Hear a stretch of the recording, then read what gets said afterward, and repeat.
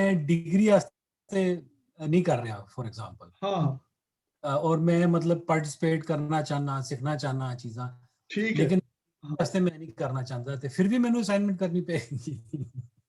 मेरे तो ये ख्वाहिश है कि करो, चाहे डिग्री वास्ते नहीं कर रहे। अच्छा, ਇਹ ਦੋ ਗੱਲਾਂ ਉਮਰ, ਇੱਕ ਤੇ ਤੁਸੀਂ ਆਪਣੇ ਵਾਸਤੇ ਕਰ ਰਹੇ ਹੋ, ਆਪ जी जी ਸਿੱਖਦੇ ਪਏ बिल्कुल। ਹੋ ਲਿਖਣਾ ਤੇ ਪੜ੍ਹਨਾ। ਦੂਆ ਜਿਹੜੇ ਲੋਕ ਪੜ੍ਹਨ ਉਹਨਾਂ ਦਾ ਭਲਾ ਹੋਵੇ ਸੀ, ਉਹਨਾਂ ਨੂੰ ਸਮਝ ਆਵੇ ਸੀ, ਤੇ ਤੁਸੀਂ ਜੇ ਲਿਖਿਆ ਤੇ ਉਹਦੇ ਕੋਈ ਇਸ ਤੋਂ ਨਹੀਂ ਅਸ਼ਕਣਾ ਚਾਹੀਦਾ ਕਿ ਇਹਦੇ ਜਨਾਬ ਕੋਈ ਥੋੜ ਰਹਿ ਗਈ, ਗਲਤੀ ਰਹਿ ਗਈ, ਉਹ ਮੇਰਾ ਕੰਮ ਹੈ, ਤੁਸੀਂ ਮੈਨੂੰ ਲਿਖ ਕੇ ਭੇਜੋ, ਮੈਂ ਤੁਹਾਨੂੰ ਦੱਸੇ ਸਾਂ ਕਿ ਬਈ ਇਹਨੂੰ ਇੰਜ ਕਰ ਦਿਓ, ਇੰਜ ਕਰ ਦਿਓ, ਇੰਜ ਹੋਵੇ ਸੀ। ਤੇ ਹੁਣ 11:05 ਹੋ ਗਏ ਹਨ, ਤੇ ਕਾਮਰਾਨ ਇਹ ਤੁਸੀਂ ਉਹ ਔਨ ਕਰ ਦਿਓ। ਜੀ ਜੀ ਮੈਂ ਹੁਣੀ ਕਰਤੀ ਹੈ। ਹਾਂ ਰਿਕਾਰਡਿੰਗ। ਹਾਂ ਸਰ ਜੀ, ਇੱਕ ਸਵਾਲ ਸੀ ਕਿ ਅਗਰ ਤੁਹਾਡੇ ਕੋਈ ਇੰਡੀਅਨ ਵੀ ਸਟੂਡੈਂਟਸ ਹੋਣ ਤੇ ਉਹਨਾਂ ਨੂੰ ਵੀ ਤੁਸੀਂ ਇਹ ਸਾਡੀ ਉਰਦੂ ਸਕ੍ਰਿਪਟ ਵਿੱਚ ਜਿਹੜਾ ਕਹਿੰਦੇ ਤੁਸੀਂ ਲਿਖਾਓਗੇ, ਜਾਂ ਕਿਸ ਤਰ੍ਹਾਂ ਹੋਏਗਾ, ਜਾਂ ਅੰਗਰੇਜ਼ੀ ਸਕ੍ਰਿਪਟ ਵਿੱਚ ਇਜਾਜ਼ਤ ਦੋਗੇ? ਹਾਂ ਵੈਸੇ ਤਾਂ ਰੋਮਨ ਸਕ੍ਰਿਪਟ ਵੀ ਹੋ ਸਕਦਾ ਹੈ। ਹਾਂਜੀ ਰੋਮਨ। अगर गुरमुखी लिखना चाहें तो कोई ऐसी गल नहीं है, मैंने सिर्फ ताज़ा करनी पौसी।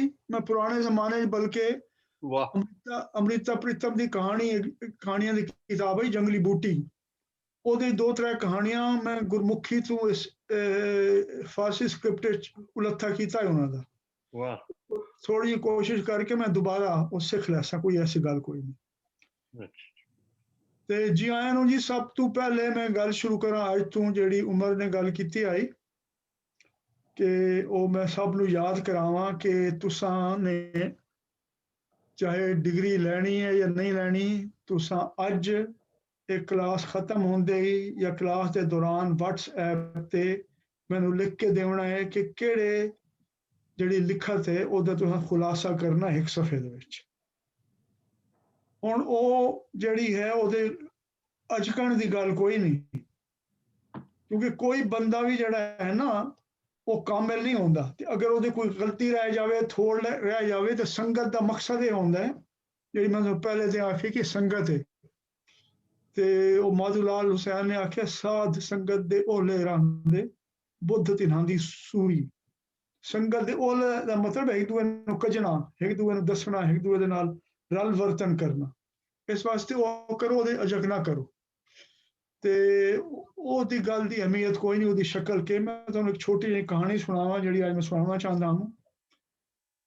ਉਹ ਇਲਮ ਦੇ ਬਾਰੇ 'ਚ, ਵੈਸੇ ਤੇ ਮੈਂ ਕਈ ਕਹਾਣੀਆਂ ਤੁਹਾਨੂੰ ਸੁਣਾਉਣਾ ਚਾਹੁੰਦਾ ਹਾਂ ਤਾਂ ਕਿ ਤੁਹਾਨੂੰ ਪਹਿਲੇ ਇਹ ਕੁਝ ਸਹੀ ਹੋਵੇ ਕਿ ਅਸਾਂ ਜਿਸ ਤਰੀਕੇ ਨਾਲ ਇਹ ਕਰਿੰਦੇ ਪਏ ਹਾਂ ਕੋਰਸ, ਇਹਦੇ ਪਿੱਛੇ ਸੋਚ ਕੇ ਕਿ ਇੱਕ ਬਾਦਸ਼ਾਹ ਜਾਪਾਨ ਦਾ, ਉਹਨੂੰ ਪਤਾ ਚੱਲਿਆ ਬੜੇ ਬੜੇ ਚਿੱਤਰਕਾਰ ਜਿਹੜੇ ਹਨ ਉਸ ਇਲਾਕੇ ਦੇ ਮੰਨੇ ਪਰਮਾਨੇ, ਤੇ ਉਹਨੇ ਫੈਸਲਾ ਕਰਨਾ ਇਹਨਾਂ ਸਭ ਤੋਂ ਚੰਗਾ ਕਿਹੜਾ। ਉਹਨੇ ਮੁਕਾਬਲਾ ਰੱਖਿਆ, ਉਸ ਆਖਿਆ ਜੀ ਜਿਹੜਾ ਹੈ ਨਾ ਚਿੱਤਰਕਾਰ, ਉਹਨਾਂ ਨੇ ਬਣਾਉਣਾ ਚੂਹਾ, ਤੇ ਜਿਸ ਦਾ ਚੂਹਾ ਸਭ ਤੋਂ ਬਿਹਤਰੀਨ ਹੋ ਸੀ ਨਾ, ਉਹ ਮੰਨਿਆ ਹੋਇਆ ਸੀ ਸਭ ਤੋਂ ਵੱਧ ਦੇ ਚਿੱਤਰਕਾਰ। ਇਹ ਜ਼ਰਾ ਇਸ ਵੱਲ ਤਵੱਜੋ ਕਰਨਾ ਜਿਹੜੀ ਮੈਂ ਗੱਲ ਕਰਦਾ ਪਿਆ।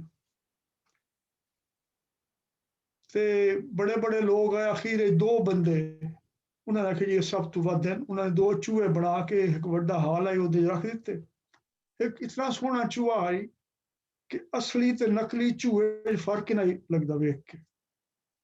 ਦੂਆ ਆਈ ਥੋੜਾ ਜਿਹਾ ਡਿੰਗਾ ਫਿੱਡਾ, ਉਹ ਵੀ ਨਾਲ ਪਿਆ ਹੋਇਆ। ਹੁਣ ਉਹਨਾਂ ਆਖਿਆ ਜੀ ਫੈਸਲਾ ਕੌਣ ਕਰੇ ਕਿ ਕਿਹੜਾ ਚੂਹਾ ਸਭ ਤੋਂ ਚੰਗਾ। ਉਹਨਾਂ ਆਖਿਆ ਜੀ ਬਿੱਲੀ ਨੂੰ ਸੱਦੋ, ਕਿਉਂਕਿ ਬਿੱਲੀ ਨੇ ਚੂਹਾ ਖਾਵਣਾ ਹੁੰਦਾ, ਫੈਸਲਾ ਤੇ ਬਿੱਲੀ ਕਰੇ ਸੀ, ਬੰਦੇ ਨਾ ਕਰੇ ਸਨ। ਉਹ ਬਿੱਲੀ ਆਈ, ਉਹ ਜਿਹੜਾ ਭੈੜਾ ਜਿਹਾ ਕੋਈ ਡਿੰਗਾ ਫਿੱਡਾ ਆਈ, ਤੇ ਉਮਰ ਇਸ ਤੇ ਗੌਰ ਕਰਨਾ, ਉਹ ਬਿੱਲੀ ਸਿੱਧੇ ਉਹਦੇ ਵੱਲ ਚਲੀ ਗਈ। ਉਸਨੇ ਦੂਏ ਪਾਸੇ ਤੱਕਿਆ ਹੀ ਨਹੀਂ, ਦੂਏ ਚੂਹੇ ਵੱਲ ਵੇਖਿਆ ਨਹੀਂ। ਉਹ ਸਾਰੇ ਹੈਰਾਨ। ਉਹਨਾਂ ਆਖਿਆ ਇਹ ਚੰਗਾ, ਇਤਨਾ ਸੋਹਣਾ ਚੂਹਾ ਬਣਾਇਆ ਬਿਲਕੁਲ ਅਸਲੀ, ਇਹ ਵੇਖਿਆ ਪਤਾ ਨਹੀਂ ਲੱਗਦਾ ਕਿ ਅਸਲ ਜਾਂ ਨਕਲ। ਇਹ ਉੱਧਰ ਟੁਰ ਗਈ। ਉਹਨਾਂ ਆਖਿਆ ਵਜ੍ਹਾ ਕਿਉਂ? ਉਹਨੇ ਕਿਹਾ ਜੀ ਇਹਦੇ ਗੋਸ਼ਤ ਹੈ, ਜਿਹੜਾ ਦੂਆ ਚੂਹਾ ਇਹ ਕਾਠ ਦਾ ਬਣਿਆ ਹੋਇਆ। ਇਸ ਵਾਸਤੇ ਜਿਹੜੇ ਲਫ਼ਜ਼ ਹੈ ਨਾ, ਜਿਹੜੀ आलमीयत के मजमून किताबां उन्हां दी अहमियत कोई नहीं, उहदे मवाद के है। ये जेड़ा इल्म दी जो कोई इत्थे असां पढ़न दी गल करेंदे पे हैं, जेड़ी रीत दे मैं पिछू चलण वाला ਉਹਨੂੰ ਆਖਦੇ ਨੇ ਸਾਬਤੀ ਦਾ ਇਲਮ, ਜਿਹਨੂੰ ਆਖਦੇ ਨੇ ਆਰਗੈਨਿਕ ਨੌਲੇਜ ਅੰਗਰੇਜ਼ੀ ਵਿੱਚ, ਜਿਹਦੇ ਸੋਚ ਤੇ ਕਰਨ ਜੀਵਨ ਹੰਡਾਵਣ ਉਹ ਦੋਵੇਂ ਇੱਕ ਦੂਜੇ ਰਲੇ ਹੁੰਦੇ ਨੇ, ਉਹਨਾਂ ਨੂੰ ਇੱਕ ਦੂਜੇ ਤੋਂ ਵੱਖਰਾ ਨਹੀਂ ਕੀਤਾ ਬਣ ਸਕਦਾ। ਜਿਹੜੀ ਮਗਰਬੀ ਰਿਵਾਇਤ ਹੈ ਉਹਦੇ ਚ ਉਹ ਉਹਦੇ ਐਬਸਟ੍ਰੈਕਸ਼ਨ ਕਰਦੇ ਨੇ, ਉਹਦੇ ਕੱਢ ਲੈਂਦੇ ਨੇ ਵੀ ਕਿਹੜੀ ਕਿਹੜੀ ਚੀਜ਼ਾਂ ਨੂੰ ਇਹ ਢਾਂਚਾ ਬਣ ਜਾਂਦਾ, ਉਹਦੇ ਗੋਸ਼ ਪੋਸਟ ਨਹੀਂ ਹੁੰਦਾ। ਇਹ ਜਿਹੜੀ ਬਹੁਤ ਸਾਰੀ ਮੈਂ ਤੁਹਾਨੂੰ ਸ਼ਾਵਾਂ ਦੇਣਾ ਪੜ੍ਹਨ ਨੂੰ, ਬਸ ਮੈਂ ਆਖਣਾ ਕਿ ਨਹੀਂ ਜੀ ਇਹ ਉਹਨੇ ਦੱਸਿਆ, ਇਹ ਲਫ਼ਜ਼ ਦਸੇਂਦਾ ਵੀ ਹੈ ਤੇ ਲੁਕਾਂਦਾ ਵੀ ਹੈ ਬਹੁਤ ਕੁਝ। ਇਸ ਵਾਸਤੇ ਤੁਸੀਂ ਇਸ ਲਫ਼ਜ਼ ਦੇ ਪਿੱਛੋਂ ਆਣਾ ਹੈ ਕਿ ਇਹਦੇ ਕੀ ਮਾਨੇ ਹੈ, ਉਹਨੂੰ ਫਰੋਲਣਾ ਹੈ, ਉਹਨੂੰ ਸਮਝਣ ਦੀ ਕੋਸ਼ਿਸ਼ ਕਰਨਾ ਹੈ। ਇਹ ਸਾਬਤੀ ਵਾਲੇ ਤਰੀਕੇ ਨਾਲ ਅਸਾਂ ਪੜ੍ਹਾਈ ਕਰਨੀ ਹੈ, ਨਾ ਐਬਸਟ੍ਰੈਕਸ਼ਨ ਵਾਲੇ ਨਾਲ ਕਿ ਉਹਨੂੰ ਵੱਖਰਾ ਕਰ ਲਾਉਣਾ ਕੁਝ ਚੀਜ਼ਾਂ ਨੂੰ, ਆਖਣਾ ਜੀ ਇਹ ਹੈ ਅਸਲ ਸਾਇੰਸ, ਤੇ ਨਾ ਐਸੀਆਂ ਗੱਲਾਂ ਕਿ ਜਿਹਦੇ ਤੁਸੀਂ ਫਰਕ ਨਾ ਕਰ ਸਕੋ ਕਿ ਜੋ ਅਸਾਂ ਪੜ੍ਹਦੇ ਪਏ ਹਾਂ, ਵੇਖਣ ਵਾਲੇ ਸਭ ਹੈ, ਇਹਦੇ ਕਿਹੜੀ ਸ਼ੈ ਵੱਲ ਸਾਡੀ ਤਵੱਜੋ ਹੈ, ਕਿਹੜੇ ਰੁਖ ਨਾਲ ਕਿਹੜੇ ਰੰਗ ਨਾਲ ਅਸੀਂ ਉਹਨੂੰ ਵੇਖਣਾ ਚਾਹੁੰਦੇ ਹਾਂ, ਕਿਹੜੀ ਤੰਦ ਇਹਦੀ ਫੜ ਕੇ ਤੇ ਉਹਨੂੰ ਅੱਗੋਂ ਚੱਲਣਾ ਚਾਹੁੰਦੇ ਹਾਂ। ਇਹ ਗੱਲ ਇਸ ਵਾਸਤੇ ਅੱਜ ਕਲਾਸ ਖਤਮ ਹੋਣ ਤੋਂ ਬਾਅਦ ਤੁਹਾਡੇ ਸਭ ਦਾ ਮੈਨੂੰ ਪਤਾ ਚੱਲ ਜਾਣਾ ਚਾਹੀਦਾ ਕਿ ਤੁਸੀਂ ਕਿਹੜੇ ਮਜ਼ਮੂਨ ਦਾ ਖੁਲਾਸਾ ਕਰਨਾ, ਭਾਵੇਂ ਚੰਗਾ ਹੋਵੇ ਭੈੜਾ ਹੋਵੇ ਦਾ ਫਿਕਰ ਨਹੀਂ ਕਰਨਾ। ਦੂਜੀ ਗੱਲ ਇਹ ਮੈਂ ਤੁਹਾਨੂੰ ਹਰ ਕਲਾਸ ਵਿੱਚ ਆਉਣਾ ਕਿ ਤੁਸੀਂ ਜੀ ਮਜ਼ਮੂਨ ਪੜ੍ਹ ਕੇ ਆਓ ਤੇ ਉਹਦੇ ਬਾਰੇ ਵਿੱਚ ਤੁਸੀਂ ਸਵਾਲ ਕਰੋ, ਮੈਂ ਪਸੰਦ ਤਾਂ ਇਹ ਕਰੇ ਸਾਂ, ਤੇ ਅਗਰ ਪੜ੍ਹ ਕੇ ਨਹੀਂ ਆਉਂਦੇ ਬਾਅਦ ਮੈਂ ਤੁਹਾਨੂੰ ਦੱਸਿਆ ਸਾਂ ਕਿ ਬਾਅਦ ਕਿਵੇਂ ਅੱਗੋਂ ਅਸਾਂ ਕਰਨਾ। ਲੇਕਿਨ ਹੁਣ ਮੈਂ ਦੱਸੋ ਕਿ ਤੁਹਾਡੇ ਚੋਂ ਤੁਸੀਂ ਉਹ ਜਿਹੜਾ ਪਿਛਲਾ ਮਜ਼ਮੂਨ ਮੈਂ ਅਲੀ ਕਮਾਲ ਦਾ ਹੈ ਅੰਡਰਗਰਾਊਂਡ ਇਕੋਨੋਮੀ, ਉਹ ਪੜ੍ਹਿਆ ਕਿਸੇ ਨੇ? ਪੜ੍ਹਿਆ ਜਾਂ ਨਹੀਂ ਪੜ੍ਹਿਆ ਮੈਨੂੰ ਦੱਸੋ ਖੁੱਲਾ। ਉਹ ਜਿਹੜੇ ਤੁਸੀਂ ਸਫੇ ਆਏ ਸਨ ਵੀ ਇਹ ਫਲਾਣਾ ਸਫਾ ਉਹਦੇ ਵਿੱਚ ਇੱਕ ਇੰਟਰੋਡਕਸ਼ਨ ਦੇ 2 ਸਫੇ ਸਨ, ਕਨਕਲੂਜਨ ਦੇ 2 ਸਫੇ ਸਨ, ਤੇ ਦਰਮਿਆਨ ਵਿੱਚ ਵੀ ਕੁਝ ਜਿਹੜੀਆਂ ਅਪਰੋਚਾਂ ਸਨ ਉਹਨੂੰ ਮੇਜਰ ਕਰਨ ਵਾਸਤੇ ਅੰਡਰਗਰਾਊਂਡ ਇਕੋਨਮੀ ਨੂੰ, ਉਹਦੇ ਬਾਰੇ ਵੀ ਸੀ। ਤੇ ਉਹ ਬੜੀ ਕੁਇਕਲੀ ਬੜੀ ਤੇਜ਼ੀ ਨਾਲ ਮੈਂ ਪੜ੍ਹਿਆ ਤੇ ਖੁਲਾਸਾ ਜਿਹੜਾ ਮੈਨੂੰ ਇਹ ਯਾਦ ਹੈ ਕਿ ਇੱਕ ਤੇ ਬੜੀਆਂ ਅਪਰੋਚਾਂ ਦੱਸੀਆਂ ਸਨ ਕਿ ਵੀ ਤੁਸੀਂ ਕਿਸ ਤਰ੍ਹਾਂ ਕਰ ਸਕਦੇ ਹੋ, ਇਹਨੂੰ ਮੇਜਰ ਕਿਸ ਤਰ੍ਹਾਂ ਕਰ ਸਕਦੇ ਹੋ ਅੰਡਰਗਰਾਊਂਡ ਬਲੈਕ ਇਕੋਨਮੀ ਨੂੰ। ਔਰ ਪਾਕਿਸਤਾਨ ਤੇ ਉਹਨਾਂ ਨੇ ਦੱਸਿਆ ਕਿ ਸਭ ਤੋਂ ਜਿਹੜੀ ਮਸ਼ਹੂਰ ਜਿਹੜੀ ਅਪਰੋਚ ਰਹੀ ਹੈ ਉਹ ਹੈ ਅਪਰੋਚ ਰਹੀ ਹੈ, ਤੇ ਉਹਦੇ ਬਾਰੇ ਫਿਰ ਉਹਨਾਂ ਨੇ ਕੋਈ 1-2 ਹੋਰ ਵੀ ਦੱਸੀਆਂ ਔਰ ਵਿਖਾਇਆ ਕਿ ਵੀ ਇਹ ਨੋਟ ਕੀਤਾ ਕਿ ਵੀ ਇਹ ਜਿਹੜੀਆਂ ਅਪਰੋਚਾਂ ਨੇ ਇਹ ਕੋਈ ਸੈਂਸ ਨਹੀਂ ਕਰਦੀਆਂ, ਕਿਉਂਕਿ ਬਾਜ਼ ਅਪਰੋਚਾਂ ਨੇ ਨੈਗੇਟਿਵ ਉਹਨਾਂ ਦਾ ਰਿਜ਼ਲਟ ਨਿਕਲ ਆਇਆ ਸੀ, ਨਤੀਜਾ ਕਿ ਵੀ ਗਰਾਊਂਡ ਇਕੋਨਮੀ ਹੈ ਹੀ ਨਹੀਂ। ਤੇ ਉਹਦੇ ਨਾਲ ਸ਼ੁਰੂ ਚ ਉਹਨੇ ਉਹ ਕੁਝ ਹੋਰ ਵੀ ਗੱਲਾਂ ਦੱਸੀਆਂ ਸਨ, ਮਸਲਨ ਅੰਡਰਗਰਾਊਂਡ ਇਕੋਨਮੀ ਦੇ ਬਾਰੇ ਚ, ਔਰ ਉਹ ਕੁਝ ਖਾਸ ਚੀਜ਼ਾਂ ਵੀ ਦੱਸੀਆਂ ਸਨ ਕਿ ਵੀ ਟੈਕਸ ਇਵੇਜਨ ਤੇ ਟੈਕਸ ਅਵੋਇਡੈਂਸ ਦੇ ਫਰਕ ਵੀ ਉਹਨੇ ਦੱਸਿਆ ਸੀ ਸ਼ੁਰੂ ਦੇ। ਉਹ ਬੜਾ ਦਿਲਚਸਪ ਚੀਜ਼ ਕਿ ਵੀ ਟੈਕਸ ਅਵੋਇਡੈਂਸ ਕੀ ਹੁੰਦੀ ਹੈ ਔਰ ਟੈਕਸ ਇਵੇਜਨ ਕੀ ਹੁੰਦੀ ਹੈ। ਔਰ ਫਿਰ ਉਹਨੇ ਕੁਝ ਟਾਈਮ ਪੀਰੀਅਡ ਦੱਸੇ ਸਨ ਜਿਹਦੇ ਵਿੱਚ ਉਹਨੇ ਦੱਸਿਆ ਸੀ ਕਿ ਵੀ ਇਸ ਤਰ੍ਹਾਂ ਅੰਡਰਗਰਾਊਂਡ ਇਕੋਨਮੀ ਵੱਧ ਰਹੀ ਹੈ ਔਰ ਫਿਰ ਘਟ ਰਹੀ ਹੈ, ਔਰ ਕਿਸ ਤਰ੍ਹਾਂ ਇਹ ਮਸਲਨ ਜਾ ਰਿਹਾ। ਤੇ ਬੜਾ ਕੁਇਕਲੀ ਮੈਂ ਸਕਿਮ ਕੀਤਾ ਸੀ ਪੜ੍ਹਿਆ। ਮੈਂ ਉਹਨੂੰ ਇਸ ਵਾਸਤੇ ਕੀਤਾ ਮੈਂ ਕਿ ਪੂਰਾ ਪੜ੍ਹਨਾ, ਕਿਉਂਕਿ ਉਹ ਇਕੋਨੋਮਿਸਟ ਹਨ, ਉਹਨਾਂ ਨੇ ਆਪਣੇ ਮਕਸਦ ਵਾਸਤੇ ਲਿਖਿਆ ਜੀ ਜਰਨਲ ਵਿੱਚ ਛਪਿਆ ਤੇ ਲੇਕਿਨ ਉਹਦੇ ਕੁਝ ਕੰਮ ਦੀ ਗੱਲਾਂ ਹੈ ਜਿਹਨਾਂ ਨੂੰ ਫਰੋਲਣਾ ਵਧਾਉਣਾ, ਜਿਹਨੂੰ ਨਿਤਾਰਨਾ ਉਹ ਜ਼ਰੂਰੀ ਹੈ, ਉਸ ਤੇ ਗੱਲ ਕਰਨੀ ਹੈ। ਖਾਨ ਸਾਹਿਬ ਦੇ ਸੁਮਈਆ ਤੁਸੀਂ ਪੜ੍ਹਿਆ ਜਾਂ ਨਹੀਂ ਪੜ੍ਹਿਆ? ਡਾਕਟਰ ਸਾਹਿਬ ਮੈਨੂੰ ਤੇ ਇਹਦੀ ਕੱਖ ਸਮਝ ਕਸਮੇ ਮੇਰੇ ਤੋਂ ਮਤਲਬ ਲੱਗ ਗਿਆ ਹਾਂ ਜੀ। ਤੁਸੀਂ ਜਿਹੜਾ ਮੈਂ I am totally dependent on ਪੜ੍ਹਿਆ ਹੈ ਜਾਂ ਨਹੀਂ, ਕੋਸ਼ਿਸ਼ ਕੀਤੀ ਹੈ ਜਾਂ ਨਹੀਂ? ਕੋਸ਼ਿਸ਼ ਤੇ ਤੁਹਾਨੂੰ ਪਤਾ ਹੈ ਕਿ ਜਿਹੜਾ ਤੁਸੀਂ ਕੰਮ ਦਿੰਦੇ ਹੋ ਉਹ ਤੇ ਕੋਸ਼ਿਸ਼ ਤੇ ਜ਼ਾਹਿਰ ਹੈ ਕਿ ਉਹ ਜਾਇਜ਼ ਹੈ। ਅਗਰ ਨਹੀਂ ਸਮਝ ਆਈ ਕੋਈ ਗੱਲ ਨਹੀਂ, ਆਈ ਉਸੇ ਤੇ ਅਸੀਂ ਗੱਲ ਕਰਨੀ ਹੈ। ਖਾਨ ਸਾਹਿਬ ਮੇਰੇ ਖਿਆਲ ਗਾਇਬ ਹੈ, ਪਰ ਸਕਰੀਨ ਜੀ ਵਾਰ हाँ दसो पढ़िया मजमून। सर मेरे एक्चुअली बोर्ड ਦੇ ਪੇਪਰ ਕਰੀਬ ਨੇ ਤੇ ਅਕੈਡਮੀ ਵਿੱਚ ਵੀ ਟੈਸਟ ਚੱਲ ਰਹੇ ਨੇ ਕਾਲਜ ਵਿੱਚ ਵੀ ਤੇ ਮੈਨੂੰ ਬੜਾ ਮੁਸ਼ਕਿਲ ਹੋ ਰਿਹਾ ਇਸ ਚੀਜ਼ ਨੂੰ ਮੈਨੇਜ ਕਰਨਾ ਨਾਲ ਅੱਜ ਇਹ ਪੇਪਰ ਖਤਮ ਹੋਏ ਨਹੀਂ ਫਿਰ ਸ਼ੁਰੂ ਹੋਣੇ ਨੇ। ਕੋਈ ਗੱਲ ਨਹੀਂ ਉਹ ਤੁਸੀਂ ਕਲਾਸ ਵਿੱਚ ਆ ਗਏ ਨਾ ਬੜੀ ਇਹ ਗੱਲ ਹੈ। ਮੈਂ ਹੁਣੇ ਸ਼ੁਰੂ ਦੱਸਿਆ ਹੈ ਕਿ ਮੇਰੇ ਇੱਕ ਉਸਤਾਦ ਹਨ ਬੜੇ ਚੰਗੇ ਉਰਦੂ ਦੇ ਉਸਤਾਦ ਹਨ ਹਾਈ ਸਕੂਲ ਵਿੱਚ ਮੈਂ ਮੂੰਹ ਬੰਦ ਆ। ਹੋਰ ਗੱਲਾਂ ਦੇ ਇਲਾਵਾ ਇੱਕ ਗੱਲ ਇਹ ਆਈ ਕਿ ਹੋਮਵਰਕ ਕਲਾਸ ਹੀ ਦੇਣਾ ਉਹਨਾਂ ਘਰ ਨਾ ਦੇਣਾ ਹੁੰਦੇ ਅਦਨ ਘਰ ਆਣ ਕੇ ਖੇਡਿਆ ਕਰੂ ਤਾਲਬ ਇਲਮਾਂ ਦਾ ਕੰਮ ਇਹ ਨਹੀਂ ਕਿ ਘਰ ਆਣ ਕੇ ਕੰਮ ਕਰਿੰਦੇ ਰਹਾਂਗੇ ਕਲਾਸ ਦਾ। ਦੂਈ ਗੱਲ ਉਹ ਆਖਦੇ ਹਨ ਕਿ ਘਰ ਮੈਂ ਤੁਹਾਨੂੰ ਦਿੱਤਾ ਨਾ ਕੰਮ ਤੁਸੀਂ ਭੈਣ ਕੋਲ ਭਰਾ ਕੋਲ ਪਿਓ ਕੋਲ ਕਰਵਾ ਲੈਣਾ ਬਸ ਕਰਵਾ ਕੇ ਲੈ ਆਉਣਾ ਇੱਥੇ ਕਰੋ ਬਹਿ ਕੇ ਜੋ ਕਰਨਾ ਜੋ ਸਮਝ ਆਉਂਦਾ ਸੋ ਕੋਈ ਗੱਲ ਨਹੀਂ। ਮੈਂ ਹੁਣ ਇਹ ਅਸੂਲ ਹੈ ਕਿ ਤੁਸੀਂ ਪੜ੍ਹ ਕੇ ਜਾਂ ਤਾਂ ਤੁਸੀਂ ਸਵਾਲ ਲੈ ਕੇ ਆਓ ਸੋ ਕਿ ਜੇ ਇਹ ਬੜੇ ਮੈਂ ਤੇ ਕੋਈ ਕੱਖ ਪੱਲੇ ਨਹੀਂ ਪਿਆ ਇਹਦਾ ਕੀ ਮਤਲਬ ਇਹਦਾ ਕੀ ਸਾਡੇ ਇੱਕ ਦੂਏ ਉਸਤਾਦ ਹਨ ਪੰਜਾਬ ਯੂਨੀਵਰਸਿਟੀ ਵਿੱਚ MA ਦੇ ਵਿੱਚ ਉਹਨਾਂ ਨੇ ਇਹ ਅਸੂਲ ਬਣਾਇਆ ਹੋਇਆ ਆਈ ਕਿ ਬਈ ਤੁਸੀਂ ਸਵਾਲ ਕਰੇ ਸੋ ਮੇਰੇ ਤੋਂ ਜੇ ਤੁਸੀਂ ਨਾ ਕੀਤਾ ਤਾਂ ਮੈਂ ਤੁਹਾਡੇ ਕੋਲ ਸਵਾਲ ਕਰੇ ਸੋ। ਹੁਣ ਇਹ ਅਸੂਲ ਤੇ ਅਸਾਂ ਮੰਨ ਜਾਣਾ ਜੇ ਤੁਸੀਂ ਨਹੀਂ ਕਰਨਾ ਤੇ ਬਾਅਦ ਮੈਂ ਕਰਨਾ ਸਵਾਲ। ਹੁਣ ਕਿਉਂਕਿ ਅਸਾਂ ਇਹਨੂੰ ਇਸ ਨੂੰ ਜੋ ਕੁਝ ਲਿਖਤ ਹੈ ਇਹਨੂੰ ਜੋੜਨਾ ਹੈ ਆਪਣੇ ਇਹ ਬੜੀ ਅਹਿਮ ਗੱਲ ਹੈ ਜਿਹੜੀ ਅੱਜ ਦੀ ਗੱਲ ਹੈ ਇਹਨੂੰ ਜ਼ਰਾ ਫਰੋਲਣਾ ਹੈ ਤੇ ਤੁਸੀਂ ਸਭ ਇਹ ਜਿਹੜੀ ਗੱਲ ਹੁੰਦੀ ਪਈ ਇਹਦੇ ਸਭ ਤੋਂ ਆਲਮ ਫਾਜ਼ਿਲ ਹੋ ਕਿਉਂਕਿ ਤੁਹਾਡੇ ਸਭ ਦੇ ਤਜਰਬੇ 'ਚ ਗੱਲਾਂ ਹੈ ਉਸ ਤਜਰਬੇ ਨੂੰ ਕੱਢਣਾ ਤੇ ਮੈਂ ਤੁਹਾਨੂੰ ਆਪਣੇ ਤਜਰਬੇ ਦੇ ਹਿਸਾਬ ਨਾਲ ਦੱਸੇ ਸਾਂ। ਮੈਂ ਸਭ ਤੋਂ ਪਹਿਲੇ ਵੇਖਣਾ ਇੱਥੇ ਸਫਾ ਨੰਬਰ 6 ਜਿਹਦੇ ਵਿੱਚ ਉਹਨੇ ਆਖਿਆ ਮੈਂ ਅੰਗਰੇਜ਼ੀ ਵਿੱਚ ਪੜ੍ਹ ਦੇਣਾ ਉਹ ਤੇ ਇਸ ਤੇ ਗੂਗਲ ਕਰੇ ਨੇ ਕਿ a large number of economic activities are not reported to formal economy in Pakistan and thus remain out of tax net. Such activities include smuggling, corruption, black market and narcotics. मैं corruption वाला आउना उस तो पहले मैं तुहानू दसना चाहना कि इस गल की अहमियत क्यों है क्योंकि ਜਿਹੜੀ ਲੋग रोजी कमावन ਦਾ ਕੰਮ ਕਰਦੇ ਹਨ ਪੈਦਾਵਾਰ ਦਾ ਉਹਦੇ ਉੱਤੇ ਸਰਕਾਰ ਲੈਂਦੀ ਹੈ ਟੈਕਸ।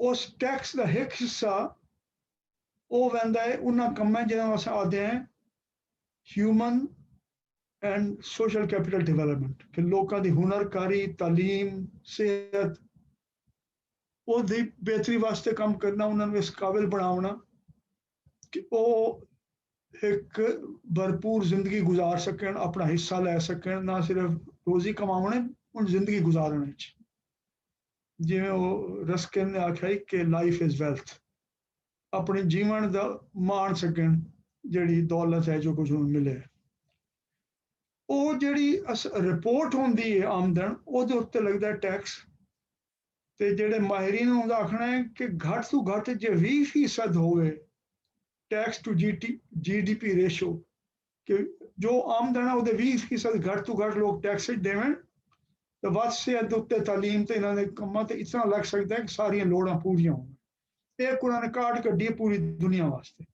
साढ़े मुल्क 10% के करीब है इस वास्ते इन्हों जानना जरूरी है कि जी हिडन इकोनॉमी जी लुकी हुई इकोनॉमी है जिहदी एक शक्ल करप्शन है के करप्शन तो अस मतलब के लैने ओदी पाकिस्तान शक्ल के हैं ते करप्शन है क्यों सर जी एक सवाल है मेरा ये जेड़ा टैक्स है इकोनॉमी है ये जेड़े मोटे मोटे लफ्ज़ ने या करप्शन ही ए दी साडी जुबान दे अंदर कोई इना दे लिए कोई लफ्ज़ हैं कि कोई हाँ करप्शन ते गल शुरू करने ना पहले तुसा मैं दसो वारी वारी साहब ਤੁਹਾਡਾ ਕਰਪਸ਼ਨ ਤੋਂ ਕੀ ਮਤਲਬ ਹੈ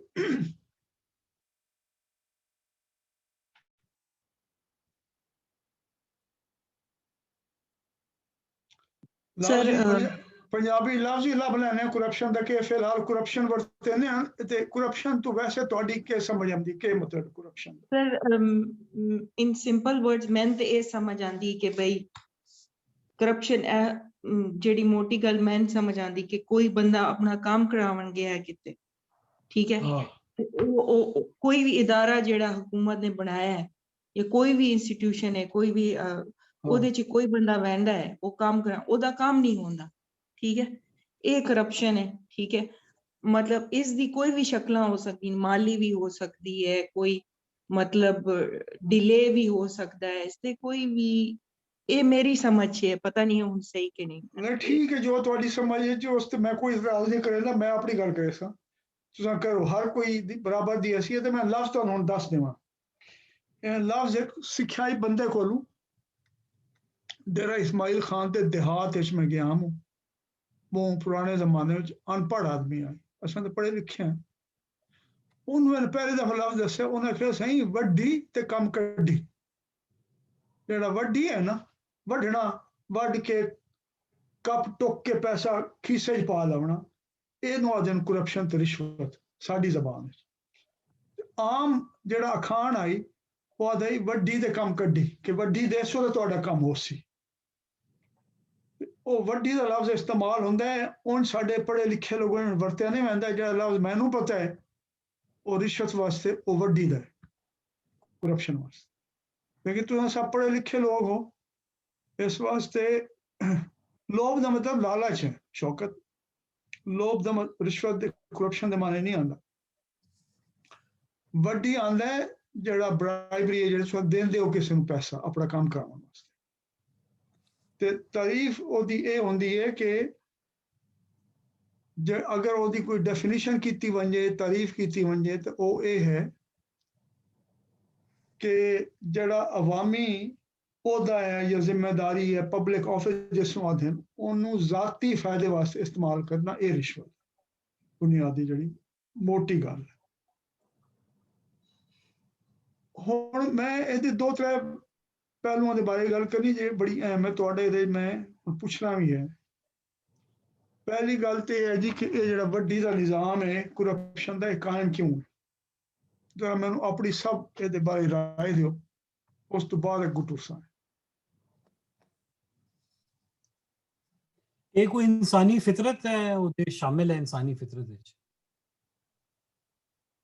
ਫਿਰ ਤਾਂ ਹਰ ਜਗ੍ਹਾ ਹੋਣਾ ਚਾਹੀਦਾ ਤੇ ਹੈ ਸਰ, ਬਿਲਕੁਲ ਹਰ ਬੰਦੇ ਨੂੰ ਕਰਨਾ ਚਾਹੀਦਾ।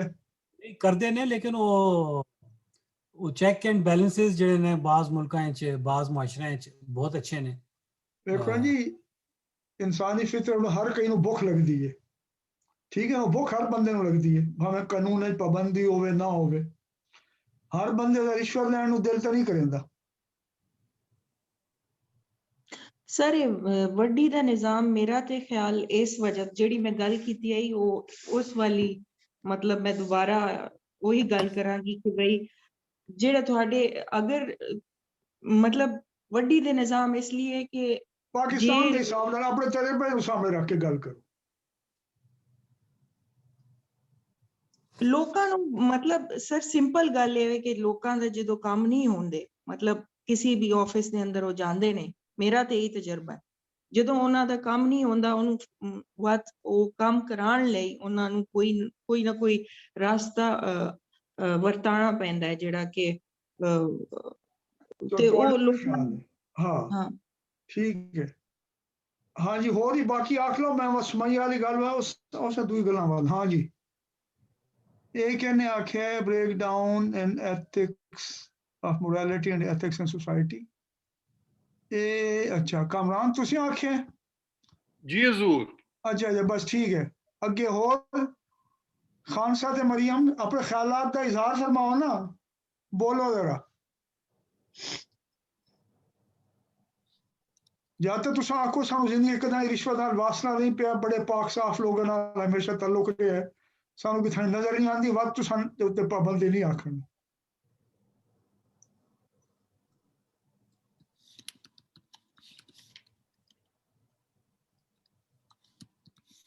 ਔਖਾ ਸਵਾਲ ਹੈ ਸਰ, ਬੜਾ ਔਖਾ ਹੈ ਨਾ।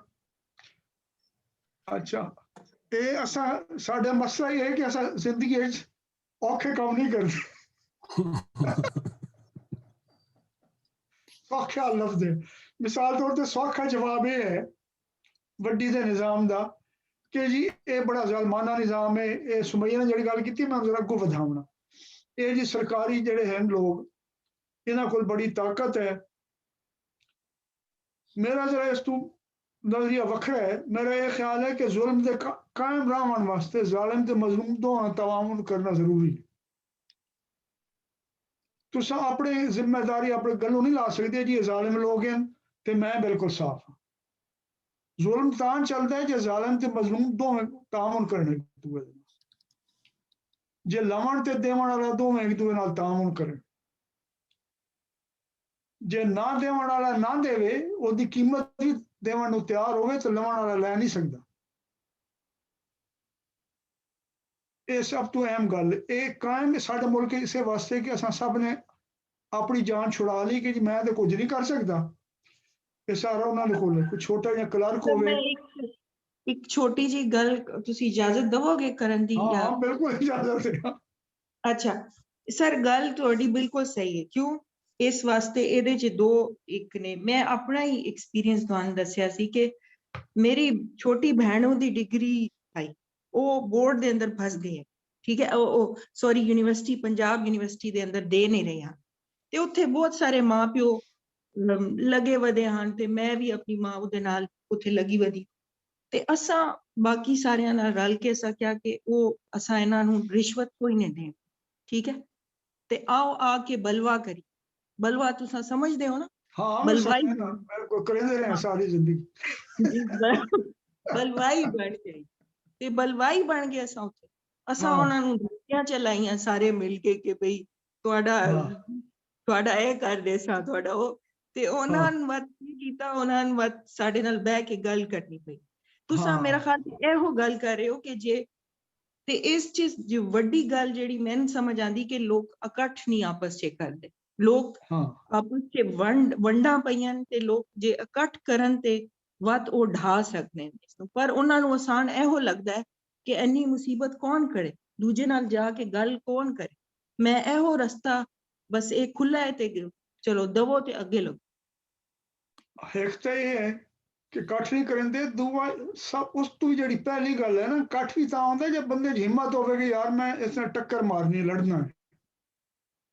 पहलू तो बंदा आपू हिम्मत करे ना कि भाई पहले समझे कि ये गल गलत है। दूआ ये समझे जी मैं इसके खिलाफ लड़ना है ते मैं लड़ के ਇਹਦਾ ਮੁਕਾਬਲਾ ਕਰਨਾ ਮੈਂ ਨਾ ਕਿਸੇ ਨੂੰ ਨਹੀਂ ਦੇਵਾਂ। ਇਹ ਸਭ ਤੋਂ ਅਹਿਮ ਗੱਲ ਹੈ ਇਸ ਨੂੰ ਸਮਝਣਾ ਤੇ ਉਹਦੇ ਵਿੱਚ ਜਿਸ ਨੂੰ ਅਸਾਂ ਰਿਸ਼ਵਤ ਆਖਦੇ ਹਾਂ ਮੈਂ ਜਰਾ ਅੱਜ ਉਸ ਤੇ ਤਫਸੀਲ ਨਾਲ ਗੱਲ ਕਰਨਾ ਚਾਹੁੰਦਾ ਕਿ ਨਿਜ਼ਾਮ ਕਾਇਮ ਕਿਵੇਂ ਹੈ ਚੱਲਦਾ ਕਿਹੜੀ ਲੋੜਾਂ ਪੂਰੀਆਂ ਕਰਦਾ। ਉਹਨਾਂ ਲੋੜਾਂ ਪੂਰੀਆਂ ਕਰਨ ਵਿੱਚ ਸਾਡੇ ਸਭ ਦਾ ਅਸਾਂ ਇਸ ਤਰੀਕੇ ਨੂੰ ਕਿਉਂ ਮੰਨਿਆ ਹੋਇਆ ਇਹਦਾ कोई ਜਿਹੜਾ बदल हो सकता तरीका ਉਹਨੂੰ ਅਸੀਂ ਕਿਉਂ ਨਹੀਂ ਮੰਨਦੇ। ਮੈਂ ਤੁਹਾਨੂੰ ਦੋ ਤਿੰਨ ਮਿਸਾਲਾਂ ਨੇ ਨਾ ਉਸ ਤੋਂ ਮੈਂ ਗੱਲ ਅੱਗੂ ਚਲਾਉਣਾ ਚਾਹੁੰਦਾ। ਮੇਰਾ ਵੀ ਕਈ ਦਫਾ ਵਾਸਤਾ ਪਿਆ ਪੁਲਿਸ ਦੇ ਨਾਲ। ਮੈਂ ਤਾਂ ਕਿਉਂਕਿ ਇਸਲਾਮਾਬਾਦ ਰਹਿਣਾ ਉੱਥੇ ਪੁਲਿਸ ਵਾਲੇ ਜ਼ਰਾ ਅਗਰ ਉਹਨਾਂ ਨੂੰ ਕੋਈ ਬਾਬੂ ਲੋਕ ਨਜ਼ਰ ਆਉਣ ਉਹਨਾਂ ਨਾਲ ਹੱਥ ਹੌਲਾ ਰੱਖਦੇ ਨੇ ਰਿਸ਼ਵਤ ਉਹ ਵੀ ਲੈਂਦੇ ਲੇਕਿਨ ਉਹਨਾਂ ਨੂੰ ਪਤਾ ਕਿ ਜ਼ਿਆਦਾ ਸਰਕਾਰੀ ਅਫਸਰ ਹੈ ਤੇ ਇਸ ਵਾਸਤੇ ਉਹ ਹੱਥ ਨਹੀਂ ਲੈਂਦੇ ਆਮ ਗੱਡੀ ਨੂੰ। ਟੈਕਸੀ ਵਾਲੇ ਨੂੰ ਫੜ ਲੈ ਸਨ ਮੋਟਰਸਾਈਕਲ ਵਾਲੇ ਨੂੰ ਫੜ ਲੈ ਸਨ ਕੋਈ ਅਫਗਾਨ ਵਧਾਓ ਸੀ ਰੇੜੇ ਵਾਲਾ ਉਹ ਚਾਕ ਚੀਜ਼ਾਂ ਲੈਂਦਾ ਪਿਆ ਜਾਂ ਸਕੈਵੰਜਰ ਇਹਨਾਂ ਨੂੰ ਫੜ ਕੇ ਉਹਨਾਂ ਦੀ ਜੇਬ ਟੁੱਕਣ ਦੀ ਕੋਸ਼ਿਸ਼ ਕਰੇ ਸਨ ਜਾਂ ਟਰੱਕ ਅੰਦਰ ਵੜਦੇ ਪਏ ਉਹਨੂੰ ਪਤਾ ਹੈ ਕਿ ਵੀ ਇਹ ਟਰੱਕ ਵਾਲੇ ਨੇ ਤੇ ਕੋਈ ਮਾਲ ਪਹੁੰਚਾਉਣਾ ਇਹਦੇ ਕੋਲ ਪੈਸਾ ਵੈਸਾ ਹੋ ਸੀ ਲੇਕਿਨ ਉਂਝ ਲੋਕਾਂ ਨੂੰ ਹੱਥ ਨਹੀਂ ਲੈਂਦੇ। ਲੇਕਿਨ ਮੇਰਾ ਕਈ ਦਫਾ ਪਿਆ ਵਾਸਤਾ ਮੈਂ ਤੁਹਾਨੂੰ ਇੱਕ ਦੋ वाक्य सुना देव क्योंकि मैं अपने पुत्र की तरबियत करनी है भी पुलिस के अगों तू जो सिर नहीं डावना ते अपने प्यो दादे की रिवायत कायम रखें पुलिस नाल टक्कर लवन दी। ओ ये होएगा मेरी शर्मिंदा ना करे। मेरा पुत्र 13-14 साल का हाई स्कूल पढ़ता है कार चलावन का शौक आई लोग छुप के लाइसेंस भी कोई ना कार लैके टुरमे नाल एक छोर आई साडा घर काम करेंदा आई उसे दी उम्र दा आई बड़ा बेली आई ओदा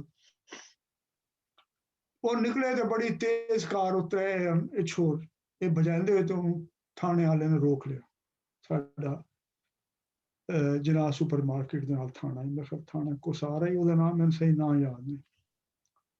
वो थोड़ी देर बाद उन्होंने फोन आया सेल फोन ते अब्बा ये सन पुलिस वाले ने धर ले इतने बाहर दिता थाने मैं अच्छा फिक्र ना करो, मैं आंदा पिया। मैं पहुंच गया, वो बैठे होया, मैं कि भी हाँ मुहर्रे तुहाडे कित्थे? मैंने पता है कि मुहर्रे परचा वगैरह दर्ज करेंदा या रिपोर्ट लिखंदा, ਉਹਦੇ ਨਾਲ ਗੱਲਬਾਤ। ਉਹਨੇ आखिया जी मुहर्रे ते कोई नहीं। ਤੇ ਮੈਂ ਆਖਿਆ ਇਹਨਾਂ ਨੇ ਕਿਉਂ ਫੜ ਕੇ ਬਾਹਰ ਹੋਇਆ? ਉਹਨੇ ਆਖਿਆ ਜੀ ਗੱਡੀ ਤੇਜ਼ ਚਲਾਉਂਦੇ ਪਏ।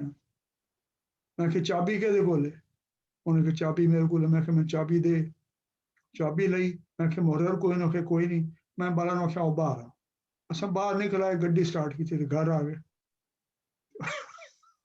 ਉਹਨੂੰ ਮੈਂ ਦੱਸ ਦਿੱਤਾ, ਮੈਂ ਕਿਹਾ ਆਇੰਦਾ ਤੂੰ ਪੁਲਿਸ ਵਾਲੇ ਦੀ ਤੜੀ ਤੋਂ ਨਹੀਂ ਡਰਨਾ, ਕਿਉਂਕਿ ਨਾ ਉਹਨੇ ਪਰਚਾ ਕੀਤਾ ਹੈ, ਨਾ ਮੁਹੱਰਰ ਉੱਥੇ, ਨਾ ਉਹਦੇ ਫੱਦਣਾ ਦਾ ਹੱਕ ਹੈ, ਨਾ ਕੋਈ ਗੱਲ ਕਰ ਸਕਦਾ। ਤੁਸੀਂ ਅੰਦਰ ਬੈਠੋ ਤਾਂ ਖੁਦ ਬੈਠੋ। ਅਗਲੀ ਦਫਾ ਉਹਨੇ ਵਕਤ ਇੱਕ ਕੰਮ ਕੀਤਾ ਬੜਾ ਦਿਲਚਸਪ। ਉਹ ਕਿਸੇ ਮੈਕਡੋਨਲਡ ਵਗੈਰਾ ਹੀ ਗਿਆ, ਇੱਕ ਕੋਈ ਆਪਣੇ ਦੋਸਤ ਦੇ ਨਾਲ ਬੈਠਾ ਹੋਇਆ ਕਲਾਸ ਫੈਲੋ ਦੇ ਨਾਲ, ਉੱਤੋਂ पुलिस वाला पहुंच गया। उसने कहा भाई ये बाल है, तो उसने आखे ये क्या कर रहे हो? उन्होंने कहा क्या कर रहे हैं? उसने कहा तुम लड़की के साथ बैठे हो। उसने कहा फिर क्या हो गया? उसने कहा ये तुम अंधेरे में बैठे हो। उसने कहा रोशनी में बैठ जाते हैं। उसने कहा तुम्हारी क्या लगती है? उसने कहा ये मेरी कजन है। उसके बाद वो चला गया। लेकिन उस बाद बड़े वाकयात भी हुए। पुलिस वाले नाल ते मेरे बहुत सारे दिलचस्प वाकयात हुए इस्लामाबाद विच। ਤੇ ਮੈਂ ਮਹਿਸੂਸ ਕੀਤਾ ਕਿ ਬਾਜ਼ ਔਕਾਤ ਸਿਰਫ ਉਹਨਾਂ ਨਾਲ ਠੱਡੇ ਤਰੀਕੇ ਨਾਲ ਪਿਆਰ ਨਾਲ ਗੱਲ ਕਰ ਲਵਾਂ ਮੈਂ ਇਤਨੀ ਕਾਫੀ ਹੋ ਜਾਂਦੀ ਪੁਲਿਸ ਵਾਲੇ। ਉਹਦੇ ਲੜਨ ਝਗੜਨ ਦੇ ਕੋਈ ਇੱਕ ਤੁਹਾਨੂੰ ਛੋਟਾ ਜਿਹਾ ਸੁਣਾ ਦਿਆਂ, ਬਸ ਮੈਂ ਅਸਲ ਮੌਜੂ ਵੱਲ ਜਾਣਾ।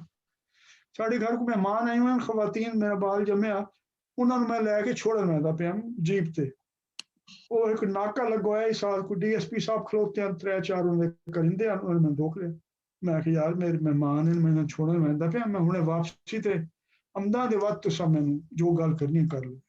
ਮੈਂ ਵਾਪਸ ਆਇਆ, ਮੈਂ ਕਿਹਾ हाँ जी हुक्म करो। उस आगे जी कागजात? मैं किहा कागजात तो कोई नहीं, मैं घरों निकलिया जल्दी है, कोई कागजात कोई नहीं। लाइसेंस? मैं किहा लाइसेंस कोई नहीं। ID card? मैं किहा आईडी कार्ड ही कोई नहीं। बटुआ ही कोई नहीं, बटुआ मैं घर छोड़ आया। मैं किहा हुण दस की करना तू? आदा मैं अपने साहब से पूछता। वो साहब को गया, उन्होंने दस्या मैं कि मामला। साहब आया मेरे को, आदे जरा आप गाड़ी आगे करे। मैं थोड़ी जी गड्डी को लै गया, मेरे को आया।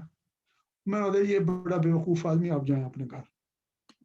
उन्हें कहना लौड़ा ना लेवड़ा, इतने रोक के खलोगे खा मसला खड़ा करना। ते बाहर इतनी गल मसला तय हो गया। लेकिन मैं जी गल करना चाहना, पहली गल ये है कि जिस गल में असां आदे करप्शन या चोरी, वो सिर्फ सरकार ते जिम्मे नहीं पा सकती। मैं पुलिस वाल दोबारा आना है। एक चीज है जिस आदे कुंडा लावना, वो समझेंदे हो? जी हाँ, कुंडा लावना, ये जेड़ी तार है बिजली दी, ओते उत्ते कुंडा ला।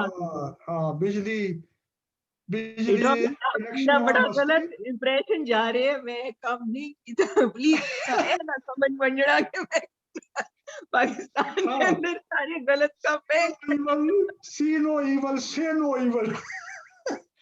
नहीं अचौड़े ये बड़ी अहम गल है सुमैया, तो सब लोगों वास्ते गल है कि कुंडा लावना दा मुद्दा पैंदा गरीब लोगों ते जेहड़ी कच्ची आबादी ने लांदे कि जी ये चोर हैं, ये बिजली दा बिल नहीं देंदे।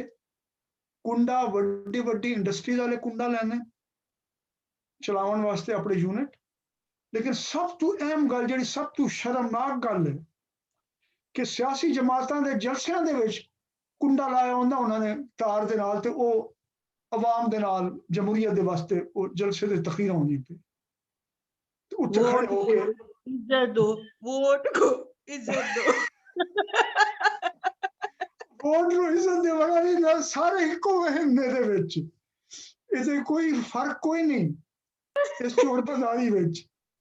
लेकिन हुण अहम गल ये है जिहड़ी मैं तुहानूं पहले गल कीती है, असां उन्हां नूं बाद वोट देने आ ना मान के, जेहड़े कुंडा ला के खलोते होंदे, जेहड़ा सानूं पता है इस चोरी दे काम विच सिर्फ सियासतदान भी शामिल नहीं, इंडस्ट्रियलिस्ट भी नहीं, सब शामिल हैं।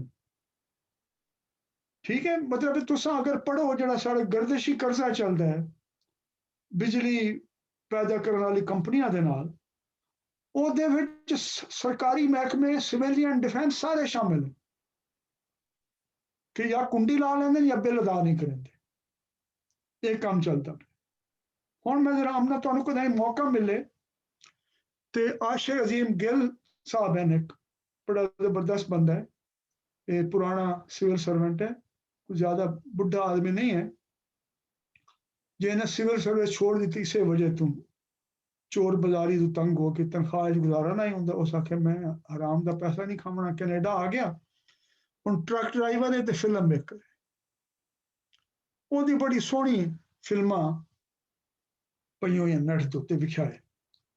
जी हाँ सर, मैं वेंदी रही। हाँ, वो एक फिल्म जी है, मैं ਉਹਦੇ हवाले नाल सब गल नूं अग्गों वधाउणा चाहना।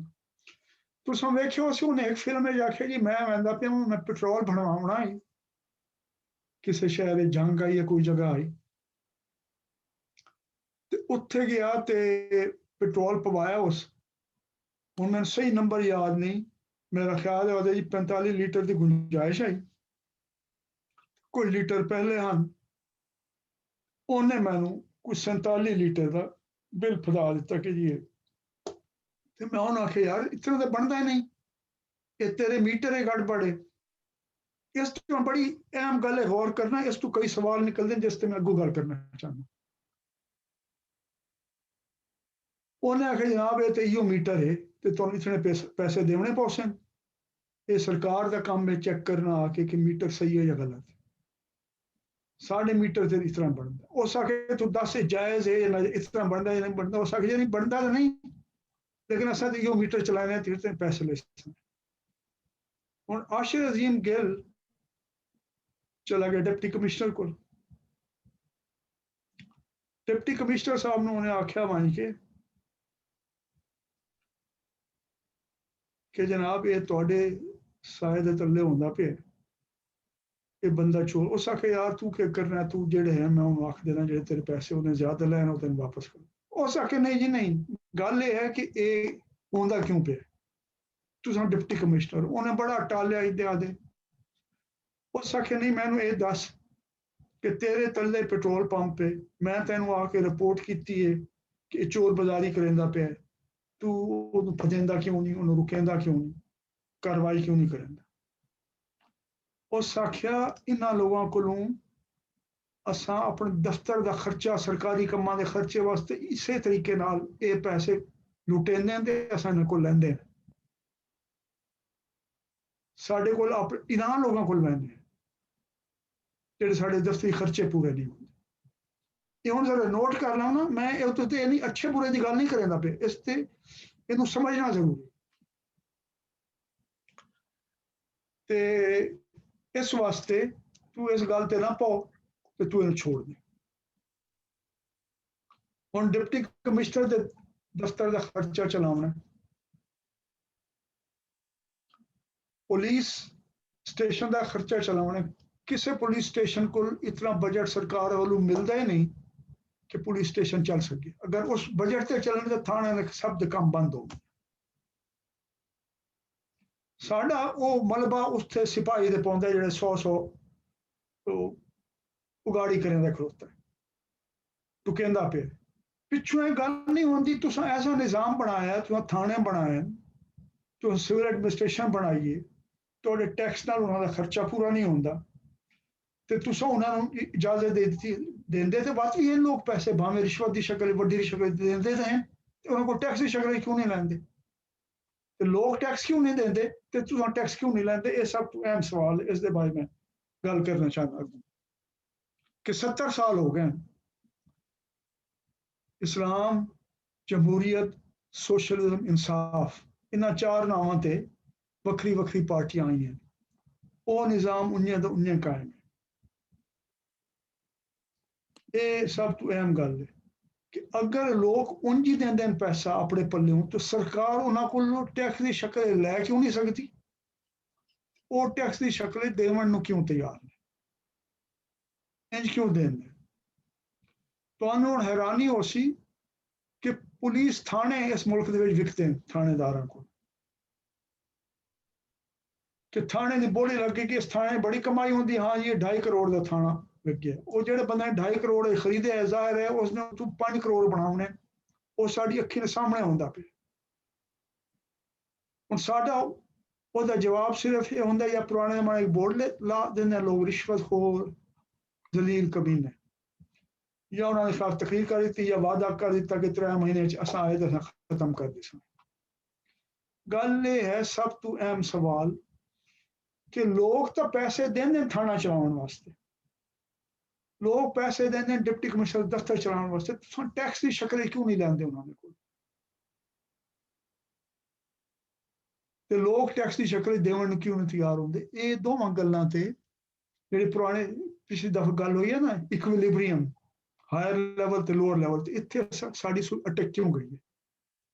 ਸਾਡੇ ਜ਼ਿਹਨ ਦੇ ਵਿੱਚ ਕਿਹੜੀ ਸੋਚ ਹੈ ਪਿੱਛੋਂ ਦੋਹਾਂ ਪਾਸੇ, ਲਵਣ ਵਾਲੇ ਤੇ ਦੇਵਣ ਵਾਲੇ ਦੋਹਾਂ ਦੇ ਪਾਸੋਂ ਕਿਹੜੀ ਸ਼ੈ ਕਿੱਥੇ ਅਟਕ ਗਈ ਹੈ ਸਾਡੀ ਸੋਚ? ਅਸਾਂ ਇਸ ਤੋਂ ਅੱਗੇ ਕਿਉਂ ਨਹੀਂ ਚੱਲਣਾ? ਇੰਨੇ ਇਮਤਿਹਾਨ ਸੈਂਟਰ ਹੈ ਉਹ ਵੀ ਇਹ ਕਰਿੰਦੇ। ਹੁਣ ਇੱਕ ਸਾਲ ਮੇਰਾ ਬੰਦਾ ਜਾਣਾ ਹੈ ਪੁਰਾਣੇ ਜ਼ਮਾਨੇ 'ਚ, ਉਹਨੇ ਹਾਲ ਲਿਆ, ਐਗਜ਼ਾਮੀਨੇਸ਼ਨ ਹਾਲ ਪੈਸੇ ਲੈ ਕੇ ਖਰੀਦਿਆ ਤੇ ਉਸ ਤੋਂ ਬਾਅਦ ਅੰਦਰੋਂ ਕੁੰਡੀਆਂ ਲਾਈਆਂ ਤਾਂ ਸਭ ਨੂੰ ਆ ਕੇ ਖੋਲ ਲਓ ਕਿਤਾਬਾਂ, ਜੋ ਕਰਨਾ ਕਰ ਲਓ, ਸਭ ਕੋਲ ਪੈਸੇ ਹੈਗੇ ਉਗਾੜ ਲੈ। ਉਹ ਛਾਪਾ ਮਾਰਨ ਵਾਲੀ ਟੀਮ ਪਹੁੰਚ ਗਈ ਤੇ ਉਹਨੇ ਆਖਿਆ ਵੀ ਅਸਾਂ ਚੈੱਕ ਕਰਨ ਦੇ, ਉਸ ਨੇ ਤੁਸੀਂ ਅੰਦਰ ਨਹੀਂ ਆ ਸਕਦੇ। ਉਸ ਆਖਿਆ ਕਿਉਂ? ਉਸ ਆਖਿਆ ਮੈਨੂੰ ਸ਼ਨਾਖਤੀ ਕਾਰਡ ਦਿਖਾਓ ਆਪਣਾ। ਉਸ ਆਖਿਆ ਤੂੰ ਸਾਨੂੰ ਜਾਣਨਾ? ਉਸ ਆਖਿਆ ਨਹੀਂ, ਇਹ ਕਾਨੂੰਨ ਦੀ ਗੱਲ ਹੈ, ਮੈਨੂੰ ਪਹਿਲੇ ਸ਼ਨਾਖਤੀ ਕਾਰਡ ਵਿਖਾਓ, ਸ਼ਨਾਖਤੀ ਕਾਰਡ ਨਾਲ ਮੈਂ ਤਸਦੀਕ ਕਰ ਸਕਦਾ ਫਿਰ ਤੁਹਾਨੂੰ ਅੰਦਰ ਜਾਵਾਂਗੇ। ਔਰ ਜੇ ਤੱਕ ਸ਼ਨਾਖਤੀ ਕਾਰਡ ਲਭਿਆਂਦੇ ਹੁਣ ਵਾਂ ਕੇ ਪਿੱਛੋਂ ਸਭ ਨੂੰ ਆ ਕੇ ਵਾਂ ਕੇ ਕਿਤਾਬਾਂ ਬੰਦ ਕਰ ਲਓ, ਉਹਨਾਂ ਆ ਕੇ ਹਾਂ ਜੀ ਹੁਣ ਆ ਕੇ ਚੈਕਿੰਗ ਕਰ ਲਓ। ਉਹਦੇ ਵਾਸਤੇ ਵੀ ਕਾਨੂੰਨ ਦਾ ਸਹਾਰਾ ਲੈ ਲੈਂਦੇ ਲੁੱਟ-ਪੱਟ ਕਰਨ ਵਾਸਤੇ। ਤੇ ਪਹਿਲੀ ਇਹ ਸਭ ਤੋਂ ਅਹਿਮ ਗੱਲ ਹੈ, ਅਸਾਂ ਲੋਕਾਂ ਤੋਂ ਵਸੂਲੀ ਦਾ ਤਰੀਕਾ ਜਿਹੜਾ ਹੈ ਉਹ ਟੈਕਸ ਦੀ ਬਜਾਏ ਲੁੱਟ-ਪੱਟ ਦਾ ਕਿਉਂ ਰੱਖਿਆ? ਹੁਣ ਇੱਕ ਹੋਰ ਕਰੋ ਹੈ, ਇੱਕ ਤਾਂ ਜਿਹੜਾ ਹੈ ਉਹ ਸਿੱਧੀ ਸਾਦੀ ਚੋਰੀ ਕਰਿੰਦੇ, ਉਹ ਦਿੰਦੇ ਨਹੀਂ ਪੈਸੇ। ਉਹਦਾ ਫਾਇਦਾ ਇਹ ਹੈ ਉਹ ਆਦਿ ਦੀ ਹਰ ਸੌਦੇ ਦੀ ਅਲੱਗ-ਅਲੱਗ ਕੀਮਤ ਤੈਅ ਹੋ ਸੀ, ਇਸ ਵਾਸਤੇ ਇਕੱਠੇ ਅਸਾਂ ਇੱਕੋ ਰੇਟ 'ਚ ਕਿਉਂ ਦੇਈਏ? ਹੁਣ ਜਿਹੜੇ ਲੋਕ ਟੈਕਸ ਦਿੰਦੇ ਨਹੀਂ, ਜਿਹੜੇ ਸਨਅਤਕਾਰ ਹਨ, ਉਹ ਤਾਂ ਇਸ ਵਾਸਤੇ ਨਹੀਂ ਦਿੰਦੇ ਕਿ ਬਈ ਉਹਨਾਂ ਦਾ ਮੁੱਖ ਮੁਕਾਬਲਾ ਹੁੰਦਾ ਟੈਕਸ ਵਸੂਲ ਕਰਨਾ, ਯਾਰ ਤੂੰ ਮੈਨੂੰ ਲਾ ਇਸ ਤਰ੍ਹਾਂ ਮੇਰੇ ਟੈਕਸ ਘਟਾ ਦੇ, ਕੁਝ ਮਿਹਨਤਾਂ ਦੇ ਦੇ ਸਾਂ, ਤੂੰ ਇਹਨਾਂ ਗੱਡੀ ਖਰੀਦ ਲਵੇਂ, ਘਰ ਬਣਾ ਲਵੇਂ, ਮੇਰਾ ਵੀ ਇਤਨਾ ਟੈਕਸ ਬਚ ਵੈਸੀ ਤੇ ਸਰਕਾਰ ਨੂੰ ਖੂਹ ਖਾਤੇ 'ਚ ਪਾ। ਇੱਕ ਤਾਂ ਸਿੱਧਾ ਲਾਲਚ ਹੁੰਦਾ ਦੋਹਾਂ ਪਾਸੋਂ, ਉਹ ਇੱਕ ਵਜ੍ਹਾ ਬਣਦੀ ਹੈ। ਇੱਕ ਜਿਹੜੀ ਦੂਜੀ ਵਜ੍ਹਾ ਇਹ ਬਣਦੀ ਹੈ ਕਿ ਸਰਕਾਰ ਕੋਲ ਵੀ ਜਿਹੜੇ ਟੈਕਸ ਲਵਣ ਵਾਲੇ ਤੇ ਦੇਵਣ ਵਾਲੇ ਵੀ, ਉਹ ਜਿਹੜੇ ਡਾਢੇ ਬੰਦੇ ਹਨ ਉਹ ਤਾਂ ਐਸਾ ਸੌਦਾ ਕਰਾਉਂਦੇ ਹਨ ਕਿ ਉਹਨਾਂ ਨੂੰ ਥੋੜੀ ਕਸ ਲੱਗਦੀ ਹੈ ਤੇ ਉਹ ਜ਼ਿਆਦਾ ਫਾਇਦਾ ਕਰ ਲੈਂਦੇ ਹਨ। ਅਸਲ ਕਸ ਗਰੀਬ ਬੰਦੇ ਨੂੰ ਲੱਗਦੀ ਹੈ। ਜਿਹੜਾ ਟੈਕਸੀ ਡਰਾਈਵਰ ਹੈ, ਜਿਹੜਾ ਮੋਟਰਸਾਈਕਲ ਚਲਾਉਣ ਵਾਲਾ, ਜਿਹੜਾ ਜਿਹੜਾ ਚਾਹਾਂ ਉਹਨੂੰ ਰੋਕ ਲੈ ਪੈਸੇ ਕੱਟ। ਮੈਨੂੰ ਯਾਦ ਹੈ ਮੈਂ ਟੈਕਸੀ ਤੇ ਹੁੰਦਾ ਪਿਆ ਇਸਲਾਮਾਬਾਦ, ਉਹ ਟੈਕਸੀ ਵਾਲਾ ਬੜਾ ਕੋਈ ਜ਼ਹੀਨ ਆਦਮੀ ਹੈ, ਬੜਾ ਤੇਜ਼ ਬੰਦਾ ਹੈ, ਉਹਨੇ ਪੁਲਿਸ ਵਾਲੇ ਨੇ ਰੋਕ ਲਿਆ, ਉਹਨੇ ਆਖਿਆ ਜੀ ਕਾਗਜ਼ ਵਿਖਾ। ਉਹ ਬੜਾ ਤੇਜ਼, ਉਹਨੇ ਆਖਿਆ ਕਿਹੜੇ ਕਾਗਜ਼? ਉਹਨੇ ਆਖਿਆ ਤੈਨੂੰ ਕੀ ਕਾਗਜ਼? ਉਹਨੇ ਆਖਿਆ ਦੱਸ ਮੈਨੂੰ ਕਾਗਜ਼ ਕਿਹੜੇ ਤੈਨੂੰ ਚਾਹੀਦੇ? ਮੈਨੂੰ ਕਾਗਜ਼ ਦੱਸ, ਮੈਨੂੰ ਕਾਗਜ਼ ਵਿਖਾਓ। ਨਾਲ ਉਹਨੇ ਹੱਸਣਾ ਸ਼ੁਰੂ ਕਰਤਾ। ਹੁਣ ਪੁਲਿਸ ਵਾਲੇ ਨੂੰ ਇਹ ਨਹੀਂ ਪਤਾ ਕਿ ਕਿਹੜੇ ਕਾਗਜ਼ ਵੇਖਣੇ, ਉਹਨੂੰ ਪਤਾ ਹੀ ਕਿ ਮੈਂ ਉਹਨੂੰ ਕਾਗਜ਼ ਦਾ ਅਕਸਾਂ ਤੇ ਡਰ ਕੇ ਮੈਨੂੰ ਕੱਢਦੇ ਸੀ। ਉਹਨੇ ਮੈਨੂੰ ਆਖਿਆ ਉਹਦੇ ਸਾਹਮਣੇ, ਉਹਨੇ ਆਖਿਆ ਜੀ, ਉਹਨੇ ਇਹ ਨੋਟ ਕੱਢ ਕੇ ਉਹਨੇ ਕਿਹਾ ਜੀ ਇਹਨੂੰ ਇਹ ਕਾਗਜ਼ ਚਾਹੀਦੇ, ਇਹ ਕਾਗਜ਼ ਵੇਖਣਾ ਚਾਹੁੰਦਾ, ਦੂਏ ਕਾਗਜ਼ ਕੋਈ ਨਹੀਂ। ਉਸ ਆਖਿਆ ਮੈਂ ਤੈਨੂੰ ਤਾਂ ਵੀ ਖਾਸਾਂ ਕਾਗਜ਼ 'ਚ, ਤੂੰ ਮੈਨੂੰ ਦੱਸੇ ਸਹੀ ਕਿਹੜੇ ਕਾਗਜ਼। ਹੁਣ ਇਸ ਗੱਲ ਦਾ ਬੜਾ ਅਹਿਮ ਤਾਲੁਕ ਹੈ ਸਾਡੇ ਨਾਲ ਕਿ ਅਸਾਂ ਆਪ ਆਪਣੀ ਜ਼ਿੰਮੇਵਾਰੀ ਸ਼ਹਿਰੀ ਦੇ ਤੌਰ ਤੇ ਪੂਰੀ ਕਰਿੰਦੇ ਜਾਂ ਨਹੀਂ ਕਰਿੰਦੇ। ਤੇ ਨਿਜ਼ਾਮ ਜਿਹੜਾ ਬਣਿਆ ਹੋਇਆ ਹੈ, ਇੱਕ ਤਾਂ ਇਹ ਗੱਲ ਹੈ ਜਿਸ ਨੂੰ ਅਸਾਂ ਨਾਮ ਨਿਹਾਦ ਹਰਾਮ ਆਖਣੇ ਹੈ, ਉਹਨੂੰ ਅਸਾਂ ਸੌਖਾ ਕਰ ਦਿੱਤਾ ਤੇ ਜਿਹੜਾ ਹਲਾਲ ਆਖਣੇ ਉਸ ਨੂੰ ਔਖਾ ਕਰ ਦਿੱਤਾ। ਇਹ ਸਾਡਾ ਨਿਜ਼ਾਮ, ਇਹਦੇ ਵਿੱਚ ਸਿਆਸਤਦਾਨ ਵੀ ਸ਼ਾਮਿਲ ਹੈ, ਇਹਦੇ ਵਿੱਚ ਆਮ ਸ਼ਹਿਰੀ ਵੀ ਸ਼ਾਮਿਲ ਹੈ ਤੇ ਬਿਊਰੋਕਰੇਟ ਵੀ ਸ਼ਾਮਿਲ ਹੈ। ਇਹ ਪਹਿਲੀ ਗੱਲ ਹੈ। ਹੁਣ ਉਸ ਤੋਂ ਅਗਲੀ ਗੱਲ ਇਹ ਅਸੀਂ ਕਰ ਕੇ ਸਕਦੇ ਹਾਂ। ਇਹਦੇ ਬਾਰੇ ਵਿੱਚ ਸਾਡੀ ਜਿਹੜੀ ਤਾਲੀਮ ਹੈ ਉਹ ਇਹ ਹੈ ਕਿ ਮੈਂ ਤਾਂ ਇਕੱਲਾ ਬੰਦਾ ਕੁਝ ਨਹੀਂ ਕਰ ਸਕਦਾ ਇਹਨੂੰ ਰੋਕਣ ਵਾਸਤੇ। ਤੇ ਕੁਝ ਲੋਕ ਇਹ ਹਨ, ਉਹਨਾਂ ਨੇ ਇੱਕ ਹੋਰ ਇਹਦਾ ਬਣਾਈ ਹੋਈ ਦਲੀਲ ਜ਼ਬਰਦਸਤ। ਉਹ ਆਖਦੇ ਜੀ ਇਹ ਟੈਕਸ ਜਿਹੜਾ ਉਹ ਸ਼ਰੀਅਤ ਦੇ ਵਿੱਚ ਲਾਜ਼ਮੀ ਕੋਈ ਨਹੀਂ, ਇਹ ਤਾਂ इस्लाम दे विच इहदी साडी कोई पाबंदी नहीं, ये इस्लामी रियासत कोई नहीं। वो सारे पैसे कमा के अपने सिराने दे थल्ले रख देंदे न, वो बैंक च पैसे नहीं जमा करांदे, वो आखदे न सूदी कारोबार है ते रियासत गैर इस्लामी रियासत है। रियासत को बिजली लै लवनी है, सड़कां लै लवनियां, स्कूल लै लवणे, हैल्थ सेंटर लै लवणे, सारे फायदे चा लवणे। जिथे पैसा होना उत्थे लवना इस्लामी है ते देना गैर इस्लामी है। उन्होंने अपने मजहब का यह तरीका बनाया। वो पाकिस्तान में ही करेंदे न, पाकिस्तान तो बाहर जेडे गैर मुल्क हैं उत्थे भी करेंदे न, बैंक जमा ही नहीं करेंदे पैसे ते ठीक ठाक पैसे। बुनियाद होती है होंदी है जी सूदी निज़ाम है ते लेकिन वेलफेयर लवन वास्ते पहुंच वेंदे उस सूदी निज़ाम दे विच। वो आखदे जी मलका बरतानिया नूं अल्लाह ताला ने इस वास्ते दिता है सब कुछ कि ਤੁਹਾਡਾ ਖਰਚਾ करे। तू समझो ते ਸਰ ਤੁਸੀਂ ਸੌਰੀ ਮੈਂ ਇੰਟਰਰਪਟ ਕਰ ਰਿਹਾ ਤੁਹਾਨੂੰ, ਉਹ ਮੈਂ ਕਹਿ ਰਿਹਾ ਕਿ ਉਹ ਇਸ ਵਾਸਤੇ ਟੈਕਸ ਨਹੀਂ ਦਿੰਦੇ ਕਿ ਇਹ ਸੂਦੀ ਨਿਜ਼ਾਮ ਹੈ, ਇਸ ਵਾਸਤੇ ਅਸੀਂ ਟੈਕਸ ਨਹੀਂ ਦੇਣਾ, ਇਹ ਤੁਸੀਂ ਅੱਛਾ। हाँ मतलब वो आखदे जी रियासत इस्लामी रियासत नहीं, असीं क्यों टैक्स देविए। मतलब दलील बनाई ना कि सानू तो सिर्फ ज़कात, असां ज़कात देने, असां टैक्स क्यों देविए। ज़कात भी टैक्स की शक्ल है ना भाई, जे तुसां टैक्स देवन नूं इस्लामी नहीं समझेंदे तो वह टैक्स के नाल जितने फायदे हैं वो भी ना चाहो, वो भी गैर इस्लामी है। अगर बैंक के पैसे जमा करावना भाई ये सूदी कारोबार है, गलत है, तो वह जितने तुहाडे एयरपोर्ट बने जितने कारोबार हैं वो सारे कर्जे नाल चलते पे, वो सारे सूदी काम नाल चलते, वो सब दा बाइकाट करो, तंबू लाओ, उठ लो ते वन के बह वंजो थल रोई ते चोलिस्तान। जिथे देवन का मामला होंदा है उत्थे तुसां इस्लाम नूं लै आंदे हो, ते जिथे लवण का मामला होंदा उत्थे आदे हर कोई जायज़ है। ये बुनियादी गल है, दलील हर किसी ने वक्रियां वक्रियां बनाई होंदी ते इन्हां कोल पैसा ठीक ठाक होंदा है। मतलब ये अच्छे लोग भी होंदे, उस बुरे मैं कहीं गल नहीं करदा, मैं एक सोच की गल करदा पिया कि वाशिंगटन DC साइड मेरे एक यार ने दस्सिया कि उत्थे रावी कबाब आई दुकान, वो उन्होंने खरीदण गए घर ते वो जिले गए तो आम तौर पर हों तो आदे जी मॉर्गेज के कागजात ले आओ, क्योंकि बैंक तुहानू कर्जा देंदा है, तुसां मॉर्गेज लैंदे हो, वो जमानत होंदी है, सारा निज़ाम ही कर्जे ते चलदा पे। हर शै घर कार लोग लैंदे न, कहीं कोल पल्ले हत्थों इतना पैसा नहीं होंदा, ना नकदी होंदी है, रोकड़ा जिसनूं आखदे कैश।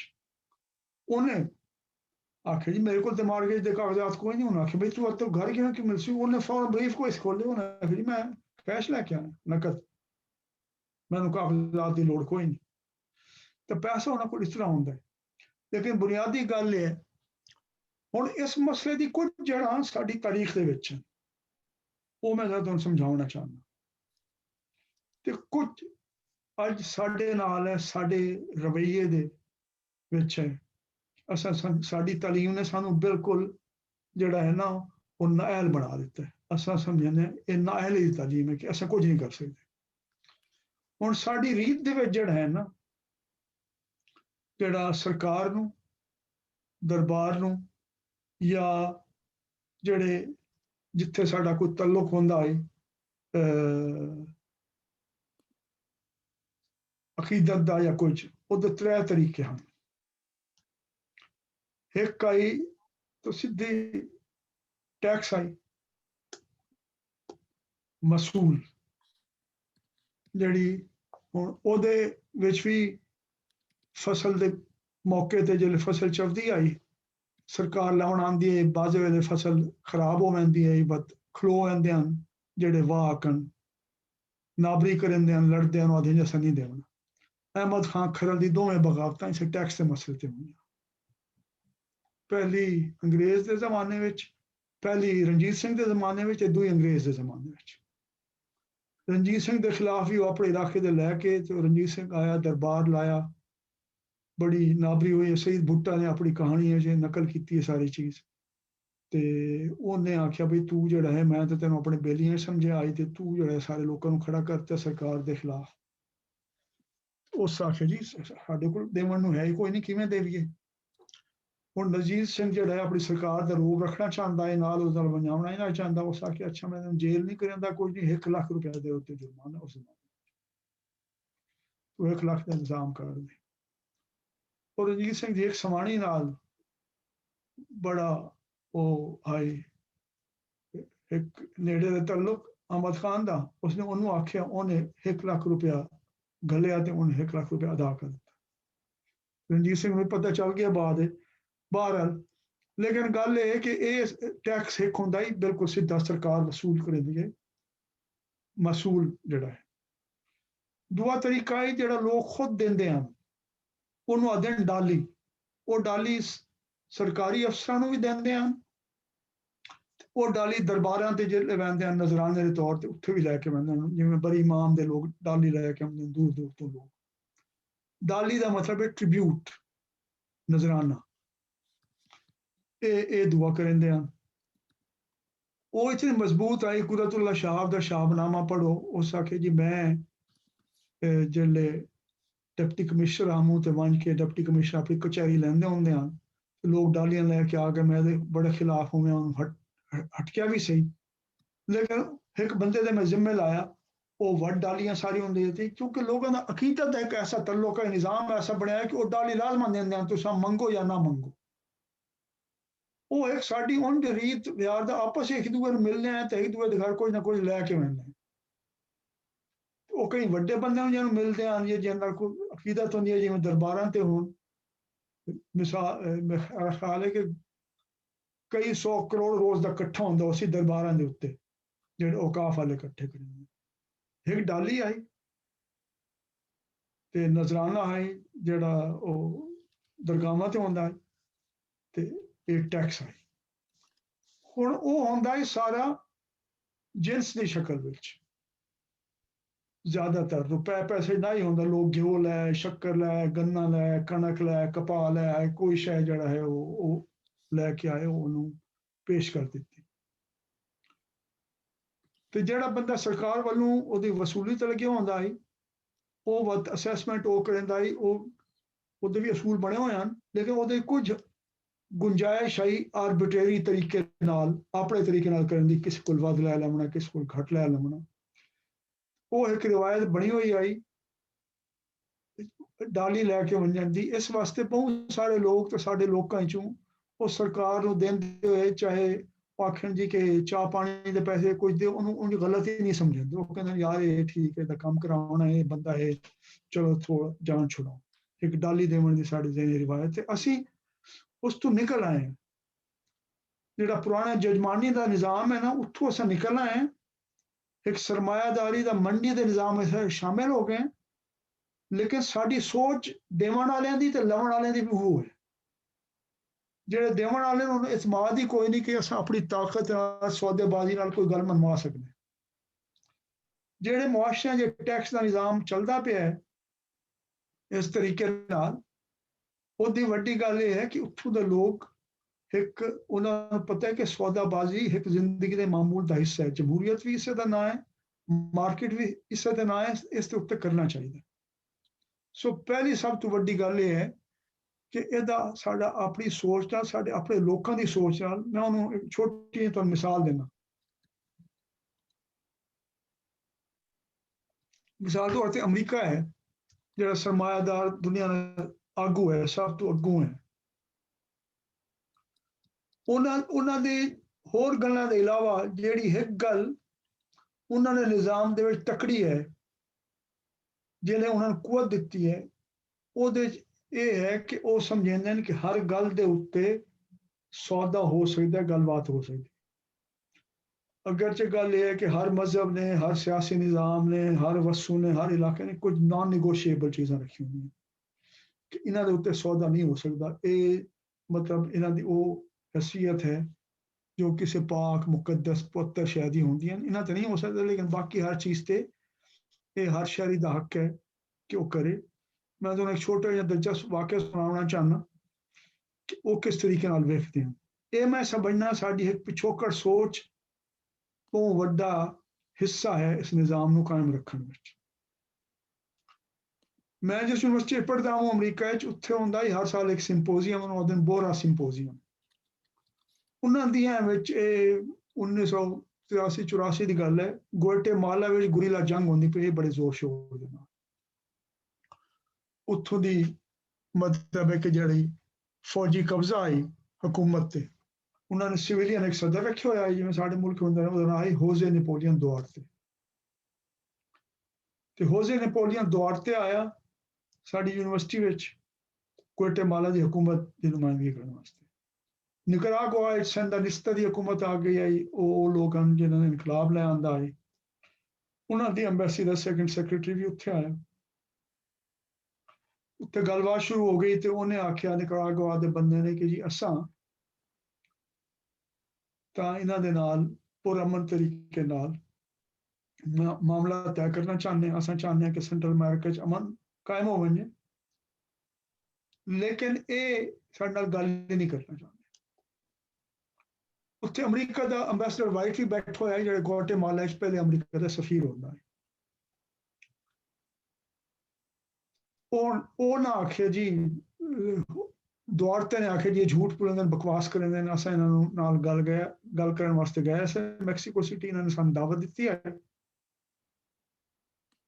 ते जिस वेले असां गए ते इन्हां ने आखे तुहाडे नाल इक्को चीज़ ते गल हो सकदी है कि अगर तुसीं मुल्क छोड़ दिओ तो असां तुहानूं बड़े सां कोई ना तुसीं अपने आप नूं अपने खानदान नूं लैके पुरअमन तौर ते निकल वंजो असां तुहाडी कप टुक नहीं करनी तुहानूं वंजण दे दी सां ते तुसीं छोड़ दो उस आखे ये झूठे गल ही नहीं करना चाहते अस गल करन गए थे नहीं गल की ਉਹਦੇ ਉੱਤੇ ਅੰਬੈਸਡਰ ਵਾਈਟ ਨੇ ਬੜੀ ਸੋਹਣੀ ਗੱਲ ਕੀਤੀ ਜਿਹੜਾ ਮੈਂ ਅਸੂਲ ਤੁਹਾਨੂੰ ਸਮਝਾਉਣਾ ਚਾਹੁੰਦਾ ਉਹਨੇ ਆਖਿਆ ਕਿ ਇਹਦੇ ਨਾਲ ਇਹ ਸਾਬਿਤ ਨਹੀਂ ਹੁੰਦਾ ਕਿ ਜਿਹੜੇ ਗੁਰੀਲੇ ਹਨ ਉਸ ਆਖੇ ਮੈਨੂੰ ਨਹੀਂ ਪਤਾ ਕੀ ਗੱਲ ਹੋਈ ਉੱਥੇ ਮੈਂ ਉੱਥੇ ਕੋਈ ਨਾ ਹੂੰ ਕੌਣ ਆਈ ਤੇ ਕੀ ਗੱਲ ਹੋਈ ਉਹਨਾਂ ਦੇ ਵਿਚਕਾਰ ਉਸ ਆਖੇ ਅਗਰ ਉਹਨਾਂ ਨੇ ਗੱਲ ਕੀਤੀ ਵੀ ਹੈ ਉਸ ਤੋਂ ਇਹ ਸਾਬਿਤ ਨਹੀਂ ਹੁੰਦਾ ਕਿ ਉਹ ਗੱਲਬਾਤ ਨਹੀਂ ਕਰਨਾ ਚਾਹੁੰਦੇ ਮੁਕਾਬਲਾ ਨਹੀਂ ਕਰਨਾ ਚਾਹੁੰਦੇ negotiation करके मामला नहीं तय करना चाहते इस नाल इक्को गल साबित होंदी कि दे आर टफ negotiators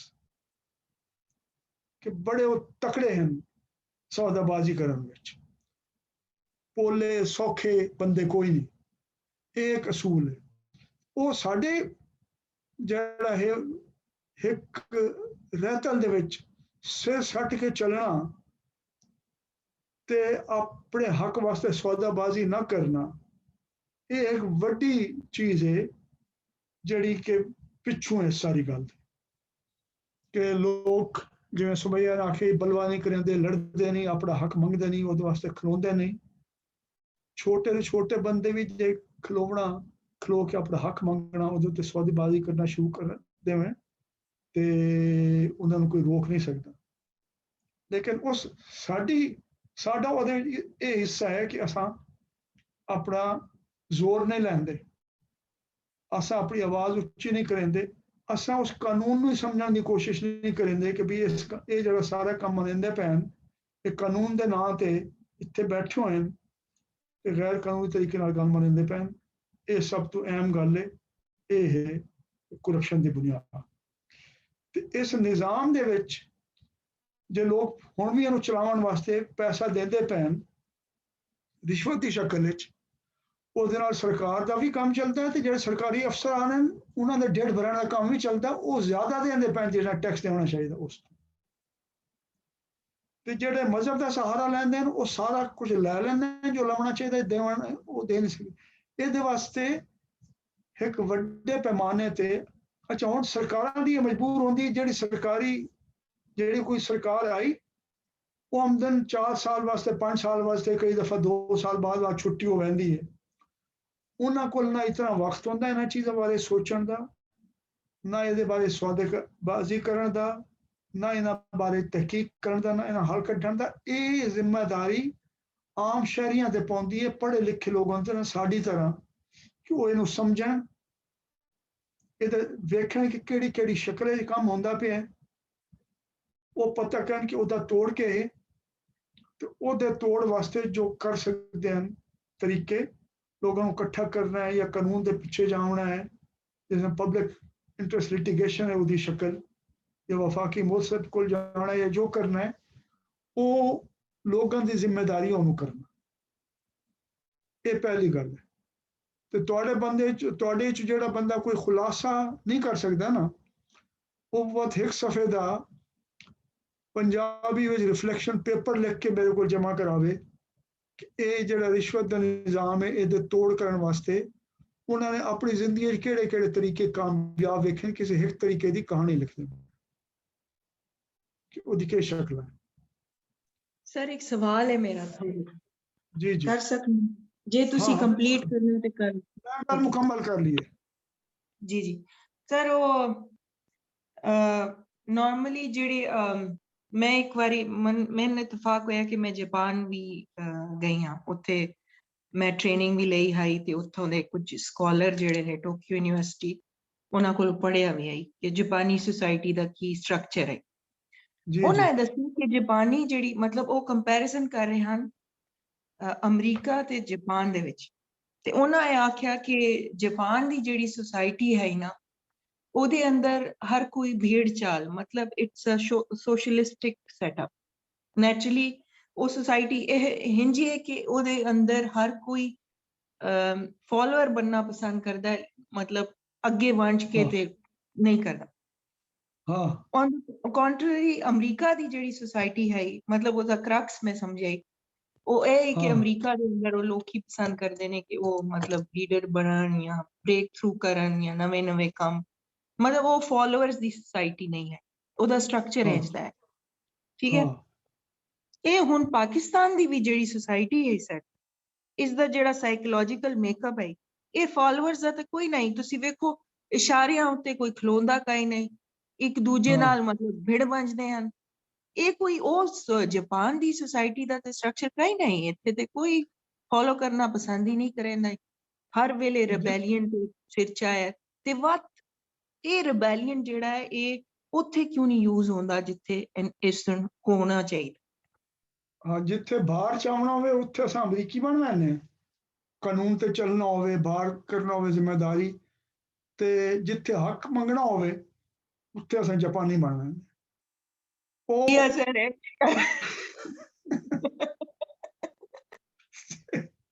ਮਸਲਾ ਇਹ ਹੈ, ਉਹ ਬਿਲਕੁਲ ਠੀਕ ਹੈ, ਅਮਰੀਕਾ 'ਚ ਹਰ ਕੋਈ ਆਪੋ ਆਪ ਹੈ, ਉਹ ਉਹਨਾਂ ਦੀ ਕੂਵਤ ਹੈ ਉਸ ਨਿਜ਼ਾਮ ਦੀ, ਉੱਥੋਂ ਦੇ ਲੋਕਾਂ ਦੀ। ਜਾਪਾਨ ਦੇ ਵਿੱਚ ਉਹ ਆਖਦੇ ਜੀ ਅਸਾਂ ਖੇਸ਼ ਕਬੀਲਾ, ਕੰਪਨੀ ਵੀ ਉਹਨਾਂ ਦਾ ਖੇਸ਼ ਕਬੀਲਾ ਹੈ, ਉਹਦਾ ਹਿੱਸਾ ਬਣ ਕੇ ਚੱਲਦੇ ਨੇ। ਮਤਲਬ ਜਾਪਾਨ ਵਿੱਚ ਜਿਹੜੇ ਤਿਜਾਰਤ ਵਿੱਚ ਖਿਸਾਰਾ ਹੋਣ ਲੱਗੇ ਕੰਪਨੀਆਂ ਨੂੰ, ਇਹ ਫੂਕੋਯਾਮਾ ਨੇ ਕਿਤਾਬ ਲਿਖੀ ਹੈ ਟਰਸਟ, ਉਹਦੇ ਵਿੱਚ ਉਹਨੇ ਬੜਾ ਤਫਸੀਲ ਨਾਲ ਜ਼ਿਕਰ ਕੀਤਾ, ਬੜੀ ਦਿਲਚਸਪ ਕਿਤਾਬ ਹੈ, ਤੁਹਾਨੂੰ ਮੌਕਾ ਮਿਲੇ ਤਾਂ ਪੜ੍ਹਨਾ। ਉਸ ਅੱਗੇ ਜਿਹੜਾ ਜਾਪਾਨ ਵਿੱਚ ਜਿਹੜਾ ਬੰਦਾ ਮੁਲਾਜ਼ਮ, ਉਹਦੀ ਕੰਪਨੀ ਉਹਦੇ ਖਾਨਦਾਨ ਤੋਂ ਵੱਡਾ ਖਾਨਦਾਨ ਉਹਦੇ ਵਾਸਤੇ ਹੁੰਦੀ। ਇੱਕ ਤਾਂ ਉਹਦਾ ਪੂਰੀ ਜ਼ਿੰਦਗੀ ਵਾਸਤੇ ਤੈਅ ਹੁੰਦਾ ਮੁਆਹਦਾ ਕੰਪਨੀ ਦੇ ਨਾਲ ਉਹਨੇ ਕੰਮ ਕਰਨਾ। ਦੂਆ ਕੰਪਨੀ ਘਾਟੇ ਵਿੱਚ ਲੱਗੇ ਤੇ ਉਹ ਕਢੇਂਦੀ ਨਹੀਂ ਲੋਕਾਂ ਨੂੰ, ਉਹ ਮਿਲ ਕੇ ਉਹਨਾਂ ਨੂੰ ਆਖਦੀ ਯਾਰ ਤੁਸੀਂ ਰਾਜ਼ੀ ਹੋਣ ਜੋ ਆਪਣੀ ਤਨਖਾਹ ਘਟਾਉਣ, ਨਹੀਂ ਤਾਂ ਸਾਡੀ ਕੰਪਨੀ ਬੰਦ ਹੋ ਗਈ ਤੇ ਉਹ ਉਸ ਤੇ ਵੀ ਰਾਜ਼ੀ ਹੋ ਗਏ। ਤੇ ਵੀਕਐਂਡ ਤੇ ਜੇ ਪਿਕਨਿਕ ਬਣਾਉਣੀ ਹੋਵੇ ਨਾ, ਉਹ ਆਪਣੇ ਬਾਲ ਬੱਚਿਆਂ ਦੇ ਬਜਾਏ ਕੰਪਨੀ ਨਾਲ ਪਿਕਨਿਕ ਕਰਨਗੇ। ਉਹਨਾਂ ਦੀ ਇਸ ਤਰੀਕੇ ਨਾਲ ਜੁੜਤ ਹੈ ਉਹਦੇ ਨਾਲ ਕਿ ਉਹ ਉਹੀ ਠੀਕ ਹੈ, ਭੇੜ ਚਾਲ ਵਾਲੀ ਗੱਲ ਹੈ ਕਿ ਉਹ ਇੱਕ ਬਣ ਗਏ, ਉਹ ਕੰਪਨੀ ਇੱਕ ਕਬੀਲਾ ਬਣ ਗਿਆ, ਇੱਕ ਟਾਬਰੀ ਬਣ ਗਈ, ਉਹ ਉਹਦਾ ਹਿੱਸਾ ਬਣ ਕੇ ਕਰਿੰਦੇ ਨੇ, ਉਹ ਰਲ ਕੇ ਕਰਿੰਦੇ ਹਨ। ਲੇਕਿਨ ਉਹਨਾਂ ਦੇ ਇਸ ਨਿਜ਼ਾਮ ਨਾਲ ਉਹਨਾਂ ਨੂੰ ਬਾਅਦ ਮਾਮਲੇ ਇਤਨੀ ਕੁਵਤ ਮਿਲੀ ਕਿ ਜਾਪਾਨੀ ਅਮਰੀਕਾ ਦੇ ਵਿੱਚ ਰਹਿੰਦੇ ਹੋਏ ਜਾਪਾਨੀ ਕਾਰਾਂ ਅਮਰੀਕੀ ਕਾਰਾਂ ਤੋਂ ਜ਼ਿਆਦਾ ਵਿਕਦੀਆਂ ਹੁਣ ਵੀ ਵਿਕਦੀਆਂ ਹਨ, ਪਹਿਲੇ ਵੀ। ਤੇ ਲੋਕਾਂ ਨੇ ਇਹ ਇਤਰਾਜ਼ ਕੀਤਾ ਕਿ ਜਿਹੜਾ ਹੈ ਇਹ ਜਾਪਾਨੀ ਹਨ, ਇਹ ਆਪਣੀ ਲੇਬਲ ਦੀ ਵਜ੍ਹਾ ਤੋਂ ਜਾਪਾਨੀਆਂ ਦਾ ਲੇਬਲ ਐਸਾ ਬਣ ਗਿਆ, ਲੋਕ ਉਹਦੀ ਕਾਰ ਖਰੀਦ ਕਰਦੇ ਨੇ, ਉਹਦੀ ਇੱਕ ਸਾਖ ਬਣ ਗਈ। ਉਹ ਉਹਨਾਂ ਦੀ ਮਤ ਪਤਾ ਚੱਲੇ ਇੱਕ ਚੀਜ਼ ਹੈ ਜਿਸ ਨੂੰ ਕਹਿੰਦੇ ਨੇ ਕਜ਼ਨ ਕਾਰਸ। ਕਜ਼ਨ ਕਾਰ ਦਾ ਮਤਲਬ ਹੈ ਕਾਰ ਇੱਕੋ ਫੈਕਟਰੀ ਨਿਕਲੀ, ਇੱਕ ਤੇ ਅਮਰੀਕੀ ਕਾਰ ਦਾ ਲੇਬਲ ਲੱਗ ਗਿਆ, ਦੂਏ ਤੇ ਜਾਪਾਨੀ ਕਾਰ ਦਾ ਲੇਬਲ ਲੱਗ ਗਿਆ। ਖਰਚਾ ਦੋਹਾਂ ਤੇ ਇੱਕੋ ਆਇਆ। ਬਾਕੀ ਲੋਕ ਜਾਪਾਨੀ ਕਾਰਾਂ ਖਰੀਦ ਕਰਦੇ ਨੇ, ਅਮਰੀਕੀ ਕਾਰਾਂ ਨਾਲ ਖਰੀਦ ਕਰਦੇ ਨੇ। ਉਹ ਕੁਆਲਿਟੀ ਕੰਟਰੋਲ ਤੇ ਉਹਨਾਂ ਦਾ ਇਤਰਾਜ਼ ਆਈ। ਤੇ ਜਿਹੜੀ ਗੱਲ ਮੈਂ ਕਰਦਾ ਪਿਆ, ਕਾਮਰਾਨ ਨੇ ਪੁੱਛਿਆ ਕਿ ਹਾਂ ਲੈਟ ਨੋ ਕਰਪਟ ਪੋਲਿਸ਼, ਇਹ ਇੱਕ ਸ਼ਕਲ ਹੈ ਕਿ ਸਿਆਸਤਦਾਨ ਨਾ ਚੁਣੋ, ਲੇਕਿਨ ਅਸਲ ਗੱਲ ਇਹ ਹੈ ਕਿ ਅਸਾਂ ਜਿਹੜੇ ਆਮ ਜ਼ਿੰਦਗੀ ਦੇ ਮਾਮਲੇ ਹਨ, ਲੈਣ ਦੇਣ ਹਨ, ਉਹਦੇ ਹਰ ਵੇਲੇ ਸਿਆਸਤਦਾਨ ਤੇ ਨਹੀਂ ਬੈਠਾ ਹੁੰਦਾ ਨਾ। ਹੁਣ ਬਾਅਦ ਲੋਕ ਇਹ ਆਖਦੇ ਜੀ ਵੀ ਸਿਆਸਤਦਾਨਾਂ ਦੇ ਹੱਥ 'ਚ ਕੂਵਤ ਹੈ, ਬਾਅਦ ਲੋਕ ਇਹ ਆਖਦੇ ਜੀ ਸਰਕਾਰੀ ਅਹਿਲਕਾਰਾਂ ਦੇ ਕੋਲ ਤਾਕਤ ਹੈ, ਅਸਾਂ ਕੁਝ ਨਹੀਂ ਕਰ ਸਕਦੇ। ਅੱਛਾ ਤੁਸੀਂ ਉਹਨੂੰ ਛੋੜ ਦਿਓ, ਸਰਕਾਰੀ ਦਫ਼ਤਰ ਨੂੰ ਵੀ ਛੋੜ ਦਿਓ, ਥਾਣੇ ਕਚਹਿਰੀ ਨੂੰ ਵੀ ਛੋੜ ਦਿਓ, ਸਿਆਸਤਦਾਨ ਨੂੰ ਛੋੜ ਦਿਓ। ਜਿਹੜੇ ਅਸਾਂ ਵੈਗਨਾਂ ਹੀ ਬਹਾਨੇ ਆ ਬਣ ਕੇ, ਵੈਗਨ ਖਲੋਤਾ ਆਉਂਦਾ 13-14 ਸਾਲ ਦਾ ਸ਼ੋਰ, ਜਿਹੜਾ ਅਨਪੜ੍ਹ ਵੀ ਹੈ ਵੀ ਕਿਸੇ ਗਰੀਬ ਤੋਂ ਕੁਝ ਨਹੀਂ ਬਣਦਾ, ਉਹ ਸਾਰੀ ਸਵਾਰੀਆਂ ਨੂੰ ਦੇਖੀ ਆਉਂਦਾ ਕਿ ਨਹੀਂ ਜੀ ਜਿੱਥੇ 3 ਬਾਹਮਣੇ ਉੱਥੇ 5 ਬਾਹਰ ਉੱਥੇ ਕੋਈ ਚੂਹ ਨਹੀਂ ਕਰਦਾ, ਸਵਾਰੀਆਂ ਚੁੱਪ ਕਰਕੇ ਬੈਠੀਆਂ। ਉਹਦਾ ਕਿਹੜੀ ਸ਼ੈ ਨਾਲ ਤਾਲੁਕ? ਉਹ ਸਾਡੀ ਜ਼ਿੰਦਗੀ ਤੇ ਬਣੀ ਹੈ ਕਿ ਅਸਾਂ ਸਿਰ ਸੱਟ ਕੇ ਜੋ ਕੁਝ ਹੋਵੇ ਉਹਦੇ ਅੱਗੋਂ ਤੁਰ ਪਾਉਣਾ। ਕਿਸੇ ਗੱਲ ਨੂੰ ਉਹ ਸਾਡੀ ਕੋਈ ਅਮਨ ਪਸੰਦੀ ਇਤਨੀ ਵੱਧ ਗਈ ਹੈ ਕਿ ਅਸੀਂ ਕਿਸੇ ਨਾਲ ਖੇੜਾ ਨਹੀਂ ਲਾਉਣਾ, ਕਿਸੇ ਗੱਲ ਨਾਲ ਜਿਹੜਾ ਹੈ ਉਹ ਉਸ ਤੋਂ ਜਿਹੜਾ ਹੈ ਰਾਹ ਤੋਂ ਹਟਣਾ ਨਹੀਂ ਹੈ, ਕਤਾਰ ਤੋਂ ਉਸ ਤੋਂ ਸਵਾਲ ਨਹੀਂ ਕਰਨਾ। ਹਾਲਾਂਕਿ ਅਸਾਂ ਪੈਸੇ ਵੀ ਦੇਣੇ ਆ ਤੇ ਪੈਸੇ ਸਹੀ ਤਰੀਕੇ ਨਾਲ ਦੇਣ ਦੀ ਬਜਾਏ ਉਹ ਪੁੱਠੇ ਤਰੀਕੇ ਨਾਲ ਦੇਣੇ ਆ, ਉਸ ਨਾਲ ਉਹ ਸਾਰਾ ਨਿਜ਼ਾਮ ਸਾਡੇ ਸਿਰ ਦੇ ਉੱਤੇ ਕਾਇਮ ਹੈ। ਇਹ ਪਹਿਲੀ ਗੱਲ ਹੈ, ਇਹਦੇ ਉੱਤੇ ਤੁਸੀਂ ਸੋਚਣਾ। ਇਸ ਤੇ ਮੈਂ ਅੱਗੋਂ ਜ਼ਿਆਦਾ ਗੱਲ ਨਾ ਕਰ ਦੱਸਾਂ ਕਿ ਇਹ ਜਿਹੜਾ ਨਿਜ਼ਾਮ ਕਾਇਮ ਹੈ ਇਹ ਸਾਡੀ ਲੋਕਾਈ ਤੇ ਸਾਡੇ ਜਿਹੜੀ ਅਸ਼ਰਾਫੀਆ, ਇਹ ਦੋਵੇਂ ਵੱਲੋਂ ਕੁਛ ਕਸਰ ਇਹਦੇ ਵਿੱਚ ਹੈ, ਇਹਦੀ ਤਬਦੀਲੀ ਵਿੱਚ। ਤੇ ਜੇ ਤੱਕ ਲੋਕ ਇੱਕ ਜਗ੍ਹਾ ਤੇ ਇੱਕ ਦਫ਼ਤਰ, ਸਕੂਲ, ਕਚਹਿਰੀ, ਥਾਣੇ, ਗਲੀ ਮੁਹੱਲੇ 'ਚ ਇਹਨਾਂ ਦੇ ਖਿਲਾਫ ਆਪਣੀਆਂ ਆਦਤਾਂ ਦੇ ਖਿਲਾਫ ਨਾ ਲੜ ਸਨ, ਇਸ ਵਿਹਾਰ ਦੇ ਖਿਲਾਫ ਇਹ ਤਬਦੀਲ ਨਹੀਂ ਹੋ ਸਕਦਾ। ਇਹਦਾ ਵਸੀਲੇ ਦੀ ਕਮੀ ਨਾਲ ਕੋਈ ਤਾਲੁਕ ਨਹੀਂ। ਜੇ ਤੁਸੀਂ ਕਾਇਮ ਕਰਨਾ ਚਾਹੋ, ਹੁਣ ਮੋਟਰਵੇ ਪੁਲਿਸ ਹੋਰ ਤਰੀਕੇ ਨਾਲ ਕੰਮ ਕਰੇਂਦੀ, ਬਾਕੀ ਪੁਲਿਸ ਹੋਰ ਤਰੀਕੇ ਨਾਲ ਕੰਮ ਕਰੇ ਕਿਸੇ ਮੁਲਕ ਦੇ ਅੰਦਰ ਰਹਿੰਦੇ ਹੋ, ਤੇ ਇਸ ਤਰ੍ਹਾਂ ਦਾ ਨਿਜ਼ਾਮ ਬਣਿਆ ਹੋਇਆ। ਅੱਗੇ ਚੱਲੀਏ, ਪਹਿਲੇ ਮੈਂ ਇਸ ਤੇ ਗੱਲ ਕਰਨਾ ਚਾਹੁੰਦਾ ਹਾਂ। ਦੂਜੀ ਗੱਲ ਇਹ ਹੈ ਕਿ ਉਹਨੇ ਇਸ ਤੇ ਜ਼ਿਕਰ ਕੀਤਾ ਬਲੈਕ ਮਾਰਕੀਟਿੰਗ ਦਾ, ਕਰਪਸ਼ਨ ਦਾ, ਸਫਾ ਨੰਬਰ 6 ਤੇ। ਉਸ ਤੋਂ ਬਾਅਦ ਉਹਨੇ ਅਗਲੀ ਗੱਲ ਕੀਤੀ, ਇੱਕ ਹੋਰ ਦਿਲਚਸਪ ਸ਼ਕਲ ਹੈ ਕਰਪਸ਼ਨ ਦੀ। ਉਹ ਇਹ ਹੈ, ਉਹਨਾਂ ਕਿ ਬੇਸ਼ੁਮਾਰ ਜਿਹੜੇ ਸਨਅਤਕਾਰ ਹਨ ਉਹ ਜਿਹੜੀ ਆਮਦਨੀ ਕੋਈ ਜ਼ਮੀਨ ਖਰੀਦ ਲਈ, ਉਹਦੇ 'ਚ ਬਈ ਕੋਈ ਅੰਬ ਦਾ ਬਾਗ ਲਾ ਲਿਆ, ਕੋਈ ਉਂਝ ਵਾਈ ਬੀਜੀ ਕਰ ਲਈ, ਆਪਣੀ ਆਮਦਨੀ ਜ਼ਾਹਿਰ ਕੀਤੀ ਵੱਡਾ ਹਿੱਸਾ ਕਿ ਮੇਰਾ ਆਮਦਨੀ ਜਿਹੜੀ ਹੈ ਨਾ ਇਸ ਫਾਰਮ ਤੋਂ ਆਉਂਦੀ ਪਈ ਮੇਰੇ ਕੋਲ, ਕਿਉਂਕਿ ਐਗਰੀਕਲਚਰ ਟੈਕਸ ਕੋਈ ਨਹੀਂ, ਇਸ ਵਾਸਤੇ ਪੈਸਾ ਉਤਨਾ ਕਮਾ ਲਿਆ, ਲੇਕਿਨ ਉਸ ਪੈਸੇ ਨੂੰ ਜ਼ਾਹਿਰ ਕੀਤਾ ਕਿ ਇੰਡਸਟਰੀ ਤੋਂ ਇੰਡਸਟਰੀ ਮੇਰੇ ਖਿਸਾਰੇ ਤੇ ਰਹਿੰਦੀ ਪਈ ਹੈ, ਮੈਨੂੰ ਸਬਸਿਡੀ ਦੇ ਦਿਓ। ਤੇ ਫਾਰਮ ਇਨਕਮ ਮੈਨੂੰ ਆਉਂਦੀ ਪਈ ਹੈ ਜ਼ਰਾਤ ਤੋਂ, ਉਹਦੇ ਉੱਤੇ ਟੈਕਸ ਕੋਈ ਨਹੀਂ, ਇਸ ਵਾਸਤੇ ਪੈਸਾ ਵੀ ਕਮਾਇਆ ਤੇ ਉਹਦਾ ਟੈਕਸ ਵੀ ਨਾ ਦਿੱਤਾ। ਹੁਣ ਉਹ ਇੱਕ ਦੂਆ ਤਰੀਕਾ ਹੈ, ਉਹਨੇ ਸਿਰਫ ਆਪਣਾ ਜ਼ਾਤੀ ਫਾਇਦਾ ਵੇਖ ਲਿਆ, ਉਹਨੇ ਇਹ ਨਾ ਵੇਖਿਆ ਕਿ ਅਗਰ ਇਸ ਤਰੀਕੇ ਨਾਲ ਮੈਂ ਟੈਕਸ ਨਹੀਂ ਦਿੱਤਾ ਤੇ ਮੈਂ ਸਿਰਫ ਆਪਣੇ ਪੈਸੇ ਨਹੀਂ ਬਚਾਉਂਦਾ ਪਿਆ, ਮੈਂ ਆਪਣੇ ਮੁਲਕ ਨੂੰ ਇਸ ਗੱਲ ਹਿੱਸਾ ਪੈਂਦਾ ਪਿਆ ਕਿ ਉਹ ਕਰਜ਼ੇ ਮੰਗੇ ਤੰਗੇ ਦੇ ਪੈਸੇ ਦੇ ਉੱਤੇ ਸਾਰਾ ਚੱਲੇ, ਜਿਹੜੇ ਜ਼ਿਆਦਾ ਦੇਰ ਨਹੀਂ ਚੱਲ ਸਕਦੇ, ਜਿਹੜੇ ਪੈਸੇ ਦਿੰਦੇ ਹਨ, ਜਿਹੜਾ ਅੰਗਰੇਜ਼ੀ 'ਚ ਮੁਹਾਵਰਾ ਹੈ there is no such thing as a free lunch, ਉਹ ਤਾਂ ਤੁਹਾਨੂੰ ਵਕਤ ਹਿਸਾਬ ਚੁਕਾਉਣਾ ਪੈਂਦਾ ਕਿਸੇ ਨਾ ਕਿਸੇ ਸ਼ਕਲ ਦੇ ਵਿੱਚ, ਮੁਲਕ ਦੇ ਅੰਦਰ ਜਾਂ ਬਾਹਰ। ਜਿਹੜੀ ਪਾਲਿਸੀਆਂ ਹੈ ਇਹ ਆਪਣੇ ਜ਼ਾਤੀ ਫਾਇਦੇ ਨੂੰ, ਇਜਤਮਾਈ ਫਾਇਦੇ ਨੂੰ, ਇਕੱਠੇ ਫਾਇਦੇ ਨੂੰ ਵੱਖਰਾ ਕਰਕੇ ਸੋਚਣਾ, ਇੱਕ ਉਹਦੀ ਉਹ ਸ਼ਕਲ ਹੈ। ਤੇ ਸਾਡੇ ਇਹਦੇ ਵਿੱਚ ਬੜੇ ਬੜੇ ਮੁਅੱਜ਼ਜ਼ੀਨ ਵੀ ਸ਼ਾਮਿਲ ਹਨ, ਜਿਹੜੇ ਕਾਨੂੰਨ ਹਨ। ਮੈਂ ਤੁਹਾਨੂੰ ਇੱਕ ਮਿਸਾਲ ਦੇਵਾਂ ਬੜੀ ਦਿਲਚਸਪ, ਮੈਂ ਇਹਦੇ ਉੱਤੇ ਲਿਖਿਆ ਵੀ ਹੈ, ਉਹ ਛਪ ਵੀ ਚੁੱਕਿਆ, ਮੈਂ ਕਿਤਾਬ ਲਿਖਿਆ ਹੀ 3 ਸਾਲ ਪਹਿਲੇ, poverty of age and poverty alleviation, Pakistan Routledge ਵਾਲਿਆਂ ਨੇ ਛਾਪੀ ਹੈ। ਇਹ ਬੜੀ ਦਿਲਚਸਪ ਗੱਲ ਹੈ। ਹੁਣ ਅਸਾਂ ਸਿਆਸਤਦਾਨਾਂ ਤੇ ਪਾ ਦਿੱਤਾ। ਪਹਿਲੀ ਗੱਲ ਮੈਂ ਤੁਹਾਡੇ ਤੋਂ ਗੁਜ਼ਾਰਿਸ਼ ਕਰਨਾ ਕਿ ਐਸਕੇਪ ਗੋਟ ਲੱਭਣਾ ਜਾਂ ਮੁੱਦਾ ਪਾਉਣ ਵਾਸਤੇ ਕੁਝ ਲੋਕ ਇਹਦੇ ਸਾਰੇ ਸ਼ਾਮਿਲ ਨੇ।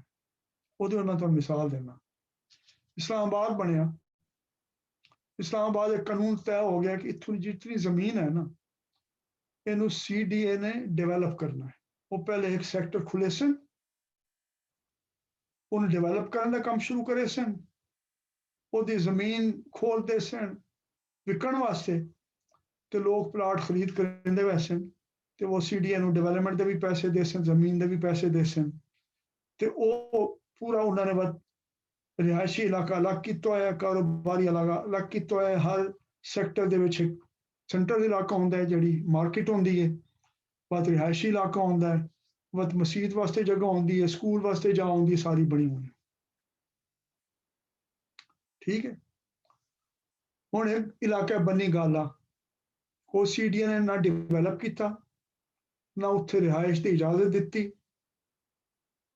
ते सीडीए उस इलाके तो एक वड्डा खदशा है कि डेवलप किए बगैर जिहड़ा सूरज का पानी है वो सारा रावल झील दे विच वहंदा है, जित्थों कि पिंडी ते इस्लामाबाद दा पीवण दा पानी टैंकर भर के लैके वहंदा।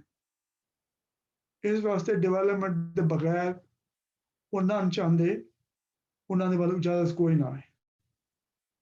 हुण मैं जी गल करन लगा, इसका मकसद किसी ने मुद्दा पावना नहीं है, तुहानूं दसना है कि तल्लों उत्ते तक किवें गलांद सड़ांद हुई है। उत्थे मैं ख्याल सब तो पहला प्लाट खरीदिया साडे मोहसिन डॉक्टर अब्दुल कदीर साहब ने, उस तो बाद उत्ते पहाड़ी ते घर बना लिया इमरान खान साहब ने। हुण जिन्हां लोगों को असां मिसाल समझाने अपनी कि भई ये साडे हीरो हैं, उन्होंने सब तो पहले इहदे उत्ते काम किया, कोई किसी किस्म के कानून ते ज़ाब्ते की पाबंदी जरूरी नहीं समझी। उस तो बाद वो आबाद होना शुरू हो गया, वो बगैर डेवलप किए इतनी वड्डी लोगों की आबादी हो गई कि सीडीए कुछ करने के काबिल नहीं। सीडीए ने ऑपरेशन शुरू किया उस इलाके में, बंदूक लैके लोग आ गए, कुछ कब्जा ग्रुप भी आई, एक बंदा मारिया गया, वो हाहाकार पै गई, सारा काम खत्म हो गया, उन्होंने छोड़ दिता कि ये काम नहीं हो सकता। वो अस सिर्फ दो सियासतदानों की गल नहीं है, जितने साडे स्कूल हैं खास तौर पर इंग्लिश मीडियम स्कूल जिहदे अस बड़ी आला सतह की तालीम देने ते जिहड़े बालां नूं तैयार करदे मुस्तकबिल दे विच, ते बेशुमार NGOs स्कूल भी सारे रिहायशी इलाके में हैं, NGO के दफ्तर भी जिहड़े इंसानी हकूक वास्ते भी काम करते पे, वो भी सारे रिहायशी इलाके च in violation of the zone requirement Islamabad. हुण शायद कोई पिछले चंद सालों उन्होंने कढ़ना शुरू किए हैं, कुछ निकल गए हैं, लेकिन अक्सर स्कूल जिवें बीकन हाउस स्कूल आए दूए स्कूल हैं, वो सारे रिहायशी इलाके दे विच बने हुए हैं, जिसकी कानूनी तौर पर इजाजत कोई नहीं।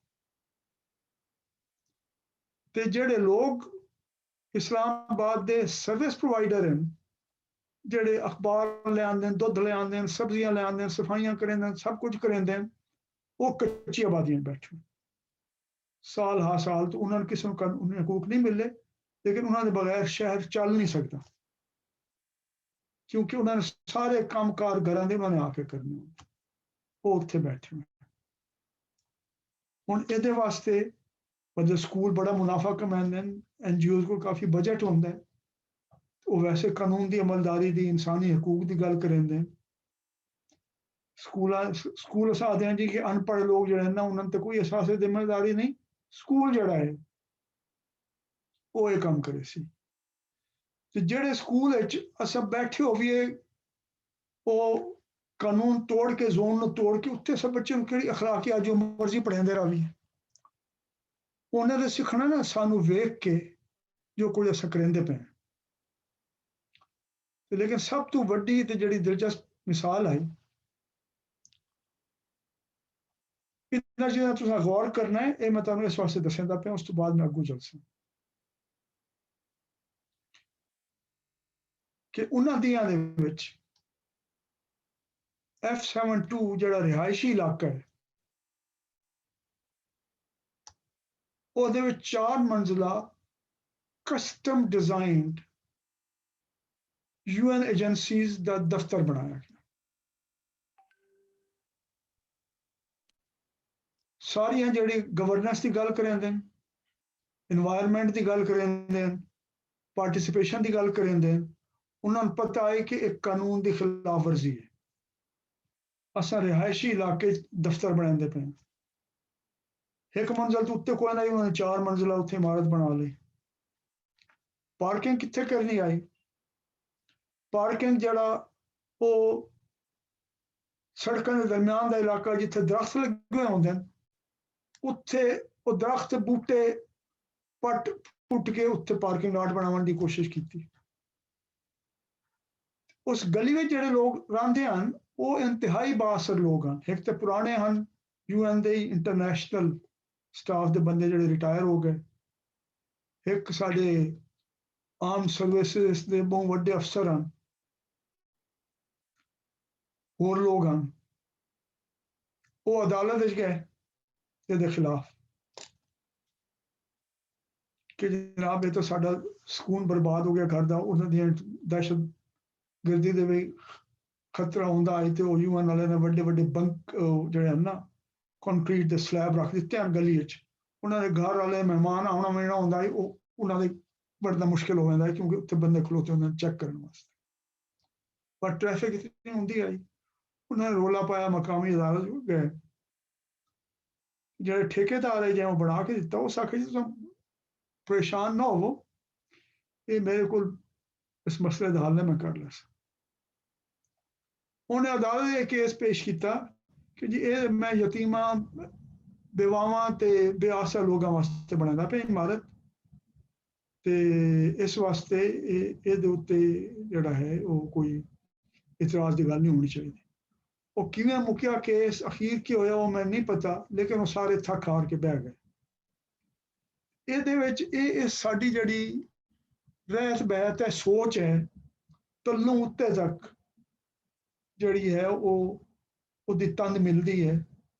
ਲੇਕਿਨ ਇਹਨੂੰ ਜਿਹੜਾ ਤਰੋੜਨਾ, ਬਣਨਾ, ਤਬਦੀਲ ਕਰਨਾ ਹੈ ਨਾ, ਉਹ ਹੁੰਦਾ ਆਪਣੀ ਜ਼ਾਤ ਤੋਂ ਸ਼ੁਰੂ, ਉਹ ਦੂਏ ਤੋਂ ਕੋਈ ਸ਼ੁਰੂ ਨਹੀਂ ਕਰ ਸਕਦਾ। ਆਪਣੇ ਆਪ ਤੇ ਜਿਸ ਤੁਸੀਂ ਤਬਦੀਲ ਕਰਨਾ ਚਾਹੋ ਤੇ ਇਹ ਹੈ। ਹੁਣ ਇਹ ਆ ਗਈ ਇੰਜੇ ਤਰ੍ਹਾਂ ਇੱਕ ਜਿਹੜੀ ਹੋਰ ਦਿਲਚਸਪ ਚੀਜ਼ ਹੈ, ਮੈਂ ਉਹ ਇੱਕ ਹੋਰ ਗੱਲ ਦਾ ਜ਼ਿਕਰ ਕਰਦੇ ਹਾਂ, ਮਤਲਬ ਬ੍ਰੇਕ ਕਰ ਸਾਂ 10 ਮਿੰਟ ਦੀ, ਕਿ ਤੁਸਾਂ ਇਹ ਤਾਂ ਸੁਣ ਲਿਆ ਬੰਨੀ ਗਾਲਾ ਦਾ, ਲੇਕਿਨ ਇੱਕ ਹੋਰ ਦਿਲਚਸਪ ਚੀਜ਼ ਜਿਹੜੀ ਸ਼ਾਇਦ ਤੁਹਾਡੇ ਇਲਮ ਵਿੱਚ ਹੋਵੇ ਜਾਂ ਨਾ ਹੋਵੇ, ਇੱਕ ਇਸਲਾਮਾਬਾਦ ਦਾ ਇਲਾਕਾ ਜਿਹਨੂੰ ਆਖਦੇ ਨੇ ਫਾਰਮ ਹਾਊਸਿਸ। ਫਾਰਮ ਹਾਊਸਿਸ ਬਣਾਏ ਇਸ ਵਾਸਤੇ ਗਏ ਇੱਥੇ ਵਾਹੀ ਬੀਜੀ ਕਰਨ ਵਾਲੇ ਲੋਕਾਂ ਨੂੰ ਦਿੱਤੇ ਵੰਜਣ ਤਾਂ ਕਿ ਇਸਲਾਮਾਬਾਦ ਨੂੰ ਸਸਤੀ ਸਬਜ਼ੀਆਂ, ਫਲ, ਦੂਜੀ ਚੀਜ਼ਾਂ ਮਿਲ ਸਕਣ। ਇਸਲਾਮਾਬਾਦ ਦੇ ਨੇੜੇ ਹੈ, ਉਹ ਲੀਜ਼ ਤੇ ਮਿਲ ਸੀ, ਜ਼ਮੀਨ ਸਸਤੀ ਹੋ ਸੀ, ਉਹਨਾਂ ਦਾ ਵਾਸਤੇ ਸੌਖਾ ਹੋ ਸੀ ਇੱਥੇ ਆ ਕੇ ਵਾਹੀ ਬੀਜੀ ਕਰਨ ਤੇ ਉਹ ਇਸਲਾਮਾਬਾਦ ਨੂੰ ਚੀਜ਼ਾਂ ਪਹੁੰਚਾਉਣ। ਉਹ ਜਿਹੜੇ ਫਾਰਮ ਹਾਊਸ ਦੇ ਇਲਾਕੇ ਤੁਸੀਂ ਵੜਦੇ ਹੋ ਚੱਕ ਸ਼ਹਜ਼ਾਦ ਤੋਂ ਬਾਅਦ, ਸਭ ਤੋਂ ਪਹਿਲਾ ਸਭ ਤੋਂ ਵੱਡਾ ਘਰ ਹੈ ਸਾਬਕਾ chief of army staff general Musharraf ਸਾਹਿਬ ਦਾ ਘਰ ਹੈ ਉੱਥੇ। ਉਸ ਤੋਂ ਬਾਅਦ ਤੁਹਾਨੂੰ ਚੱਲ ਵੈਸੋ ਤੁਹਾਨੂੰ ਕੋਈ ਵਰਲਡ ਬੈਂਕ ਦੇ ਕੰਸਲਟੈਂਟ ਮਿਲ ਵੈਸਨ, ਕੋਈ ਏਸ਼ੀਅਨ ਡਿਵੈਲਪਮੈਂਟ ਬੈਂਕ ਦੇ ਕੰਸਲਟੈਂਟ ਮਿਲ ਵੈਸਨ, ਉਹਦੇ ਫਾਰਮਰ ਤੁਹਾਨੂੰ ਕੋਈ ਉਸ ਇਲਾਕੇ ਨਜ਼ਰ ਨਾ ਹੋ ਸੀ। ਉਹ ਸਾਰੇ ਸੌਖੇ ਲੋਕ ਹਨ। ਉਹਦੇ ਵਿੱਚ ਤੁਹਾਨੂੰ ਹਾਮਿਦ ਮੀਰ ਸਾਹਿਬ ਦਾ ਘਰ ਵੀ ਸ਼ਾਇਦ ਮਿਲ ਰਿਹਾ ਸੀ ਉੱਥੇ ਫਾਰਮ ਹਾਊਸ ਦੇ ਵਿੱਚ। ਦੂਏ ਸਾਫੀਆਂ ਦੂਸਰੇ ਲੋਕਾਂ ਦੇ ਬੋਲਦੇ ਸੀ। ਇਹ ਜਿਹੜਾ ਵਿਗਾੜ ਹੈ, ਇਸ ਵਿਗਾੜ ਦਾ ਤਾਲੁਕ ਸਾਡੇ ਸਭ ਦੇ ਨਾਲ ਹੈ। ਇਸ ਵਿਗਾੜ ਦਾ ਤੋੜ ਇੱਕ ਤਾਂ ਇਹ ਹੈ ਕਿ ਜਿੱਥੇ ਖਲੋਤੇ ਹੋ ਉੱਥੇ ਉਹਦਾ ਤੋੜ ਕਰੋ। ਦੂਆ ਇਹਦੇ ਬਾਰੇ ਸੋਚਣ ਦੀ ਲੋੜ ਹੈ, ਜਮਾਂ ਤਫਰੀਕ ਦੀ ਲੋੜ ਹੈ। ਜਿਹੜਾ ਮਜ਼ਮੂਨ ਮੈਂ ਤੁਹਾਨੂੰ ਦਿੱਤਾ ਹੈ ਇਹਦੇ ਵਿੱਚ ਵੀ ਗੱਲ ਨਹੀਂ ਹੋਈ। ਹੋਰ ਬਹੁਤ ਘੱਟ ਲੋਕ ਇਹ ਗੱਲ ਕਰਦੇ ਹਨ ਕਿ ਇਸ ਨਿਜ਼ਾਮ ਦੀ ਜਾਤ ਤੇ ਨਵਾਂ ਨਿਜ਼ਾਮ ਬਣਾਇਆ ਵੰਜੇ ਤੇ ਕਿਹੜੇ ਤਰੀਕੇ ਨਾਲ ਬਣਾਇਆ ਵੰਜੇ, ਕਿੱਥੋਂ ਸ਼ੁਰੂ ਕਰੀਏ ਤੇ ਕਿਵੇਂ ਨਵੀਂ ਚੀਜ਼ ਲੈ ਕੇ ਆਈ ਵੰਜੇ, ਉਹਦਾ ਕੀ ਨਿਜ਼ਾਮ ਹੈ, ਇਹ ਸੋਚਣ ਵਾਲੀ ਗੱਲ ਹੈ। ਇਹਦੇ ਵਿੱਚ ਇਸ ਬਾਰੇ ਵਿੱਚ ਵੀ ਪਾਕਿਸਤਾਨ ਦੇ ਬਹੁਤ ਸਾਰੇ ਤਜਰਬੇ ਹੋਏ ਤੁਹਾਡੇ ਸੱਜੇ ਖੱਬੇ। ਬਲਵੇ ਦੇ ਇਲਾਵਾ ਹੋਰ ਵੀ ਬਹੁਤ ਸਾਰੇ ਤਰੀਕੇ ਲੋਕਾਂ ਨੇ ਵਰਤੇ ਹਨ ਜਿਸ ਤਰ੍ਹਾਂ ਨੂੰ ਤਬਦੀਲ ਕਰਨ ਦੀ ਕੋਸ਼ਿਸ਼ ਕੀਤੀ। ਹੁਣ ਅਸਾਂ ਕਰੇ ਸਾਂ ਜੀ 10 ਮਿੰਟ ਦੀ ਬ੍ਰੇਕ। ਠੀਕ 10 ਮਿੰਟ ਤੋਂ ਬਾਅਦ ਵਾਪਸ ਆ ਕੇ ਤੁਹਾਡੇ ਕੋਲ ਕੋਈ ਹੋਰ ਸਵਾਲ ਹੋਵੇ ਉਹ ਮੈਨੂੰ ਦੱਸ ਦੇਣਾ। ਇੱਕ ਹੀ ਹੈ ਜੀ ਇੱਕ ਆਖਰੀ ਗੱਲ, ਅੱਛਾ ਹਾਂ ਫਰੂਟ ਆਰਚਰਡ ਉਹਨਾਂ ਦੱਸਿਆ ਜੀ, ਹਾਂ ਫਰੂਟ ਆਰਚਰਡ ਅਸੀਂ ਲਾਇਆ ਇਸ ਵਾਸਤੇ ਸਾਰੇ ਫਾਰਮਰ ਬਣ ਗਏ। ਇਹ ਤਾਂ ਗੱਲ ਬਿਲਕੁਲ ਠੀਕ ਹੈ। ਸਰ ਕਿਸੇ ਨੇ ਜ਼ਲਜ਼ਲੇ ਦੀ ਗੱਲ ਕੀਤੀ, ਪੰਜਾਬ ਵਿੱਚ ਸਾਡੇ ਪੰਜਾਬ ਵੱਲ ਬਹੁਤ ਵੱਡਾ ਜ਼ਲਜ਼ਲਾ ਲੋਕੀ ਦੱਸ ਰਹੇ, ਕੋਈ ਬੈਠਾ ਹੈ ਉੱਥੇ ਪੰਜਾਬ ਵਿੱਚ ਜਿਹਨੂੰ ਜ਼ਲਜ਼ਲਾ ਮਹਿਸੂਸ ਹੋਇਆ? ਹੁਣ ਹਾਂਜੀ ਹੁਣੀ ਮੈਂ ਪੜ੍ਹਨੀ। ਅੱਛਾ, ਨਹੀਂ ਮੈਨੂੰ ਨਹੀਂ ਪਤਾ। ਹਾਂ ਸ਼ੌਕਤ ਸਾਹਿਬ ਆਖਦੇ ਭੈਣ ਜੀ ਇਹਨਾਂ ਨੂੰ ਪਤਾ। ਹਾਂ ਜੀ ਬੋਲੋ ਸ਼ੌਕਤ। ਤੁਸੀਂ ਸੇਫ ਹੋ ਸ਼ੌਕਤ ਸਾਹਿਬ? ਜੀ ਮੈਂ ਸੇਫ ਹਾਂ। ਬੜਾ ਸ਼ਦੀਦ ਕਿਸਮ ਦਾ ਹੈ ਮੈਨੂੰ ਮਹਿਸੂਸ ਹੋਇਆ ਤੇ ਬਰਾਬਰ ਮੈਂ ਕਲਾਸ ਬਰਕਰਾਰ ਰੱਖ ਕੇ ਟੇਬਲ ਮੇਰੇ ਨਜ਼ਦੀਕ ਸੀ, ਉਹਦੇ ਮੈਂ ਨਜ਼ਦੀਕ ਹੋ ਕੇ ਬੈਠ ਗਿਆ ਸਾਂ। ਕਾਫੀ ਸ਼ਿੱਦਤ ਨਾਲ ਮਹਿਸੂਸ ਹੋਇਆ ਤੇ ਹਾਂ ਅਗਰ ਮਾਮਲਾ ਪਰੇਸ਼ਾਨੀ ਵਾਲਾ ਹੋਵੇ ਤਾਂ ਬੇਸ਼ੱਕ ਅਸਾਂ ਇਹਨੂੰ ਬੰਦ ਕਰ ਦੇ ਸਾਂ, ਲੇਕਿਨ ਜੇ ਤੱਕ ਚੱਲ ਸਕਦਾ ਹੈ ਤੇ ਇਹਨੂੰ ਚੱਲਣ ਦਿਓ। ਬਾਜ਼ ਔਕਾਤ ਪਤਾ ਨਹੀਂ ਚੱਲਦਾ। ਜਿਹੜੇ ਮੈਂ ਖਿਆਲ 2005 ਦਾ ਜ਼ਲਜ਼ਲਾ ਆਇਆ ਹੈ ਨਾ, ਤੇ ਮੈਂ ਦਫ਼ਤਰ ਬੈਠਾ ਮਾਨਾ ਛੁੱਟੀ ਦਾ ਦੇ ਆਇਆ ਸਾਊਦੀ ਪਾਕ ਟਾਵਰ ਦੇ ਵਿੱਚ, ਤੇ ਮੈਂ ਲੱਥਾ ਤੇ ਮੈਂ ਉਹ ਸਾਹਮਣੇ ਗਾਰਡਨ ਨੂੰ ਭਜਦੇ ਵੇਖਿਆ। ਮੈਂ ਸਮਝ ਨਹੀਂ ਕਿਉਂ ਭੱਜ ਕੇ ਵੰਦੇ ਪਏ। ਤੇ ਮੈਂ ਘਰ ਗਿਆ ਤੇ ਉਹਨਾਂ ਆਖਿਆ ਤੂੰ ਖੈਰ ਨਾਲ ਹੈ। ਮੈਂ ਆਖਿਆ ਕਿਉਂ ਕੀ ਹੋ ਗਿਆ? ਉਹਨਾਂ ਕਮਾਲ ਹੈ ਮੈਂ ਕਿਉਂ ਹੈ? ਉਹਨਾਂ ਆਖਿਆ ਜੀ ਜ਼ਲਜ਼ਲਾ ਆਇਆ। ਮੈਂ ਆਖਿਆ ਮੈਨੂੰ ਤਾਂ ਪਤਾ ਨਹੀਂ ਚੱਲਦਾ, ਮੈਂ ਲਿਫਟ 'ਚ ਜਿਹੜੇ ਜ਼ਲਜ਼ਲਾ ਆਇਆ ਤੇ ਉਹ ਜਿਹੜਾ ਹੈ ਬਹਰਹਾਲ ਉਸ ਤੋਂ ਬਾਅਦ ਚੱਲਦਾ ਰਿਹਾ। ਤੇ ਮੇਰਾ ਖਿਆਲ ਹੈ 10 ਮਿੰਟ ਦਾ ਵਕਫਾ ਕਰ ਲੈਣੇ ਬਾਅਦ ਵਿਕਸਾਏ। ਹੁਣ 12:20 ਹੋਏ, 12:30 ਇਕੱਠੇ ਹੋ ਸਾਂ ਦੁਬਾਰਾ। ਤੁਹਾਡਾ ਟਾਈਮ ਉਸੇ ਉੱਥੇ ਮੇਰਾ ਖਿਆਲ ਹੈ 10:30 ਦਾ ਹੈ ਜੀ, 10:20 ਦਾ, ਤੇ 10 ਮਿੰਟ ਬਾਅਦ ਮਿਲ ਸਾਂ। ਇਹ ਜੀ ਜ਼ਰਾ ਰੋਕ ਦਿਓ ਕਮਰਾਨ ਸਾਹਿਬ, ਰਿਕਾਰਡਿੰਗ ਬਾਅਦ ਦੁਬਾਰਾ ਸ਼ੁਰੂ ਕਰ ਦਿਓ। ਠੀਕ ਹੈ ਜੀ। ਮੁਜ਼ੱਫਰਾਬਾਦ ਆਜ਼ਾਦ ਕਸ਼ਮੀਰ ਵਿੱਚ ਵੀ ਆਇਆ, ਮਰਕਜ਼ ਤਾਜਿਕਿਸਤਾਨ ਵਿੱਚ ਹੈ। ਸਹੀ ਗੱਲ ਹੈ ਤੁਹਾਡੀ। ਚਲੋ ਜੀ ਅੱਗੇ ਫਿਰ ਗੱਲ ਸ਼ੁਰੂ ਕਰੀ। ਹੁਣ ਇਹ ਜਿਹੜਾ ਮਜ਼ਮੂਨ ਹੈ ਅਲੀ ਕਮਾਲ ਦਾ, ਉਹਦੀ ਜਿਹੜੀ ਉਹਨੇ ਅਗਲੀ ਗੱਲ ਕੀਤੀ ਹੈ ਨਾ, ਉਹ ਹੈ ਬਲੈਕ ਇਕੋਨਮੀ ਦੀ ਗੱਲ ਕੀਤੀ ਹੈ 10ਵੇਂ ਸਫ਼ੇ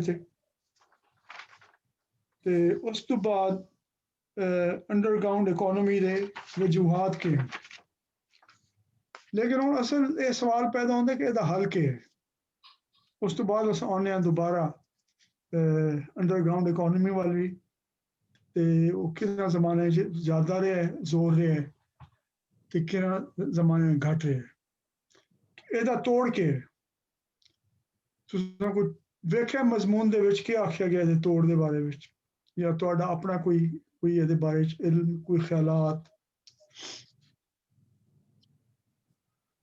ਉਹ ਜ਼ਿਆਦਾ ਤੋਂ ਜ਼ਿਆਦਾ ਟੈਕਸ ਨੈਟ 'ਚ ਲੈ ਕੇ ਆਉਣਾ ਚਾਹੀਦਾ ਹੈ ਪਬਲਿਕ। ਹਾਂ ਇੱਕ ਤਾਂ ਉਹ ਹੈ ਜਿਹੜੀ ਇੱਕ ਵੱਡੀ ਵਜ੍ਹਾ ਹੈ ਟੈਕਸ ਨੈਟ ਵਿੱਚ ਵੀ ਕਿਉਂ ਘੱਟ ਹੈ ਕਾਰੋਬਾਰ, ਉਹਨੂੰ ਆਖਣਾ ਡਾਕੂਮੈਂਟੇਸ਼ਨ। ਜੀ ਸਰ। ਠੀਕ ਹੈ ਨਾ। ਡਾਕੂਮੈਂਟੇਸ਼ਨ ਦਾ ਮਤਲਬ ਇੱਕ ਤਾਂ ਇਹ ਹੈ ਕਿ ਬਈ ਜਿਹੜੇ ਕਾਰੋਬਾਰ ਕਰਨ ਵਾਲੇ ਇਦਾਰੇ ਹਨ ਉਹਨਾਂ ਦਾ ਰਜਿਸਟਰ ਹੋਣਾ ਕਾਰੋਬਾਰ ਦੇ ਤੌਰ ਤੇ ਉਹ ਸਰਕਾਰ ਦੇ ਕਾਗਜ਼ਾਂ ਤੇ ਝੜ ਜਾਣਾ ਕਿ ਜੀ ਅਸਾਂ ਕਾਰੋਬਾਰ ਹੈ। ਦੂਸਰਾ ਜਿਹੜਾ ਉਹਨਾਂ ਦਾ ਲੈਣ ਦੇਣ ਦਾ ਹਿਸਾਬ ਕਿਤਾਬ ਹੈ ਉਹ ਆਵਣਾ ਸਰਕਾਰੀ ਖਾਤੇ ਵਿੱਚ, ਉਹਦੇ 'ਚ ਵੀ ਲੋਕ ਹੇਰਾ ਫੇਰੀ ਕਰਦੇ ਹਨ, ਦੋ ਰਜਿਸਟਰ ਰੱਖ ਲੈਂਦੇ ਹਨ, ਦੋ ਹਿਸਾਬ ਰੱਖ ਲੈਂਦੇ ਹਨ। ਲੇਕਿਨ ਉਹਦਾ ਵੀ ਕੁਝ ਹੱਲ ਹਨ, ਕੁਝ ਤਜਰਬੇ ਲੋਕਾਂ ਨੇ ਅਜ਼ਮਾਏ। ਲੇਕਿਨ ਸਭ ਤੋਂ ਪਹਿਲੀ ਗੱਲ ਹੈ ਡਾਕੂਮੈਂਟੇਸ਼ਨ ਕਰਨਾ। ਹੁਣ ਡਾਕੂਮੈਂਟੇਸ਼ਨ ਨਾ ਹੋਣ ਦੀ ਇੱਕ ਵੱਡੀ ਵਜ੍ਹਾ ਵੀ ਇਹ ਹੈ ਕਿ ਸਰਕਾਰ ਤੇ ਲੋਕਾਂ ਦੇ ਦਰਮਿਆਨ ਬੇਇਤਮਾਦੀ ਬਹੁਤ ਜ਼ਿਆਦਾ ਹੈ। ਲੋਕਾਂ ਨੂੰ ਪਤਾ ਹੁੰਦਾ ਹੈ ਕਿ ਜਿਹੜੇ ਇਹ ਟੈਕਸ ਅਫਸਰ ਨੇ ਖੱਲ ਲਾਉਂਦੇ ਹਨ, ਪੈਸੇ ਵਾਲੇ ਡਾਢੇ ਬੰਦੇ ਨੂੰ ਰਿਆਇਤਾਂ ਕਰਦੇ ਨੇ, ਛੋੜ ਦਿੰਦੇ ਹਨ। ਜਿਹੜਾ ਗਰੀਬ ਬੰਦਾ ਹੈ, ਜਿਹੜਾ ਹੀਣਾ ਬੰਦਾ ਹੈ, ਉਸ ਤੇ ਚੜ੍ਹਾਈ ਕਰ ਦਿੰਦੇ ਨੇ, ਉਹਦੀ ਲੁੱਟ ਪੱਟ ਕਰਨ ਦੀ ਕੋਸ਼ਿਸ਼ ਕਰਦੇ ਨੇ। ਇਸ ਵਾਸਤੇ ਛੋਟੇ ਛੋਟੇ ਕਾਰੋਬਾਰ ਵਾਲੇ ਉਹ ਰਜਿਸਟਰ ਕਰਵਾਉਂਦੇ ਨਹੀਂ ਆਪਣੇ ਆਪ, ਤੇ ਕਰਵਾ ਲਵੇਣ ਤਾਂ ਉਹਨਾਂ ਨੂੰ ਕੋਈ ਫਰਕ ਨਹੀਂ ਪਾਉਂਦਾ। ਕੋਈ ਬੈਂਕ ਅਕਾਊਂਟ ਖੋਲਣ ਦੇ ਵਿੱਚ, ਕਰਜ਼ਾ ਲਾਉਣ ਵਿੱਚ, ਹੋਰ ਕੰਮਾਂ ਦੇ ਵਿੱਚ ਉਹਨਾਂ ਨੂੰ ਫਰਕ ਨਹੀਂ ਪਾਉਂਦਾ। ਇਸ ਵਾਸਤੇ ਇੱਕ ਵੱਡਾ ਹਿੱਸਾ ਉਹ ਨਹੀਂ ਹੈ। ਦੂਆ ਸਰਕਾਰ ਦੇ ਅੰਦਰ ਵੀ ਲੋਕ ਹਨ ਜਿਹੜੇ ਕਿ ਉਹ ਆਪਣੀ ਜ਼ਿੰਮੇਵਾਰੀ ਇਸ ਤਰ੍ਹਾਂ ਪੂਰੀ ਨਹੀਂ ਕਰਿੰਦੇ ਤੇ ਜਾਂ ਡਾਕੂਮੈਂਟੇਸ਼ਨ ਦੇ ਕੰਮ ਵਿੱਚ ਹੇਰਾ ਫੇਰੀ ਕਰਿੰਦੇ। ਲੇਕਿਨ ਬੁਨਿਆਦੀ ਤੌਰ ਤੇ ਇਹ ਜਿਹੜਾ ਹੈ ਨਾ ਲਿਖਤ ਪੜ੍ਹਤ ਦਾ ਕਲਚਰ ਡਾਕੂਮੈਂਟੇਸ਼ਨ ਦਾ ਕਲਚਰ, ਇਹਦੇ ਵਾਸਤੇ ਲੋਕ ਕੰਮ ਕਰਿੰਦੇ ਹਨ।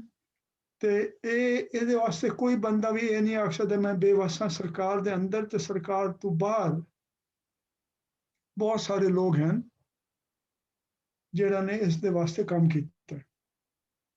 ਡਾਕੂਮੈਂਟੇਸ਼ਨ ਨਾ ਕਰਨ ਦਾ ਫਾਇਦਾ ਜ਼ਾਹਿਰ ਹੈ ਕਿ ਉਹਨਾਂ ਬੰਦਿਆਂ ਨਹੀਂ ਪਹੁੰਚਦਾ ਜਿਹੜੇ ਡਾਕੂਮੈਂਟੇਸ਼ਨ ਨਹੀਂ ਕਰਵਾਉਂਦੇ, ਤੇ ਜਿਹੜੇ ਨਹੀਂ ਕਰਿੰਦੇ ਉਹਨਾਂ ਨੂੰ ਪਹੁੰਚਦੇ। ਮਿਸਾਲ ਤੌਰ ਤੇ ਇਸਲਾਮਾਬਾਦ ਦੇ ਵਿੱਚ ਹੁਣ CDA ਜਿਹੜੀ ਹੈ ਉਹ ਸਾਰੀ ਜ਼ਮੀਨਾਂ ਦੇ ਇੰਤਕਾਲ ਦਾ ਹਿਸਾਬ ਕਿਤਾਬ ਰੱਖਦੀ ਹੈ। ਪਟਵਾਰੀ ਉਹ ਕੰਮ ਕਰਿੰਦੇ ਹਨ। ਲੇਕਿਨ ਜਿਹੜਾ ਇਸਲਾਮਾਬਾਦ ਦੇ ਇੱਕ ਪਟਵਾਰੀ ਆਈ ਉਹਦੇ ਬਾਰੇ ਵਿੱਚ ਉਹਨੇ FIR ਦੇ ਕਰੀਬ ਕੋਈ ਘਰ ਵੀ ਬਣਾਇਆ ਹੋਇਆ ਹੈ। ਇਹ ਪੁਰਾਣੇ ਜ਼ਮਾਨੇ ਦੀ ਗੱਲ ਹੈ, ਅੱਜ ਕੱਲ੍ਹ ਤਾਂ ਸ਼ਾਇਦ ਵੱਧ ਗਈ ਉਸ ਰੇਟ। ਉਹ ਆਦੇ ਹਨ ਉਹਦੀ ਦਿਹਾੜੀ ਦੀ ਕਮਾਈ 1.5 ਲੱਖ ਰੁਪਏ ਸਿਰਫ ਇੰਤਕਾਲ ਕਰਨ ਦੀ। ਜਾਇਜ਼ ਜਾਂ ਨਾਜਾਇਜ਼, ਜਾਇਜ਼ ਵੀ ਕੰਮ ਕਰਨਾ ਹੋਵੇ ਤੁਸੀਂ, ਕਿਉਂਕਿ ਉਹ ਪੈਸੇ ਦਿੰਦੇ ਹਨ ਤੇ ਲੋਕ ਪੈਸੇ ਮੰਗਦੇ ਹਨ। ਨਹੀਂ ਤਾਂ ਤੁਸੀਂ ਵੈਸੇ ਉਹਨਾਂ ਦਫ਼ਤਰ ਤੋਂ ਫਾਈਲ ਲੱਭੇਂਦੇ ਅਸੀਂ ਤੁਹਾਡੀ ਫਾਈਲ ਹੀ ਨਾ ਮਿਲ ਸੀ, ਜਿਹੜੇ ਦਫ਼ਤਰ 'ਚ ਤੁਹਾਡੀ ਫਾਈਲ ਹੋਣੀ ਚਾਹੀਦੀ। ਉੱਥੇ ਕੋਈ 8-10 ਕਲਰਕ ਬੈਠੇ ਹੋਏ, ਇੱਕ ਦੂਆ ਵੱਲ ਵੇਖ ਸੀ, ਦੂਆ ਤੀਏ ਵੱਲ ਵੇਖ ਸੀ, ਇੱਕ ਅਲਮਾਰੀ ਵੈਸਨ, ਦੂਏ ਵੈਸਨ, ਉਹ ਹੈ। ਲੇਕਿਨ ਉਹ ਜ਼ਾਹਿਰ ਹੈ ਜਿਸ ਬੰਦੇ ਨੇ ਇੰਤਕਾਲ ਕਰਾਉਣਾ ਉਹਨੂੰ ਜਲਦੀ ਹੁੰਦੀ, ਉਹ ਪੈਸੇ ਦੇ ਕੇ ਆਪਣੀ ਜਾਨ ਛੁਡਾ ਦਿੰਦਾ ਜੀ, ਪੈਸੇ ਲਓ ਤੇ ਕੰਮ ਮੁਕਾਓ। ਹੁਣ ਉਹਦੇ ਵਿੱਚ ਜਿਹੜਾ ਹੈ ਉਹ ਆਮ ਲੋਕ ਨਹੀਂ ਕਰਿੰਦੇ, ਉਹ ਵੱਡੇ ਲੋਕ ਵੀ ਕਰਿੰਦੇ। ਜੇ ਤੱਕ ਉਹ ਨਾ ਬੰਦ ਕਰਨ ਤਾਂ ਤੱਲੇ ਬੰਦ ਨਹੀਂ ਹੋ ਸਕਦਾ। ਸਾਡੇ ਉਸਤਾਦ ਹਨ ਅਖਤਰ ਹਮੀਦ ਖਾਨ, ਉਹ ਆਖਦੇ ਹਨ ਕਿ ਮछली सर से सड़ना शुरू करती है, उत्तों गलना शुरू कर देती है ਤਾਂ ਤੱਲੇ ਗਲਦੀ ਆ ਗਈ। ਉਹ ਪਹਿਲੀ ਗੱਲ ਹੈ ਡਾਕੂਮੈਂਟੇਸ਼ਨ ਕਰਨਾ। ਉਹਦੇ 'ਚ ਆਮ ਸ਼ਹਿਰੀ ਵੀ ਕਰ ਸਕਦਾ ਹੈ, ਛੋਟੇ ਮਾਮਲਾਤ ਵਿੱਚ ਹੀ, ਵੱਡੇ ਮਾਮਲਾਤ ਵਿੱਚ ਹੀ, ਕਿ ਉਹ ਜਨਾਬ ਆਪਣੀ ਗੱਲ ਤੇ ਕਾਇਮ ਰਹੇ ਤੇ ਪੈਸੇ ਲਵੇ ਦੇਵੇ ਨਾ, ਉਹਦੇ ਬਾਅਦ ਤਕਲੀਫ 'ਚ ਆਵੇ, ਭਾਵੇਂ ਬਲਵਾ ਕਰੇ, ਯੂਨੀਅਨ ਬਣਾਵੇ, ਜੇ ਕਰੇ ਉਹ ਕਰੇ। ਹੁਣ ਡਾਕੂਮੈਂਟੇਸ਼ਨ ਨਾਲ ਫਰਕ ਕਿਵੇਂ ਪਾਉਂਦੇ, ਉਹਨੇ ਅੱਗੋਂ ਲਿਖਿਆ ਵੀ ਹੈ ਇੱਕ ਜਗ੍ਹਾ ਤੇ ਕਿ ਇੱਕ ਤਰੀਕਾ ਇਹ ਹੈ ਇਕੋਨਮੀ ਨੂੰ ਪਤਾ ਕਰਨ ਦਾ ਕਿ ਕਿਤਨੀ ਪੈਦਾਵਾਰ ਹੁੰਦੀ ਪਈ, ਕਿਤਨੀ ਆਮਦਨ ਹੁੰਦੀ ਪਈ, ਉਹ ਹੈ ਇਨਕਮ ਐਕਸਪੈਂਡੀਚਰ ਅਪਰੋਚ। ਇਨਕਮ ਤੇ ਐਕਸਪੈਂਡੀਚਰ ਅਪਰੋਚ ਹੈ ਕਿ ਤੁਸੀਂ ਲੋਕਾਂ ਕੋਲੋਂ ਇੱਕ ਸਵਾਲ ਦੋ ਤਰੀਕੇ ਨਾਲ ਪੁੱਛਦੇ ਹੋ। ਇਹ ਬੜਾ ਤਹਿਕੀਕ ਹੈ, ਬੜਾ ਜ਼ਬਰਦਸਤ ਤਰੀਕਾ ਹੈ। ਮਿਸਾਲ ਤੌਰ ਤੇ ਕੁਝ ਰਿਸਰਚ ਕਰਦੇ ਪਏ ਇਕੋਨੋਮਿਸਟ ਇਸ ਬਾਰੇ ਵਿੱਚ ਕਿ ਬੇਸ਼ੁਮਾਰ ਕਾਰੋਬਾਰ ਦੀ ਲੋਕ ਸ਼ਿਕਾਇਤ ਕਰਿੰਦੇ ਹਨ ਕਿ ਸਾਨੂੰ ਜਨਾਬ ਸਹੀ ਮੁਨਾਫਾ ਨਹੀਂ ਮਿਲਦਾ ਪਿਆ ਸਾਡੇ ਕਾਰੋਬਾਰ ਦਾ। ਉਹਨਾਂ ਨੇ ਇੱਕ ਸਵਾਲ 3 ਤਰੀਕੇ ਨਾਲ ਪੁੱਛਿਆ, ਬਹੁਤ ਸਾਰੇ ਸਵਾਲਾਂ ਦੇ ਵਿੱਚ ਪਾ ਦਿੱਤਾ ਕਿ ਇਹ ਜਿਹੜੀ ਕੀਮਤ ਤੇ ਤੁਹਾਡਾ ਮਾਲ ਵਿਕਦਾ ਪਿਆ ਹੈ, ਆਇਆ ਇਹ ਤੁਹਾਡੇ ਵਾਸਤੇ ਸਭ ਤੋਂ ਜ਼ਿਆਦਾ ਮੁਨਾਫਾ ਬਖਸ਼ ਹੈ? ਉਹਨਾਂ ਆਖਿਆ ਨਹੀਂ। ਬਸ ਕਿਸੇ ਹੋਰ ਜਗ੍ਹਾ ਪੁੱਛਿਆ ਕਿ ਅਗਰ ਕੀਮਤ ਘਟਾ ਦੇ ਵੀ ਹੈ ਵੱਧ ਤੁਹਾਡਾ ਮੁਨਾਫਾ ਵੱਧ ਹੈ? ਉਹਨਾਂ ਆਖਿਆ ਨਹੀਂ। ਵੱਧ ਇਹ ਜਗ੍ਹਾ ਪੁੱਛਿਆ ਅਗਰ ਕੀਮਤ ਵਧਾ ਦੇ ਵੀ ਹੈ, ਜ਼ਿਆਦਾ ਕੀਮਤ ਤੇ ਤੁਸੀਂ ਵੇਚ ਸਕੋ? ਉਹਨਾਂ ਆਖਿਆ ਨਹੀਂ। 3 ਸਵਾਲਾਂ ਦਾ ਜਵਾਬ ਨਹੀਂ ਹੈ। ਇਹਦਾ ਮਤਲਬ ਇਹ ਹੈ ਉਹ ਤਾਂ ਡਬਲ ਚੈੱਕ ਕੀਤੀ ਕਿ ਝੂਠ ਬੋਲਦੇ ਪਏ ਕਿ ਕਈ ਤਰੀਕੇ ਨਾਲ ਤਾਂ ਮੁਨਾਫਾ ਹੋਣਾ ਚਾਹੀਦਾ ਹੈ, ਇਸੇ ਕੀਮਤ ਤੇ ਜਾਂ ਘੱਟ ਤੇ ਜਾਂ ਵੱਧ ਤੇ। ਇਨਕਮ ਐਕਸਪੈਂਡੀਚਰ ਚ ਹੁੰਦੇ ਤੁਹਾਡੇ ਕੋਲ ਪੁੱਛਦੇ ਨੇ ਕਿ ਤੁਹਾਡਾ ਖਰਚਾ ਕਿਤਨਾ ਹੈ ਪੂਰਾ ਸਾਲ ਦਾ, ਮੁਖਤਲਿਫ ਬੰਦਿਆਂ ਕਿਹੜੀ ਸ਼ਾਇਦ ਤੇ ਖਰਚ ਕੀਤਾ, ਕਿਰਾਏ ਤੇ ਕਿਤਨਾ ਖਰਚ ਕੀਤਾ, ਟਰਾਂਸਪੋਰਟ ਤੇ ਕਿਤਨਾ ਕੀਤਾ, ਖਾਣ ਪੀਣ ਤੇ ਫੀਸਾਂ ਤੇ ਇਹ ਨਾਲ ਆਮਦਨੀ ਪੁੱਛੀ। ਅਖੀਰ ਵਿੱਚ ਉਹ ਪੂਰੇ ਕੌਮ ਦੀ ਸਤਹ ਤੇ ਆਮਦਨ ਤੇ ਖਰਚ ਦਾ ਮੁਕਾਬਲਾ ਕੀਤਾ, ਇੱਕ ਘਰ ਜਾਂ ਕਾਰੋਬਾਰ ਦਾ ਉਹਦਾ ਕੀਤਾ, ਮਿਲਾਇਆ ਨੰਬਰਾਂ ਨੂੰ ਤੇ ਬਾਅਦ ਵੇਖਿਆ ਜੀ ਖਰਚਾ ਆਮਦਨ ਤੋਂ ਜ਼ਿਆਦਾ ਹੈ। ਇਹਦਾ ਮਤਲਬ there is a black economy, unreported economy।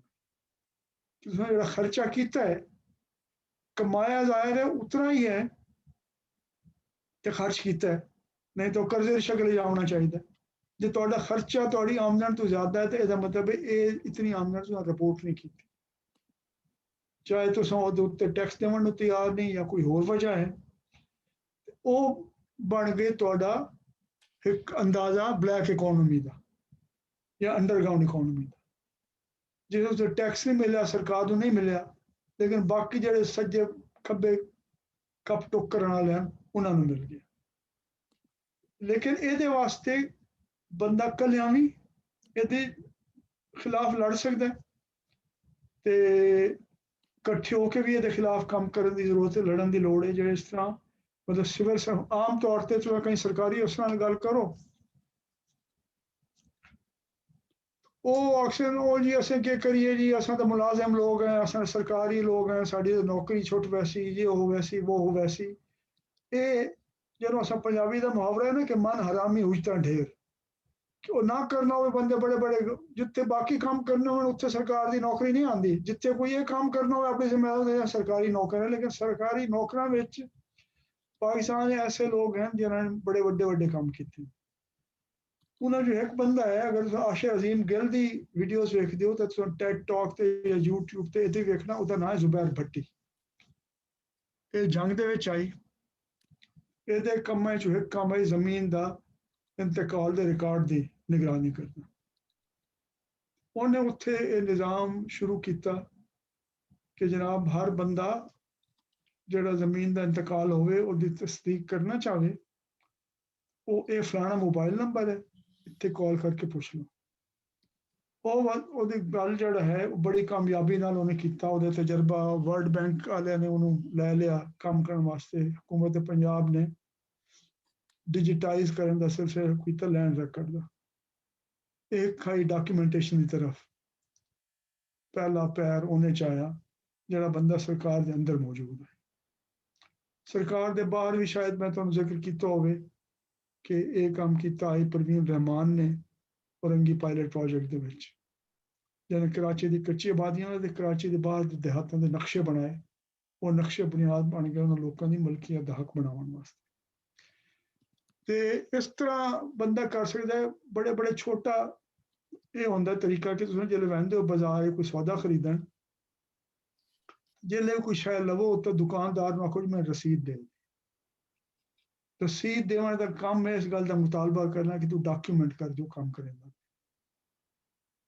ਕਿਉਂਕਿ ਉਹ ਡਾਕੂਮੈਂਟ ਜ਼ਾਹਿਰ ਹੋ ਸੀ। ਅਸਾਂ ਨਾ ਡਾਕੂਮੈਂਟ ਪੜ੍ਹਨ ਦੇ ਆਦੀ ਹੈ ਨਾ ਲਿਖਣ ਦੇ ਆਦੀ ਹੈ। ਮਿਸਾਲ ਤੌਰ ਤੇ ਅਸਾਂ ਆਪਣਾ ਮੋਬਾਈਲ ਫੋਨ ਦੇ ਬਿੱਲ ਵਿੱਚ ਕਦਾਂ ਇਹ ਪੜ੍ਹਨ ਦੀ ਕੋਸ਼ਿਸ਼ ਨਹੀਂ ਕੀਤੀ ਹੈ ਕਿਤਨਾ ਪੈਸਾ ਮੈਂ ਟੈਕਸ ਦੀ ਸ਼ਕਲ ਵਿੱਚ ਸਰਕਾਰ ਨੂੰ ਦਿੰਦਾ ਪਿਆ, ਦਿੰਦੀ ਪਈ। ਉਹ ਸਾਨੂੰ ਕੋਈ ਪਤਾ ਨਹੀਂ ਸਾਡਾ ਕਿਤਨਾ ਹਿੱਸਾ ਸਰਕਾਰ ਕੋਲ ਰਹਿੰਦਾ, ਉਹ ਅਸਾਂ ਟੈਕਸ ਦਿੰਦੇ ਪਏ ਸਾਨੂੰ ਪਤਾ ਹੀ ਕੋਈ ਨਹੀਂ। ਜਿਸ ਤਰ੍ਹਾਂ ਬਿਜਲੀ ਦੇ ਬਿੱਲ ਵਿੱਚ ਕਿਤਨੇ ਸਰਚਾਰਜ ਲੱਗੇ ਹੋਣ ਜਿਹੜੇ ਸਰਕਾਰ ਨੂੰ ਦਿੰਦੇ ਪਏ ਅਸਾਂ ਦਿੰਦੇ ਹੋਏ ਵੀ ਪਤਾ ਨਹੀਂ ਕਰਾਂਦੇ। ਤੇ ਜਿਹੜਾ ਦੁਕਾਨਾਂ ਤੇ ਕਰਾਂਦੇ ਆ ਮਤਲਬ ਵੰਝ ਕੇ ਅਸਾਂ ਉਹਨਾਂ ਕੋਲ ਨਹੀਂ ਲੈਂਦੇ, ਆਜ਼ਾਦੇ ਠੀਕ ਹੈ ਜੀ ਠੀਕ ਹੈ, ਉਹ ਆਪਣੀ ਗੱਲ ਹੈ। ਲੇਕਿਨ ਉਹ ਸਾਨੂੰ ਮੁਤਾਲਬਾ ਕਰਨਾ ਚਾਹੀਦਾ ਕਿ ਅਸੀਂ ਜਨਾਬ ਜਿਹੜੀ ਖਰੀਦਦਾਰੀ ਤੁਹਾਡੇ ਕੋਲ ਕਰਾਂਦੇ ਪਏ ਇਹਦੀ ਸਾਨੂੰ ਤੁਸੀਂ ਰਸੀਦ ਲਿਖ ਕੇ ਦਿਓ, ਕਿਉਂਕਿ ਰਸੀਦ ਦੇ ਲਿਖ ਕੇ ਦੇਵਣ ਨਾਲ ਉਹ ਜਿਹੜੀ ਲੈਣ ਦੇਣ ਹੈ ਉਹ ਕਾਗਜ਼ਾਂ ਤੇ ਚੜ੍ਹ ਗਈ। ਉਹਦੇ ਜਿਹੜਾ ਉਹ ਟੈਕਸ ਵੀ ਪੈਸੀ ਉਹਦੇ ਵਿੱਚ, ਉਹ ਟੈਕਸ ਦਾ ਹਿੱਸਾ ਜਿਹੜਾ ਸਰਕਾਰ ਨੂੰ ਮਿਲਣਾ ਚਾਹੀਦਾ ਉਹ ਮਿਲ ਸੀ। ਅਗਰ ਟੈਕਸ ਦੀ ਅਦਾਇਗੀ ਹੋ ਸੀ ਤਾਂ ਉਹ ਬੁਨਿਆਦ ਬਣ ਸਕਦੀ ਇੰਟਰੈਕਟ ਟੈਕਸ ਦੇ ਘਟਣ ਦੀ ਵੀ ਤੇ ਸੋਸ਼ਲ ਸੈਕਟਰ ਵਾਸਤੇ ਬਜਟ ਵਧਾਉਣ ਦੀ ਵੀ। ਉਹ ਹੁੰਦਾ ਭਾਵੇਂ ਕਿ ਕਤਰਾ ਹੈ ਲੇਕਿਨ ਬੜਾ ਅਹਿਮ ਹੈ। ਮੈਨੂੰ ਯਾਦ ਹੈ ਮੈਂ ਇਸਲਾਮਾਬਾਦ ਵਿੱਚ ਗਿਆ ਇੱਕ ਦਫਾ, ਇੱਕ ਸਾਡੇ ਨਾਲ ਦਾ ਸੈਕਟਰ ਆਈ ਉੱਥੇ ਫਾਰਮੇਸੀ ਦੀ ਕੋਈ ਦਵਾਈ ਲਾਉਣੀ ਹੈ।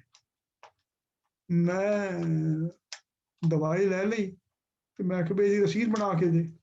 ਉਹਨੇ ਆਖਿਆ ਸਰ ਜੀ ਤੁਸੀਂ ਰਸੀਦ ਕੀ ਕਰਨੀ, ਤੁਸੀਂ ਲਓ ਦਵਾਈ ਤੇ ਜਾਓ। ਮੈਂ ਆਖਿਆ ਨਹੀਂ ਵੀ ਮੈਂ ਤੇਰੇ ਕੋਲ ਦਵਾਈ ਖਰੀਦੀ ਹੈ ਤੇ ਮੈਨੂੰ ਰਸੀਦ ਦੇ, ਰਸੀਦ ਮੈਨੂੰ ਚਾਹੀਦੀ। ਉਹਨੇ ਆਖਿਆ ਰਸੀਦ ਲੱਗ ਸੀ ਉਹਦੇ ਟੈਕਸ ਲੱਗ ਸੀ, ਤੁਹਾਨੂੰ ਜ਼ਿਆਦਾ ਪੈਸੇ ਦੇਣੇ ਪੌਸੇ, ਤੁਸੀਂ ਇੰਝ ਲੈ ਆਉਂ ਮੈਂ ਤੁਹਾਨੂੰ ਥੋੜੇ ਲੈਣਾ ਪੈਸੇ, ਤੁਹਾਨੂੰ ਪੈਸੇ। ਮੈਂ ਕਿਹਾ ਯਾਰ ਮੈਂ ਪੈਸੇ ਨਹੀਂ ਬਚਾਉਣੇ, ਜੇ ਮੈਂ ਸਰਕਾਰ ਕੋਲ ਇਤਨੇ ਕੰਮ ਲੈਂਦਾ ਪਿਆ ਤੇ ਮੈਂ ਸਰਕਾਰ ਨੂੰ ਟੈਕਸ ਹੀ ਦੇ ਸਾਂ, ਤੂੰ ਮੈਂ ਰਸੀਦ ਬਣਾ ਕੇ ਦੇ। ਉਹ ਖੈਰ ਥੋੜੀ ਦੇਰ ਹੋਇਆ, ਉਸ ਤੋਂ ਬਾਅਦ ਉਸ ਬੰਦੇ ਨਾਲ ਮੇਰੀ ਬੜੀ ਗੂੜੀ ਯਾਰੀ ਹੋ ਗਈ ਇਸ ਵਜ੍ਹਾ ਤੋਂ। ਪਹਿਲਾਂ ਜਿਹੜਾ ਮੈਨੂੰ ਟੈਕਸ ਛੁੜਾਉਂਦਾ ਪਿਆ ਸੀ ਤੇ ਉਹ ਆਦੇਗੀ ਪੈਸੇ ਨਹੀਂ ਦਿਓ। ਤੇ ਅਸਾਂ ਛੋਟੇ ਛੋਟੇ ਕੰਮਾਂ ਦੇ ਜ਼ਰੀਏ ਵੀ ਨਾ ਜਿਹੜੇ ਆਮ ਸਾਡੀ ਜ਼ਿੰਦਗੀ ਦੇ ਜਿਹਨੂੰ ਅਸਾਂ ਸਮਝਾਉਂਦੇ ਕੋਈ ਅਹਿਮੀਅਤ ਨਹੀਂ ਹੈ, ਇਹ ਸਾਡੀ ਆਪਣੀ ਵਰਤੋਂ ਦਾ ਹਿੱਸਾ ਹੈ, ਉਹ ਬਦਲਾਵਣ ਨਾਲ ਜਿਹੜਾ ਹੈ ਡਾਕੂਮੈਂਟੇਸ਼ਨ ਕਰਨ ਨਾਲ ਇਹ ਇੱਕ ਵੱਡਾ ਤਰੀਕਾ ਹੈ। ਤੇ ਜਿਹੜਾ ਇਹ ਹੈ ਇਸੇ ਤਰੀਕੇ ਨਾਲ ਇੱਕ ਤਾਂ ਉਹ ਹਿੱਸਾ ਹੈ ਕਿ ਜਿਹੜੇ ਸਨਅਤੀ ਇਦਾਰੇ ਹਨ, ਕਾਰੋਬਾਰ ਹਨ ਵੱਡੇ, ਉਹਨਾਂ ਜਿਹੜੀ ਮਲਟੀਨੈਸ਼ਨਲ ਕਾਰਪੋਰੇਸ਼ਨਸ ਹਨ ਉਹ ਤਾਂ ਆਮ ਤੌਰ ਤੇ ਡਾਕੂਮੈਂਟੇਸ਼ਨ ਵੀ ਕਰਦੇ ਲਿਖਦੇ ਵੀ ਹਨ, ਅਗਰ ਉਹ ਵੀ ਧਾਂਦਲੀਆਂ ਤੇ ਚੋਰ ਬਜ਼ਾਰੀਆਂ ਕਰਦੀਆਂ ਡਾਕੂਮੈਂਟੇਸ਼ਨ ਦੇ ਮਾਮਲੇ 'ਚ ਕਿ ਜ਼ਮੀਨ ਤੇ ਕਬਜ਼ਾ ਕਰ ਲਿਆ, ਜਿਵੇਂ ਮੈਂ ਤੁਹਾਨੂੰ ਦੱਸਿਆ ਹੈ ਕਿ ਰੇਲਵੇ ਦੇ ਕਰਾਚੀ ਸਰਕਲ ਰੇਲਵੇ ਦੇ ਟਰੈਕ ਦੇ ਨਾਲ 40 ਦੇ ਕਰੀਬ ਮਲਟੀਨੈਸ਼ਨਲ ਕਾਰਪੋਰੇਸ਼ਨਸ ਦੇ ਦਫ਼ਤਰ ਬਣਾਉਣ ਮਲਟੀ ਸਟੋਰੀ ਜਿੱਥੇ ਗੈਰ ਕਾਨੂੰਨੀ ਆਈ ਬਣਾਉਣਾ ਉਹ ਇਹ ਕੰਮ ਕਰ ਲੈਂਦੇ ਹਨ ਲੇਕਿਨ ਕਿਉਂਕਿ ਉਹਨੇ ਹਿਸਾਬ ਕਿਤਾਬ ਕਰਨਾ ਹੁੰਦਾ ਹੈ ਤੇ ਉਹ ਕਰਾਂਦੇ ਹਨ ਸਰਕਾਰ ਦੇ ਅੰਦਰ ਵੀ ਅਫਸਰਾਨ ਹਨ ਸ਼ੁਐਬ ਸੱਡਲ ਨੇ ਦੀ ਰਿਪੋਰਟ ਬਣਾਈ ਆਈ ਤੁਹਾਨੂੰ ਨੈਟ ਤੇ ਮਿਲ ਵੈਸੀ ਅਗਰ ਤੁਹਾਡੀ ਉਹਦੇ ਉੱਤੇ ਕੋਈ ਲਿਖਣਾ ਚਾਹਵੇ ਖੁਲਾਸਾ ਉਹ ਵੀ ਲਿਖ ਸਕਦੇ ਹੋ ਤੁਹਾਡੇ ਅਸਾਈਨਮੈਂਟ ਦੇ ਤੌਰ ਤੇ ਕਿ ਕਿਤਨੇ 100 ਟੈਂਕਰ ਉੱਥੋਂ ਕਰਾਚੀ ਪੋਰਟ ਤੋਂ ਆ ਕੇ ਤੇ ਅੱਗੋਂ ਵੈਂਦੇ ਅਫਗਾਨਿਸਤਾਨ ਦੇ ਰਸਤੇ ਜਿਹਨਾਂ ਦਾ ਲਿਖਿਆ ਹੀ ਨਹੀਂ ਵੈਂਦਾ ਕਾਗਜ਼ਾਂ ਤੇ ਚੜ੍ਹਦੇ ਹੀ ਕੋਈ ਨਹੀਂ ਕਿਉਂਕਿ ਉਹਦੇ ਚ ਖਾਣ ਵਾਲੇ ਬੰਦੇ ਉੱਥੇ ਮੌਜੂਦ ਹੁੰਦੇ ਨੇ ਪੋਰਟ ਤੇ ਵੀ ਅੱਗੋਂ ਰਸਤੇ ਵਿੱਚ ਵੀ ਜਿਹੜੇ ਟੈਕਸ ਦਿੱਤੇ ਬਗੈਰ ਉਹ ਕਿਉਂਕਿ ਕਾਗਜ਼ਾਂ ਤੇ ਚੜ੍ਹੇ ਨਹੀਂ ਉਹ ਮਾਲ ਅੱਗੋਂ ਚਲਾ ਗਿਆ ਉਹਨੂੰ ਉਸ ਉੱਤੇ ਜੋ ਟੈਕਸ ਦੇਣਾ ਪਵਿਆ ਉਹ ਨਹੀਂ ਪਿਆ ਉਹਨੇ ਬਚਾ ਲਿਆ ਉਹਦੇ ਅਫਸਰਾਂ ਨੇ ਖਾ ਲਿਆ ਤੇ ਕੰਮ ਅੱਗੋਂ ਚਲਾ ਗਿਆ ਅੱਗੋਂ ਬਾਰਡਰ ਕ੍ਰਾਸ ਕਰਕੇ ਅਫਗਾਨਿਸਤਾਨ ਚਲਾ ਗਿਆ ਸਾਡੇ ਬੇਸ਼ੁਮਾਰ ਜਿਹੜਾ ਮਾਲ ਆਉਂਦਾ ਇਸ ਤਰ੍ਹਾਂ ਉਹ ਕਈ ਜਗ੍ਹਾ ਤੇ ਹੁੰਦੇ ਵੱਡੇ ਇਦਾਰੇ ਵੀ ਕਰਿੰਦੇ ਨੇ ਚੋਰ ਬਾਜ਼ਾਰੀ ਸਾਡੇ ਸਰਕਾਰੀ ਅਫਸਰਾਨ ਵੀ ਕਰਿੰਦੇ ਹਨ ਗਰੀਬ ਬੰਦਾ ਉਹਨੂੰ ਇਤਮਾਦ ਨਹੀਂ ਹੁੰਦਾ ਸਰਕਾਰ ਦੇ ਉੱਤੇ ਉਹਨਾਂ ਨੂੰ ਪਤਾ ਹੁੰਦਾ ਕਿ ਇਹ ਲੁੱਟ ਪੱਟ ਦਾ ਮੁਸਤਕਿਲ ਜ਼ਰੀਆ ਬਣ ਵੈਸੀ ਇਹ ਮੇਰੇ ਸਿਰ ਤੇ ਆ ਕੇ ਖਲੋਤੇ ਹੋਸਨ ਹਮੇਸ਼ਾ ਤੇਰਾ ਇਤਨਾ ਟੈਕਸ ਬਣਦਾ ਇਤਨਾ ਦੇ ਦੇ ਹਾਲਾਂਕਿ ਉਹਦਾ ਬੜਾ ਸਾਦਾ ਤਰੀਕਾ ਹੈ ਇੱਕ ਡਾਕੂਮੈਂਟੇਸ਼ਨ ਹੈ ਦੂਸਰਾ ਸੈਲਫ ਅਸੈਸਮੈਂਟ ਹੈ ਇਹ ਅਮਰੀਕਾ 'ਚ ਬੜੇ ਮੁਲਕਾਂ 'ਚ ਉਹਨੂੰ ਯਾਦ ਹੁੰਦੀ ਕਿ ਸਿੱਧਾ ਉਹਦੇ ਕੋਲ ਕੋਈ ਇਨਕਮ ਟੈਕਸ ਦਫ਼ਤਰ ਮੰਨਣ ਦੀ ਕਿਸੇ ਹੋਰ ਦੀ ਲੋੜ ਹੀ ਨਹੀਂ ਹੈ ਪੋਸਟ ਆਫਿਸ ਰਹਿੰਦੇ ਨੇ ਉੱਥੋਂ ਟੈਕਸ ਦੇ ਫਾਰਮ 'ਚ ਆਉਂਦੇ ਨੇ ਉਹ ਭਰਦੇ ਉਹਨੂੰ ਜਮ੍ਹਾਂ ਕਰਾ ਦਿੰਦੇ ਕਿ ਜੀ ਮੇਰੀ ਇਤਨੀ ਆਮਦਨ ਹੈ ਮੈਂ ਕਾਰੋਬਾਰ ਕਰਨਾ ਉਹਨੂੰ ਬੁਨਿਆਦ ਬਣਾ ਕੇ ਕੋਈ ਬੰਦਾ ਤੁਹਾਡੇ ਘਰ ਨਹੀਂ ਪਹੁੰਚ ਪੈਂਦਾ ਤੁਹਾਡੀ ਹੱਟੀ ਤੇ ਨਹੀਂ ਪਹੁੰਚ ਪੈਂਦਾ ਲੁੱਟ ਪੱਟ ਕਰਨ ਵਾਸਤੇ ਕਿ ਮੈਨੂੰ ਦੇ ਇਤਨੇ ਨਹੀਂ ਤਾਂ ਮੈਂ ਤੇਰੇ ਇਤਨੇ ਜਿਹੜੀ ਅਸੈਸਮੈਂਟ ਕਰਦੇ ਸਾਂ ਉਹ ਸੈਲਫ ਅਸੈਸਮੈਂਟ ਦੋ ਤਰੀਕੇ ਜਿਹੜੇ ਵੱਡੇ ਪੈਮਾਨੇ ਦੇ ਸੰਦੋਗਾਂ ਨੂੰ ਲੈ ਕੇ ਆਉਣ ਤੀਆ ਤਰੀਕਾ ਹੈ ਕਿ ਤੁਸੀਂ ਫਲੈਟ ਟੈਕਸ ਲਾ ਦਿਓ ਇਤਨਾ ਥੋੜਾ ਲਾਓ ਕਿ ਉਹ ਬਰਦਾਸ਼ਤ ਤੋਂ ਬਾਹਰ ਲੋਕਾਂ ਦੀ ਨਾ ਹੋਵੇ ਲੇਕਿਨ ਇਤਨਾ ਵੱਡੇ ਪੈਮਾਨੇ ਤੇ ਲੋਕ ਜਮ੍ਹਾਂ ਕਰਾਉਣ ਕਿ ਉਸ ਨਾਲ ਬਹੁਤ ਜ਼ਿਆਦਾ ਫਰਕ ਪੈ ਵੰਜੇ ਕੌਮੀ ਖਜ਼ਾਨੇ ਵਿੱਚ ਜਿਹੜਾ ਪੈਸਾ ਆਂਦਾ ਪਿਆ ਤੇ ਇਹ ਚੀਜ਼ਾਂ ਹਨ ਫਲੈਟ ਟੈਕਸ ਰੇਟ ਹੈ ਸੈਲਫ ਅਸੈਸਮੈਂਟ ਤੇ ਡਿਕਲੇਰੇਸ਼ਨ ਆਫ ਟੈਕਸਸ ਹੈ ਤੇ ਡਾਕੂਮੈਂਟੇਸ਼ਨ ਹੈ ਇਹ ਤਿੰਨ ਚੀਜ਼ਾਂ ਹਨ ਲੇਕਿਨ ਦਿਲਚਸਪ ਗੱਲ ਇਹ ਹੈ ਕਿ ਸਾਡੀ ਫੌਜੀ ਹਕੂਮਤਾਂ ਵੀ ਆਈਆਂ ਨੇ ਇਹ ਦਾਅਵਾ ਕਰਕੇ ਜਿਸ ਕਰਪਸ਼ਨ ਖਤਮ ਕਰਾਉਣਾ ਹੈ ਲੇਕਿਨ ਅੱਜ ਤੱਕ ਕੋਈ ਹਕੂਮਤ ਵੀ ਡਾਕੂਮੈਂਟੇਸ਼ਨ ਦੇ ਕੰਮ ਦੇ ਉੱਤੇ ਕੋਈ ਢੇਲਾ ਬਰਾਬਰ ਕਾਮਯਾਬੀ ਹਾਸਲ ਨਹੀਂ ਕੀਤੀ ਮੁਸ਼ਰਫ ਸਾਹਿਬ ਨੇ ਐਲਾਨ ਕੀਤਾ ਹੈ ਡਾਕੂਮੈਂਟੇਸ਼ਨ ਦਾ ਇਕਨੋਮੀ ਦੀ ਉਹਨਾਂ ਨੂੰ ਕੋਈ ਲੋਕਾਂ ਨੇ ਮਸ਼ਵਰਾ ਦਿੱਤਾ ਹੋ ਸੀ ਪੂਰੇ ਮੁਲਕ ਦੇ ਕਰਾਚੀ ਤੋਂ ਪਿਸ਼ਾਵਰ ਤੱਕ ਜਿਹੜੇ ਛੋਟੇ ਕਾਰੋਬਾਰ ਵਾਲੇ ਲੋਕ ਹਨ ਉਹ ਖਲੋ ਗਏ ਉਹਨਾਂ ਨੇ ਹਾਹਾਕਾਰ ਮਚਾ ਦਿੱਤੀ ਫੌਜੀਆਂ ਨੇ ਖੁਦ ਸ਼ੁਰੂ ਕੀਤਾ ਸਰਵੇ ਉਹਨਾਂ ਨੇ ਫੌਜੀਆਂ ਨੂੰ ਵੀ ਰੋਕ ਦਿੱਤਾ ਇਤਨਾ ਗੰਭੀਰ ਮਸਲਾ ਹੈ ਇਸ ਵਾਸਤੇ ਇਹਨੂੰ ਸੌਖਾ ਬਣਾਉਣਾ ਇੱਕ ਜ਼ਰੂਰ ਚੀਜ਼ ਹੈ ਦੂਜਾ ਇਹ ਹੈ ਕਿ ਉਹ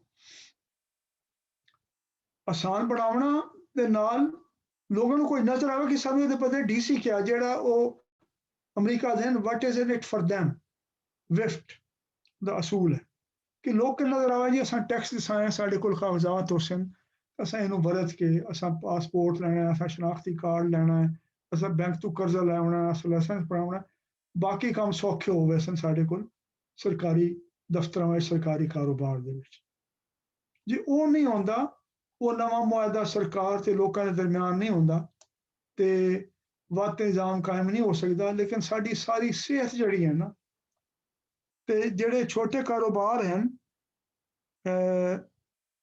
ਉਹਦੇ ਜਿਹੜੀ ਦਿਲਚਸਪ ਗੱਲ ਇਹ ਹੈ ਕਿ ਸਾਨੂੰ ਸਾਡਾ ਇਹ ਖਿਆਲ ਹੈ ਕਿ ਜਿਹੜੇ ਸਾਨੂੰ ਨਿੱਕੀ ਨਿੱਕੀ ਹੱਟੀਆਂ ਨਜ਼ਰ ਆਉਂਦੇ ਹਨ ਕਾਰੋਬਾਰ ਇਹਨਾਂ ਦੇ ਕੋਲ ਕੋਈ ਜ਼ਿਆਦਾ ਦੌਲਤ ਕੋਈ ਨਹੀਂ ਕੋਈ ਪੈਸਾ ਨਹੀਂ ਹੈ मिसाल तौर पर तुस लाहौर शहर वञो जिवें पुरानी मंडियां न, कोई शाल मार्केट कोई अकबरी मंडी है, कोई पुरानी मंडी है, जेड़े देखो तले हट्टी है उत्ते घर है, तुहानूं बाजार निक्की निक्की हट्टियां नजर आसन। पुराने जमाने में गल करना 30-40 साल तो अज हालत बदल गई है। उस जमाने च दिहाड़ी दी 2.5 करोड़ रुपए की कमेटी पाउंदी हुंदी इन्हां ताजरां दे अंजुमन, एक अंजुमन दे विच उन्हां कोल इतने पैसे होंदे ने, बैंक जमा नहीं करदे। जिवें मैं आख्या जी सूदी कारोबार ऐसा नहीं करावना, असां बैंक च नहीं करना। ना बैंक उन्होंने कोई हिसाब किताब है, ना सरकार को लाई, लेकिन उन्होंने को इतने पैसे होंगे हैं कि वो रोज की 2.5 करोड़ रुपए की कमेटी पैदा होंगे। इतने पैसे इकट्ठे हो गए, एक बंदे कमेटी मिल गई, वादू मिल गई। इस वास्ते इतना ज्यादा पैसा, इस वास्ते तुम जिले माहरीन तो सुनते हो कि जी मुल्क बड़ा बुरान पैदा हो गया जी, साड़ी कौम दी आमदनी तले चली गई, ये हो गया वो हो गया, बाजार उनके वसते पैन चलते पैन, कोई फर्क नहीं पाता पे। इस वास्ते ये जड़ी है ना चीज़ां, ये बड़ी जरूरी हैं। तो ये वास्ते जड़ी वो अफसोस वाली गल ये है, ये वास्ते सियासी जमातां या गैर सरकारी तंजीमां या बहुत सारे इंसानी हकूक की गल करने वाले कारकुन या इदारे, इन्होंने बारे कोई ज़्यादा काम नहीं करेंगे।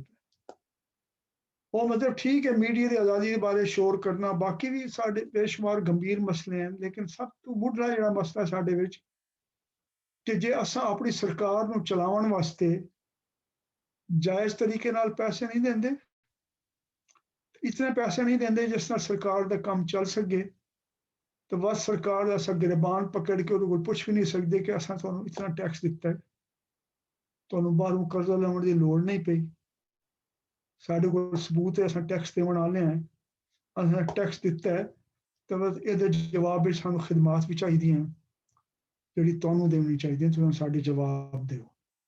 साडे हुण मुल्क च मसला यह है कि जिहड़ा बेचारा टैक्स देवन वाला है, जिहड़ा इनडायरैक्ट टैक्स देना, उन्हें तो पता नहीं मैं टैक्स देना, ना उहदे कोल कोई सबूत होंदा है, टैक्स रिटर्न उन्हें जमा नहीं करवाए, तो उहदी बुनियाद ते उहदे इतमाद ते हिम्मत नहीं होंदी कि वो सरकार को मंग के एक शहरी तौर पर वो सहूलत मंगे, वो इंसाफ का निज़ाम मंगे जिहड़ा टैक्स देने वालों मिलना चाहिए। क्योंकि जिहड़ा जमहूरी मुल्कां ये असूल है कि नो टैक्स नो रिप्रजेंटेशन, तो पाकिस्तान ये सारी रिप्रजेंटेशन उन्होंने लोगों की है जो टैक्स नहीं देंगे। अगर वो जिम्मेदार लोग हैं तो एग्रीकल्चर उन्नी टैक्स माफ है, जो नुमाइंदे मुंतखब होकर आते हैं वो 50% तो ज़्यादा है इस वेले, तो जे गैर सिविलियन हुकूमत हो तो वो तो उन्हें तो उस तरह की पाबंदी कोई नहीं है, तो वो भी आ वैंदे हैं। इस वास्ते ये जड़ा है अंडरग्राउंड इकोनॉमी, ये एक शक्ल है साडे मुल्क दे विच ना बराबरी दी, लुटपट दी, ना इंसाफी दी, ते इहदे विच कोई छोटे तो छोटा काम भी छोटा नहीं है, लेकिन इन्हूं शुरू करना, इहदे बारे सोचना, इन्हूं अपने एजेंडे सब तो उत्ते रखना, वो सब तो अहम गल है।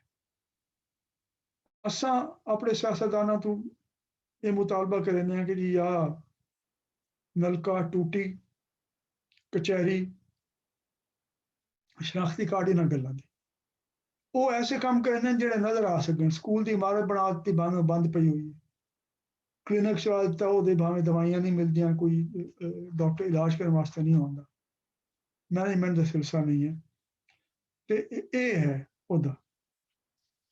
तुहाडा कोई होर सवाल है दसो, नहीं तो मैं इहदे आखिरी जिहड़ा है सर जी एक सवाल है मेरा जी शौकत। ਪਿੱਛੇ ਜਦੋਂ ਬੀਬੀ ਬੇਨਜ਼ੀਰ ਦੀ ਹਕੂਮਤ ਆਈ ਸੀ ਉਦੋਂ ਉਹਨਾਂ ਨੇ ਇੱਕ ਕੋਸ਼ਿਸ਼ ਕੀਤੀ ਸੀ ਜਿਹਨੂੰ ਉਹਨਾਂ ਨੇ ਕਿਹਾ ਸੀ ਕਿ ਨੈਸ਼ਨਲ ਆਈਡੈਂਟੀਟੀ ਜਿਹੜਾ NIC ਨੰਬਰ ਹੈ ਉਹਦੇ ਤੇ ਜਿਹੜਾ ਨੈਸ਼ਨਲ ਟੈਕਸ ਨੰਬਰ ਜਿਹੜਾ ਉਹਨੂੰ ਕਨਵਰਟ ਕੀਤਾ ਜਾਏ, ਤੇ ਥੋੜਾ ਜਿਹਾ ਉਹਦੇ ਬਾਰੇ ਤੇ ਜਿਹੜਾ ਹੁਣ ਇਮਰਾਨ ਖਾਨ ਨੇ ਪਿੱਛੇ ਕੀਤਾ ਸੀ ਤਾਜਰਾਂ ਦੇ ਨਾਲ ਕਿ ਨੈਸ਼ਨਲ ID ਕਾਰਡ ਤੇ ਟੈਕਸ ਨੰਬਰ ਕਨਵਰਟ ਕਰਕੇ ਇਨਫਾਰਮਰ ਨੂੰ ਜਿਹੜਾ ਡਾਕੂਮੈਂਟ ਕਰਨ ਦੀ ਕੋਸ਼ਿਸ਼ ਕੀਤੀ ਜਾਏ, ਇਹ ਥੋੜੇ ਜਿਹੀ ਜ਼ਰਾ ਇਹਨਾਂ ਕੋਸ਼ਿਸ਼ਾਂ ਦੇ ਬਾਰੇ ਥੋੜੀ ਜਿਹੀ ਮਾਲੂਮਾਤ ਤੇ ਥੋੜਾ ਚਾਨਣ ਪਾਣਾ ਜ਼ਰਾ ਕਿ ਇਹ ਕਿਸ ਹੱਦ ਤੱਕ ਸਿੰਸੀਅਰ ਸਾਂ ਇੰਪਲੀਮੈਂਟੇਸ਼ਨ ਇਹਨਾਂ ਦੀ। ਸ਼ਬੀਰ ਜ਼ੈਦੀ ਸਾਹਿਬ ਦਾ ਮੈਂ ਇੰਟਰਵਿਊ ਸੁਣਨੇ ਸਾਂ, ਉਹ ਦੱਸ ਰਹੇ ਸਾਂ ਕਿ ਜਿਹੜੀ ਨਾ ਬੜੀ ਮੋਨੋਪੋਲੀ ਹੈ ਇਹਨਾਂ ਦੀ, ਗਵਰਨਮੈਂਟ ਕਰਨਾ ਵੀ ਚਾਹੁੰਦੀ ਹੈ ਤੇ ਨਹੀਂ ਹੋਣ ਦਿੰਦੇ ਹੈ, ਤੇ ਉਹਨਾਂ ਜਿਹੜਾ FBR ਤੋਂ ਰੈਜ਼ਿਗਨੇਸ਼ਨ ਦਿੱਤੀ ਸੀ ਨਾ, ਉਸ ਤੋਂ ਬਾਅਦ ਦੀ ਗੱਲ ਹੈ। ਸ਼ੱਬਰ ਜ਼ੈਦੀ ਦੀ ਸ਼ੱਬਰ ਹੈ ਨਾ, ਤੁਹਾਨੂੰ ਉਹਦਾ ਜੀ ਇੰਟਰਵਿਊ ਯਾਦ ਸ਼ੱਬਰ ਹੈ ਜ਼ੈਦੀ ਸ਼ੌਕਤ? ਜੀ ਸਰ ਜੀ, ਮੈਂ ਸੁਣਿਆ ਸੀ ਥੋੜਾ ਜਿਹਾ। ਉਸਨੇ ਆਖਿਆ ਜੀ ਮੈਂ ਇਮਰਾਨ ਖਾਨ ਸਾਹਿਬ ਨੂੰ ਲਿਸਟ ਦਿੱਤੀ ਕਿ ਇਹ ਵੱਡੇ ਚੋਰ ਹੈ। ਉਹਨਾਂ ਨੇ ਕੀ ਜਵਾਬ ਦਿੱਤਾ ਹੈ, ਯਾਦ ਹੈ, ਚੇਤੇ ਹੈ ਕੁਝ? ਨਹੀਂ ਸਰ ਜੀ, ਉਹ ਹੁਣ ਤੁਸੀਂ ਦੱਸ ਦਿਓ, ਮਿਹਰਬਾਨੀ ਤੁਹਾਡੀ। ਉਹਨਾਂ ਆਖਿਆ ਮੇਰੇ ਫਾਈਨੈਂਸਰ ਹਨ ਜਿਹੜੇ ਮਗਰਮੱਛਾਂ ਦੇ ਨਾਲ ਹੈ, ਉਹਨਾਂ ਕੋਲ ਉਹਨਾਂ ਨੇ ਆਖਿਆ ਮੇਰੇ ਫਾਈਨੈਂਸਰ ਹਨ ਬਾਹਰ। ਇਹ ਤਾਂ ਇੱਕ ਉਹਦਾ ਪਹਿਲੂ ਹੈ, ਕਿ ਮੈਂ ਇਹ ਨਹੀਂ ਚਾਹੁੰਦਾ ਕਿ ਇੱਥੇ ਦਿਲ ਦੁੱਖ ਵੰਜਣਾ ਅਗਰ ਤੁਹਾਡੀ ਕੋਈ ਹਮਦਰਦ ਹੈ ਇਮਰਾਨ ਖਾਨ ਸਾਹਿਬ ਦੇ। ਲੇਕਿਨ ਅਹਿਮ ਗੱਲ ਇਹ ਹੈ, ਸਭ ਤੋਂ ਜਿਹੜੀ ਅਹਿਮ ਗੱਲ ਇਹ ਹੈ ਨਾ, ਚਾਹੇ ਇਮਰਾਨ ਖਾਨ ਸਾਹਿਬ ਹਨ ਜਾਂ ਮੁਸ਼ਰਫ ਸਾਹਿਬ ਹਨ ਜਾਂ ਬੇਨਜ਼ੀਰ ਆਈ, ਦੇਖੋ ਇੱਕ ਗੱਲ ਹੁੰਦੀ ਹੈ ਉੱਤੋਂ ਆ ਕੇ ਹੁਕਮ ਜਾਰੀ ਕਰਨਾ, ਦੂਜੀ ਗੱਲ ਹੁੰਦੀ ਹੈ ਲੋਕਾਂ ਨੂੰ ਤਿਆਰ ਕਰਨਾ। ਅਸਾਂ ਨਿਜ਼ਾਮ ਬਣਾਏ ਹਨ ਜਿਹਦੇ ਅਸਾਂ ਕਾਨੂੰਨ ਬਣਾ ਦਿੱਤੇ, ਨਿਜ਼ਾਮ ਬਣਾ ਦਿੱਤੇ, ਲੋਕਾਂ ਨੂੰ ਤਿਆਰ ਨਹੀਂ ਕੀਤਾ। ਮੈਂ ਤੁਹਾਨੂੰ ਮੋਟੀ ਮਿਸਾਲ ਦੇਣਾ, ਅਸਾਂ ਟ੍ਰੈਫਿਕ ਦੇ ਕਾਨੂੰਨ ਬਣਾ ਦਿੱਤੇ, ਟ੍ਰੈਫਿਕ ਦੇ ਕਾਨੂੰਨ ਹੀ ਬਣਾ ਦਿੱਤੇ ਤੇ ਲਾਇਸੈਂਸ ਵੀ ਲਾਜ਼ਮੀ ਕਰ ਦਿੱਤਾ ਹਰ ਡਰਾਈਵਰ ਵਾਸਤੇ। ਉਹ ਡਰਾਈਵਰ ਨੂੰ ਪੜ੍ਹਨਾ ਲਿਖਣਾ ਨਹੀਂ ਆਉਂਦਾ, ਨਾ ਕਿਸੇ ਮੰਨ ਕੇ ਲੱਭੋ ਜੀ ਜਿਹੜੇ ਟ੍ਰੈਫਿਕ ਰੂਲਸ ਦੀ ਕਿਤਾਬ ਹੈ ਉਹ ਕਿੱਥੋਂ ਮਿਲ ਸੀ।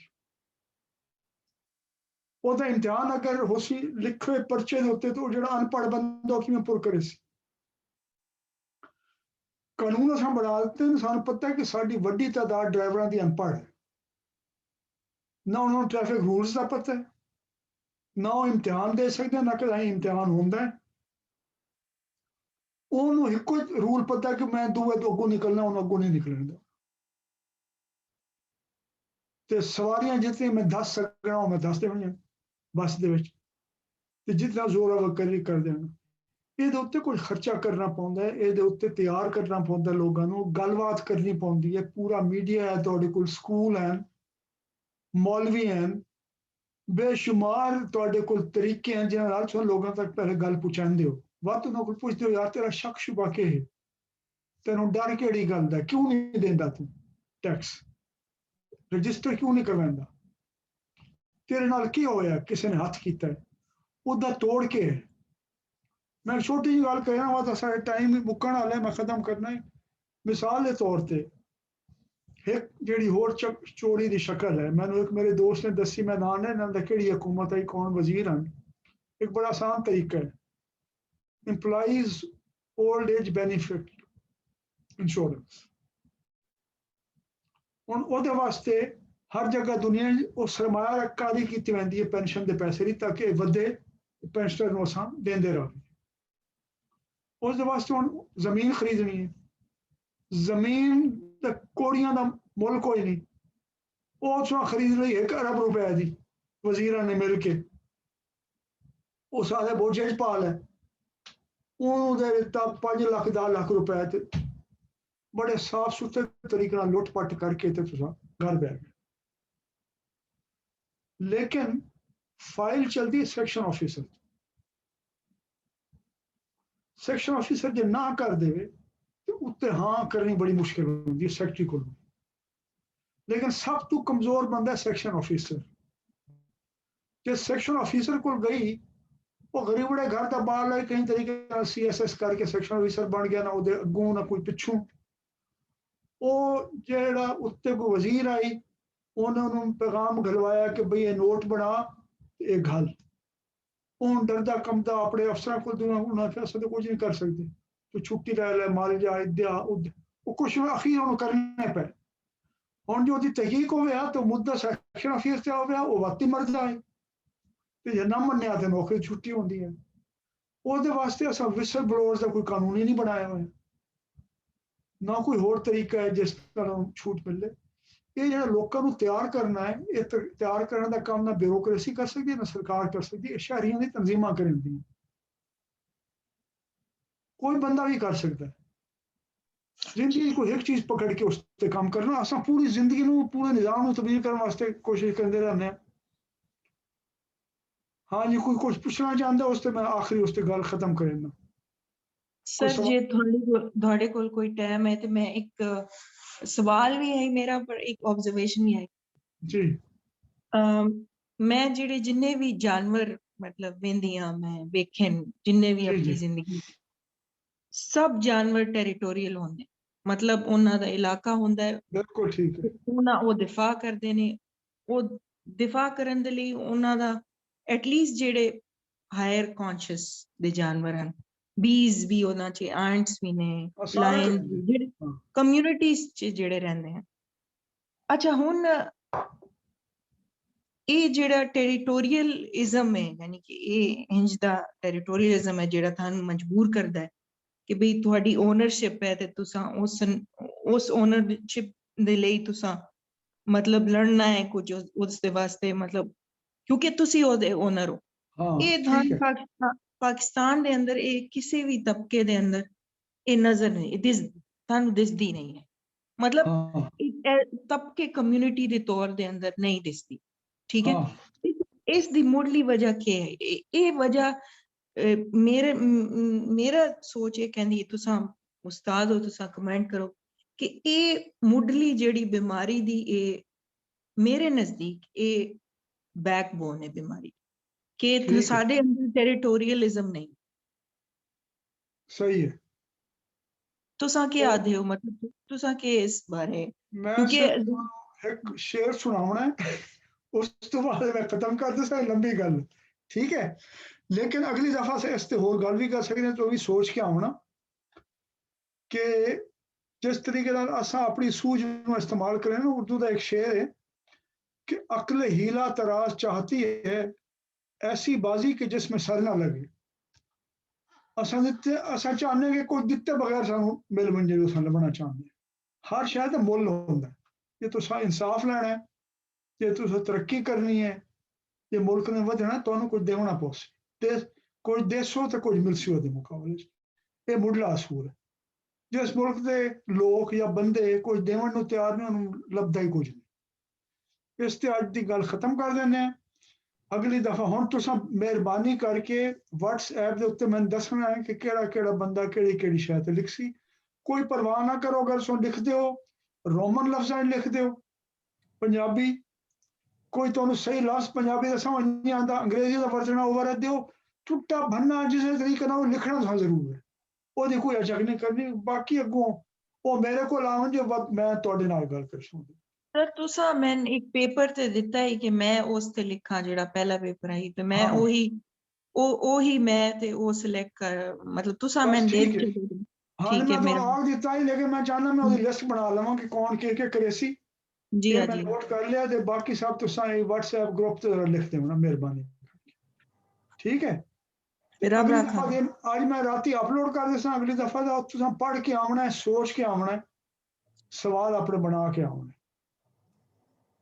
जी ठीक है जी। रब दा सुमैया, मैं तुहाडे नाल एक मसले ते गल करनी है, लेकिन मैं तुहानू हुण व्हाट्सएप ते गल करे सा, तुहाडे कोल टाइम है? जी हां तुसा मैं हुण ही कॉल कर सकदे हो ते कर लो। जी हां, नहीं मैं हुणे करना, हाँ, क्योंकि बहुत देर हो ऐसी। ठीक है जी, शुक्रिया कामरान साहब, मैनू बस इत्थे रिकॉर्डिंग बंद कर दिओ। रब राखा, बाद अगली दफा हो सीगा। ठीक है जी।